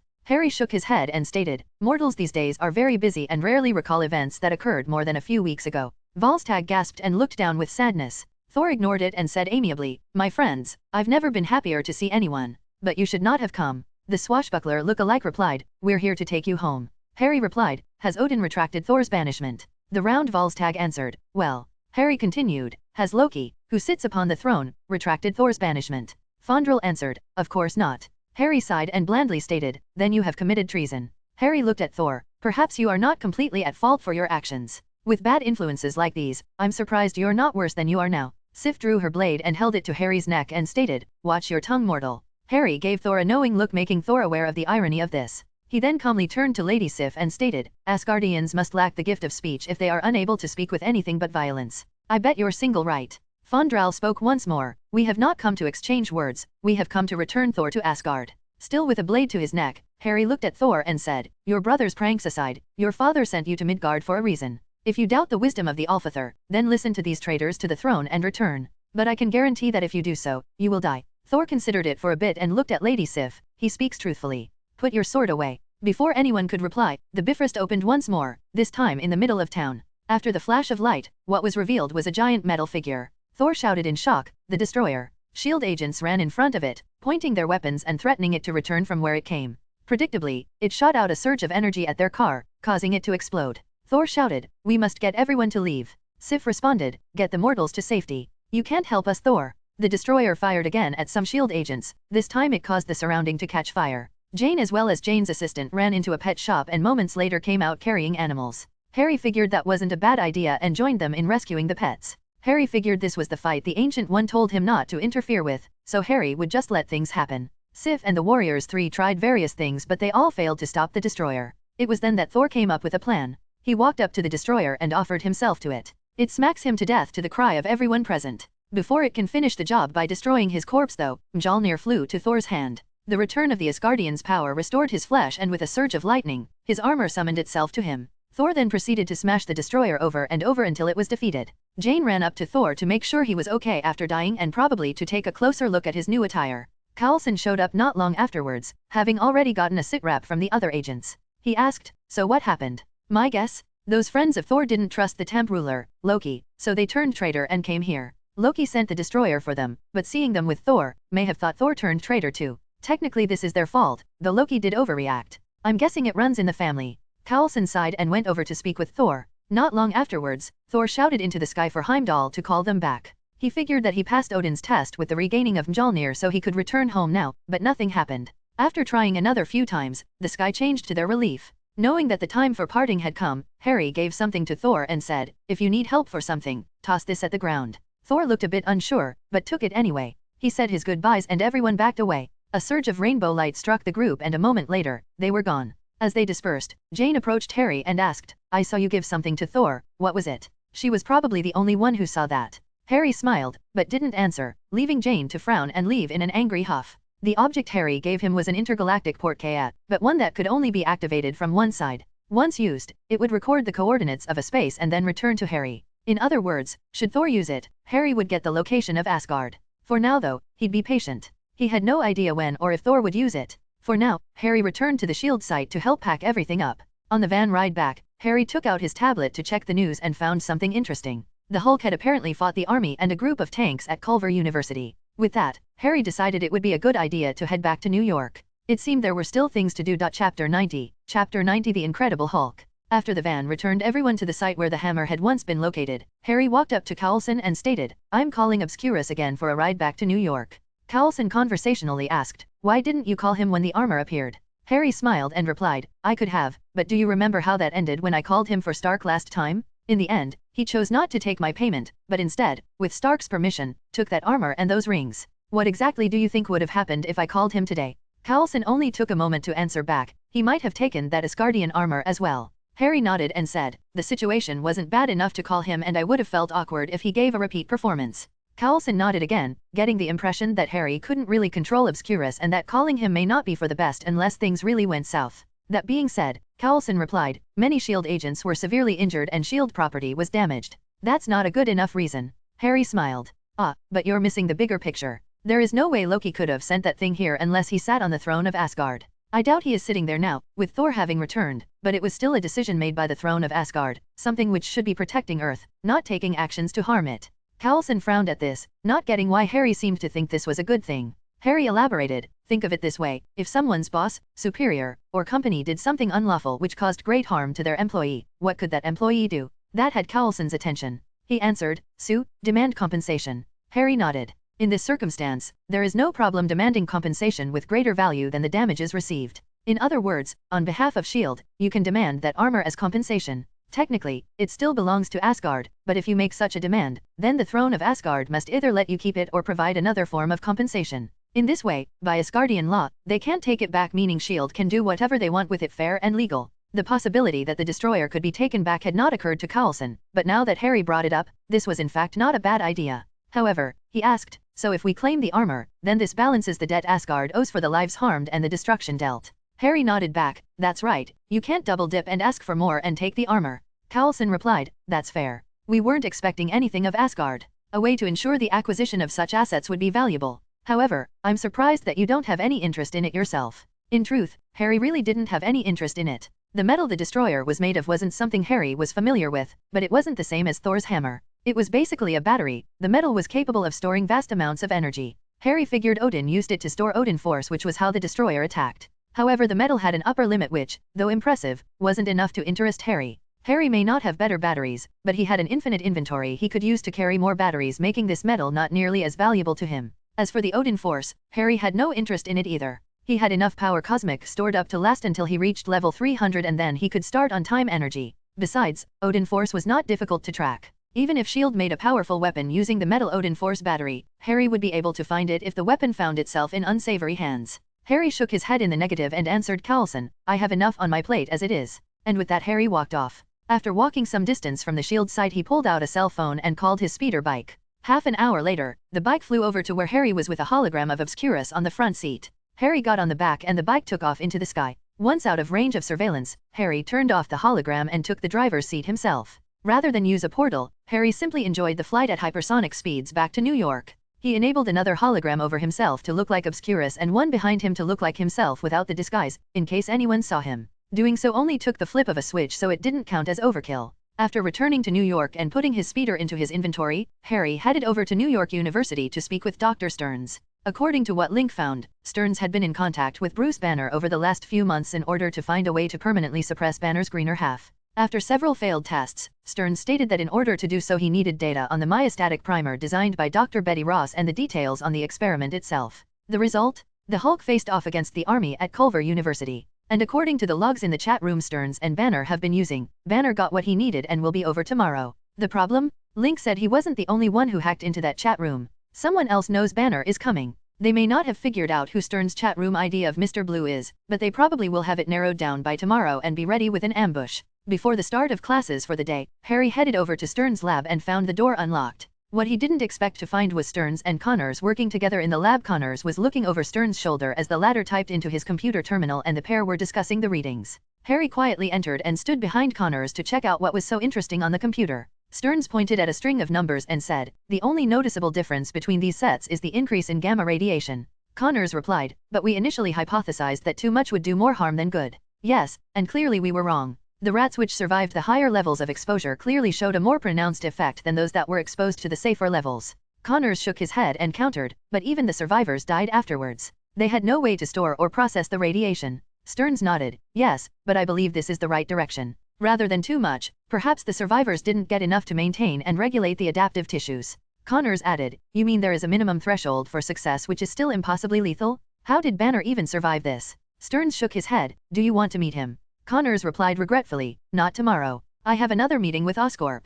If I want them to continue my funding, I have to convince them I've made some progress." Sterns let out a sigh of understanding and scrolled down further and said, "Has the data been of any use?" Only for reference as a list of things not to do." Harry added from behind, "Well, of course. Your research is about changing the genome into something to add a specific effect, while this is about enhancing what is already there to get as much out of it as possible." Connors nodded, "Exactly, there is dash." Both scientists turned around to see Harry standing there leisurely looking over the data on Sterns' computer. Sterns eloquently stated, This isn't what it looks like." Harry snorted, "I hope so. Because if this is what it looks like and you didn't invite me to take a look, I'd be quite offended." Sterns and Connors shared an awkward smile. Harry didn't know if he wasn't invited because they didn't want him to know what they were working on or if they didn't want someone a decade younger than them taking the lead in their research. Sterns then gave a forced smile and asked, "So what can we do for you today, Professor Potter?" Harry lifted an eyebrow at the impressive level of shamelessness Sterns was displaying. He obviously wanted to play dumb and pretend everything that happened didn't just happen. Harry answered, "Well, I heard the Hulk took a walk around Culver University and wondered if we might get a visit from everyone's favorite jolly green giant." Sterns' face changed so abruptly Harry almost thought he'd been slapped. The man obviously needed to work on his poker face if he wanted to do secret research in the future.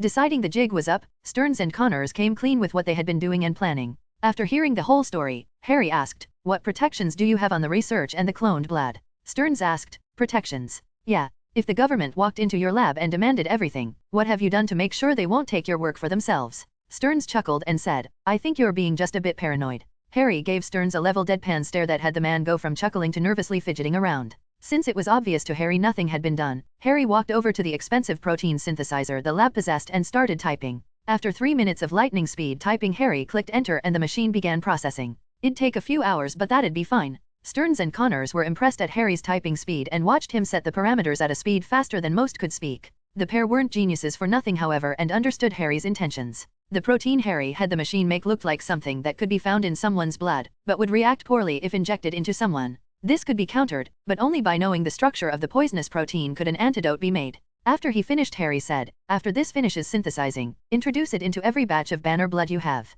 If you want to do something with it, make the antidote and administer it, don't make any in advance. This way no one can steal your work." Harry also updated the encryption on Sterns' hard drives. He figured there was a good chance the army would find Sterns and he didn't want the man's carelessness to cause any more damage. As for Banner, he'd meet up with the man himself. He'd already come up with a plan, it just required a few trips to the grocery store, the apothecary, and a few hours in the kitchen. Thankfully it was finals week, so although the students were panicking messes, Harry had a lot of free time. For the classes without anyone who'd notice, Harry replaced himself with a hardlight hologram run by a dumb AI who'd pretend to look for cheaters. This was pointless of course, as every test had different questions and the room could not receive signals from anything without getting caught. The tests were even open book and open notes, so without internet access and other than getting someone to answer the questions for you, there really wasn't a way to cheat. The next morning, the military had increased the security in and out of the city, so the bridges and tunnels were packed with traffic due to the guards checking the faces of everyone who entered. Harry had his own invisible drone scouting around, and an hour before noon, one of the drone's link flew spotted Bruce Banner and Betty Ross crossing the Hudson by boat. Harry pulled up the feed on his tablet and rolled his eyes. How the hell did that watcher informant go from a gala-attending playboy in California to a fisherman on the shores of the Hudson on the other side of the country? In any case, Harry knew where to go. After casting a technopathy spell to prevent facial recognition from working, Harry apparat close to the docks it appeared they would be heading towards. After checking out the streets, Harry pulled a chair out of his inventory and cast a notice me not over himself and picked a spot to sit and read from his tablet. About 10 minutes later, Banner and Betty walked over to the kiosk Harry was sitting next to. It had a map of the city and the subway's lines. Betty pointed at a spot on the map and said, "Long way to go. Subway's quickest." Banner gave a humorless chuckle and replied, "Me, in a tight metal tube underground with hundreds of people in the most aggressive city in the world." Betty nodded and answered back, "Right. Let's get a cab." Without looking up from his tablet, Harry said, "The cabbies of New York are worse than the subways." Bruce chuckled and answered, "I think I'll take my chances." Betty on the other hand froze for a moment after taking a look at Harry. Bruce noticed this and asked, "Betty?" The latter asked, "Are you Professor Potter?" Harry smiled, put his tablet away and stood up. "That's me all right, it's a pleasure to make your acquaintance, Dr. Ross." Harry turned to Bruce and said, "And you as well, Dr. Banner." Bruce took a step back at being recognized and Betty didn't know what to say. Harry continued, "Didn't expect you to come across the Hudson. You came to meet Mr. Blue, right?" Banner frowned and asked, "Wait, you?" Harry answered, "Dr. Sterns is a colleague of mine at NYU. In any case, I wanted to help you solve your big green problem." Betty quickly asked, "Do you think you can?" "If nothing else, I am more qualified and have more experience than Sterns does." Harry got out his tablet and showed some pictures of Ben Grimm, the thing of the Fantastic Four, before and after he was subjected to the machine Harry designed. Sure, Doom built and used it, but it was still Harry's design. Harry let the pair look at it and stated, "I offered to remove the powers of all the Fantastic Four, but after some time they decided to keep them. Only Ben asked to make his appearance more manageable, which I was more than happy to help with. Sterns on the other hand is taking shots in the dark. I've seen his research and the best it could do is suppress your greener half temporarily." Banner asked, "And you're not with the military?" Betty answered that one for him as it was apparent Bruce had been out of the loop on local events. She said, Professor Potter is somewhat infamous for not making weapons. He is also a known spokesman for mutant rights and protections." Harry nodded and said, "I'm pretty against the military of any country gaining anything that can break the status quo of the balance of power in the world. Even if S.H.I.E.L.D. used the Odin Force battery metals of the Destroyer to make weapons, they would not be able to make many, and the ones they did make certainly would not be sent to the front line of any war."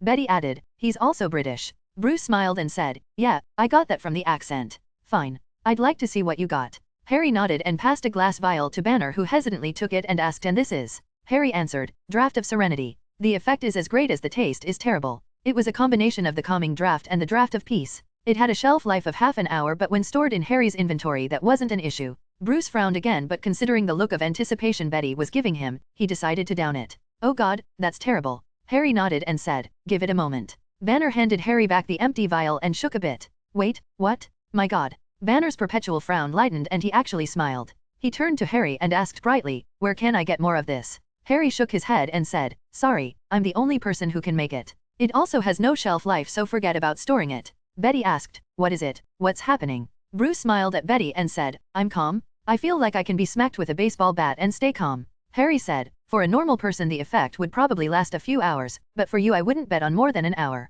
We'll use the time to hit the subway and head to my house." Bruce smiled and followed Harry towards the subway line with Betty in hand. Using the subway it took about a half hour to get to Harry's place. Bruce wore a hat Harry gave him which had another spell on it which made him difficult to photograph or capture accurately on film or camera. Harry walked the pair to his front door and invited the pair in. Once inside he showed the pair down to his basement, and it was around that time the potion wore off. Harry was impressed with Banner's metabolism. Harry already got samples of Banner's blood from Sterns, so the first thing Harry asked was, "What do you know about your mother and father, Dr. Banner?" "You can call me Bruce. And my father was an asshole and my mother died." "What did your father do for a living?" "He was a researcher, I guess. I used some of his old books going through college." "Why?" Harry brought up Banner's DNA and said, "Well, one of your parents experimented on their own genes and you inherited their partial work." Bruce froze at that and Betty asked, "How can you tell?" Harry highlighted the section he was pointing out and said, "Process of elimination. Sterns said what happened to you was a freak accident. He said that since no one has successfully reproduced what happened to you, and oh yeah, they have tried.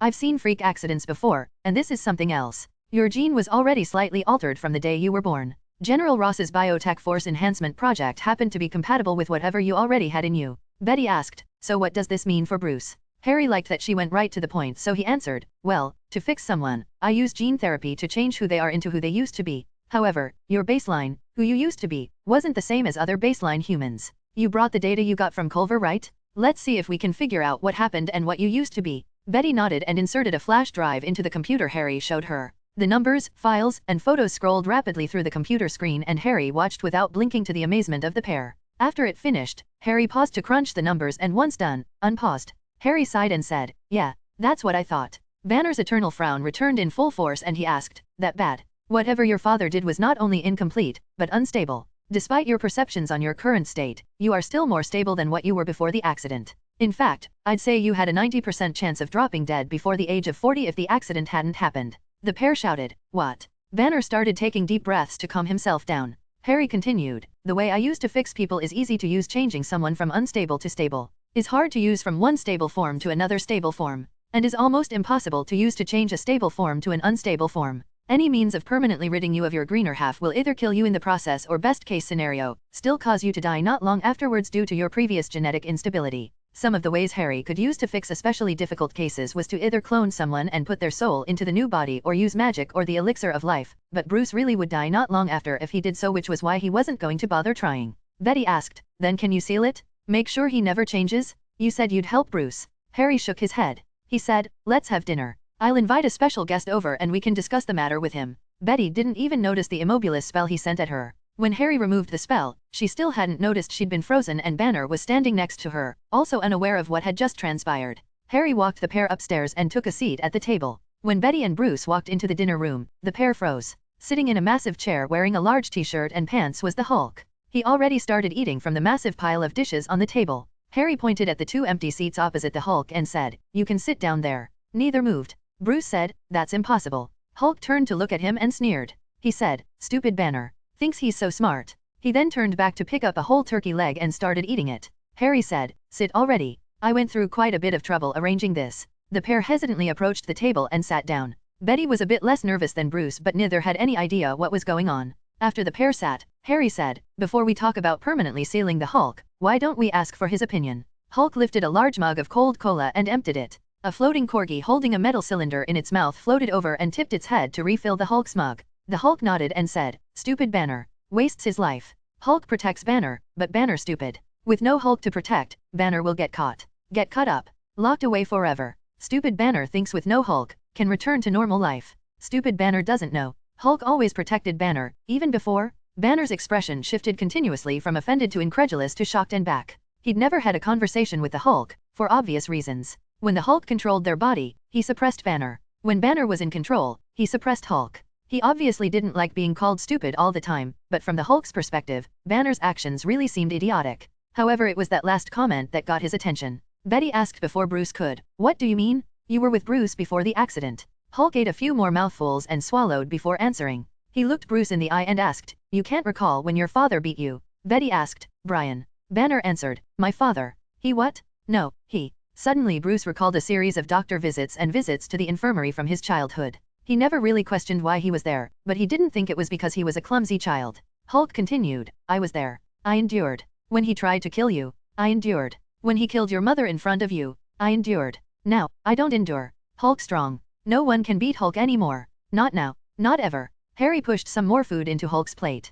It contained a calming draft and wit-sharpening potion to give the Hulk the needed smarts, and Harry noticed his vocabulary was getting better as the meal progressed. Bruce looked lost. Hulk actually smiled at Bruce's dumbfounded state. He knew exactly what Bruce was thinking and continued. "Stupid Bruce. Thinks he's smart. Thinks he's special. Thinks he's not crazy. Thinks Hulk is sickness. Thinks he can cure Hulk away." Harry added, "Hulk has access to the same mind you do. You're different perspectives from the same soul. Yes, you have one soul. I can tell. The main difference between you two is that Hulk is sick of being pushed around, and now that he has the strength to push back, he'll use it. And to be honest, there's nothing wrong with that." Bruce asked, "But what about the damage he's caused, the people he's hurt?" Hulk sneered. "Hulk can't think when Banner pushes Hulk. Stupid Banner makes Hulk stupid. Stop pushing, and Hulk can be smarter than Banner." Betty asked, "Would that really work?" Harry answered, "Two minds fighting against each other is not the most effective way to control a body." Bruce never acknowledged Hulk's mind, so he always fought for control, which effectively made things worse. Betty continued, "Is that why Hulk can articulate now?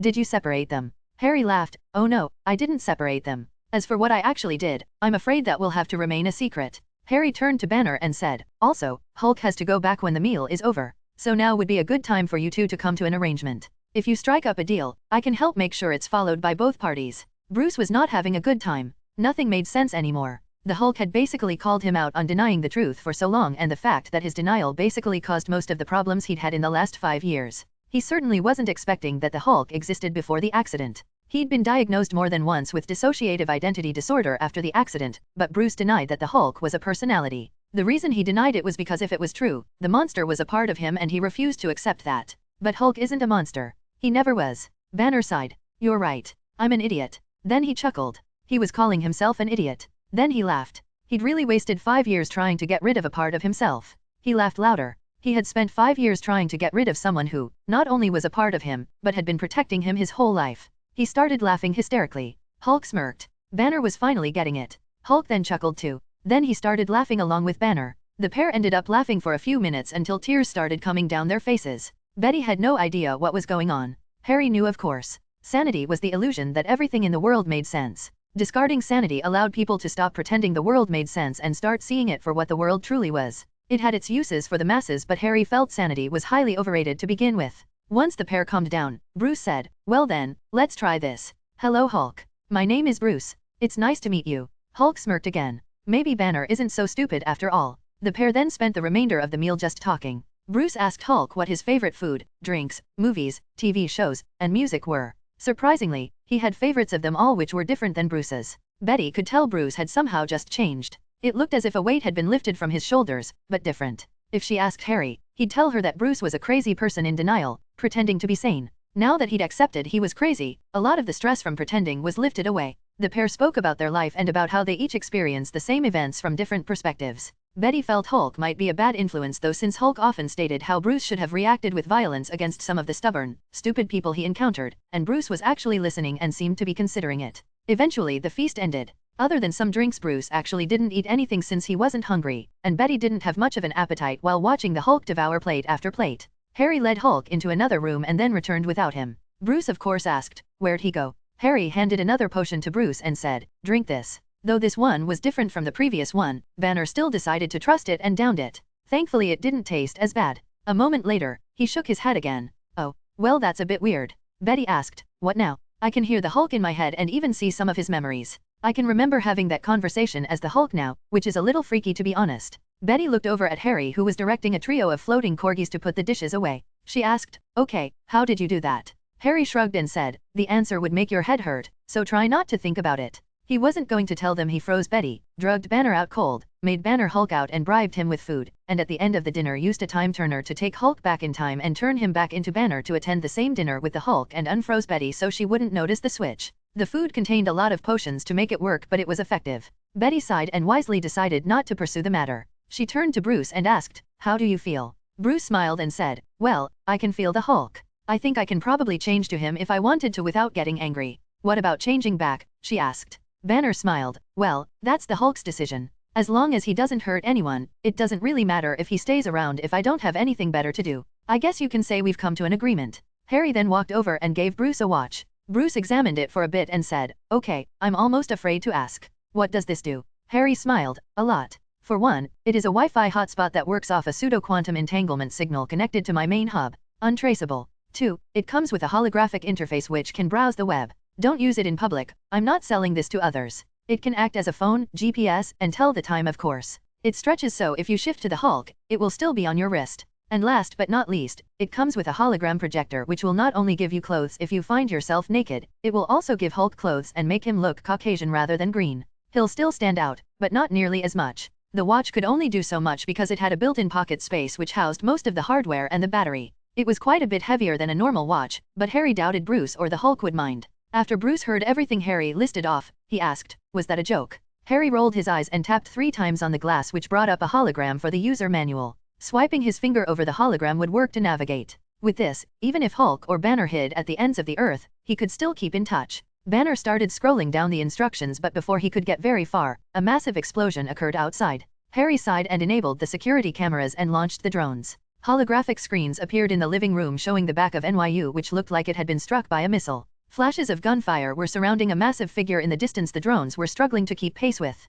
Bruce was the first to break the silence. "What the hell is that?" Harry started rewinding the footage and accessed other cameras he had placed elsewhere. The rewound footage showed tanks and military officials surrounding the science department of NYU. Apparently there were tanks outside in the street right now. None of them knew Banner was at Harry's house. Harry considered what happened but realized the answer quickly. Sterns probably did something stupid because he wanted to see if he could. Harry made sure Sterns followed his advice and booby-trapped the Banner blood, but if Sterns willingly applied the counter-agent, he could still use it to do something stupid. Harry answered Bruce's question. You sent Sterns some of your blood, right? It looks like the military found it and probably asked Professor Sterns to do something with it. Considering his personality, he probably would just to see what would happen. Bruce said, I have to stop him. Harry said, yeah, but before you do, let's go blackmail General Ross a little. One of the drones showed the general shouting orders nearby. Bruce asked Harry, you got a plan? Harry gave a mischievous smile and answered, well, more of a prank. The trio left the house and thanks to a subtle bit of magic, got through the guards and walked right up to the general. Bruce shouted, General, congratulations. The elder Ross turned towards the familiar voice and asked, I thought you would have run away by now. Bruce smiled and said, oh, I'm done running. He looked over to where the giant Hulk wannabe seemed to be destroying a street of cars while being shot at by tanks and rifles and said, looks like you finally got what you always wanted, General. Your very own, perfectly controllable super soldier. You were right all along, General. Just think of how great America will be after if we turned every soldier into one of those. I bet you must have chosen the best of the best too. Definitely better than a civilian nerd like me, right? At this point a helicopter had arrived and was shooting the brute from above, but the creature picked up some debris and tossed it at the helicopter, damaging one of the blades, forcing the helicopter to retreat. Bruce continued, so I guess you won't be needing me anymore, General. You'll have your army of perfect, loyal, unstoppable super soldiers who will follow your every command without question. The abomination roared and the sounds of screams could be heard. Bruce turned to Betty and said, it was nice seeing you again, Betty. Betty smiled and said, goodbye, Bruce. She then turned to her father and asked, so when are you going to tell that guy to stop destroying New York? Bruce looked like he was about to turn and walk away and got 2 steps before General Ross shouted, wait. Bruce looked back with amusement, yes. The elder Ross looked like he had just eaten something foul as he said, I can't stop it. Bruce replied, of course you can. He's your loyal soldier. I bet he is a dozen times more loyal than the type of soldiers you intended on using to mass-produce the Hulk with. Why would you possibly make another uncontrollable monster? Ross shouted back, he changed. He isn't listening. He's gone crazy with power. Bruce gave Ross a smug smile and said, so you want me to stop him? Yes. You're the only one who can. Bruce pulled out a piece of paper and said, sign here. Ross looked at the paper. It was a standard release form. Basically it said Ross was legally releasing Banner from his custody, meaning Bruce was no longer a wanted fugitive. Ross confirmed it didn't have anything extra and signed it. Bruce then took it and before the eyes of everyone there, the paper turned into a pokeball. Banner then threw the pokeball and shouted, Hulk, I choose you. At the location the pokeball landed, a blinding flash of light appeared and when people could see again, they saw that the Hulk was standing there without a shirt and in stretched and torn blue pants. Hulk shouted, Hulk, and ran towards the abomination. Everyone then turned to look back at where Banner was and saw that he was gone. Betty, the only one who knew what had just happened, did her best not to laugh at the shocked look on her father's and the other soldiers' faces. Banner turned into Hulk easily enough and Harry, using what he claimed were holograms, made Hulk invisible and made himself look and sound like Bruce.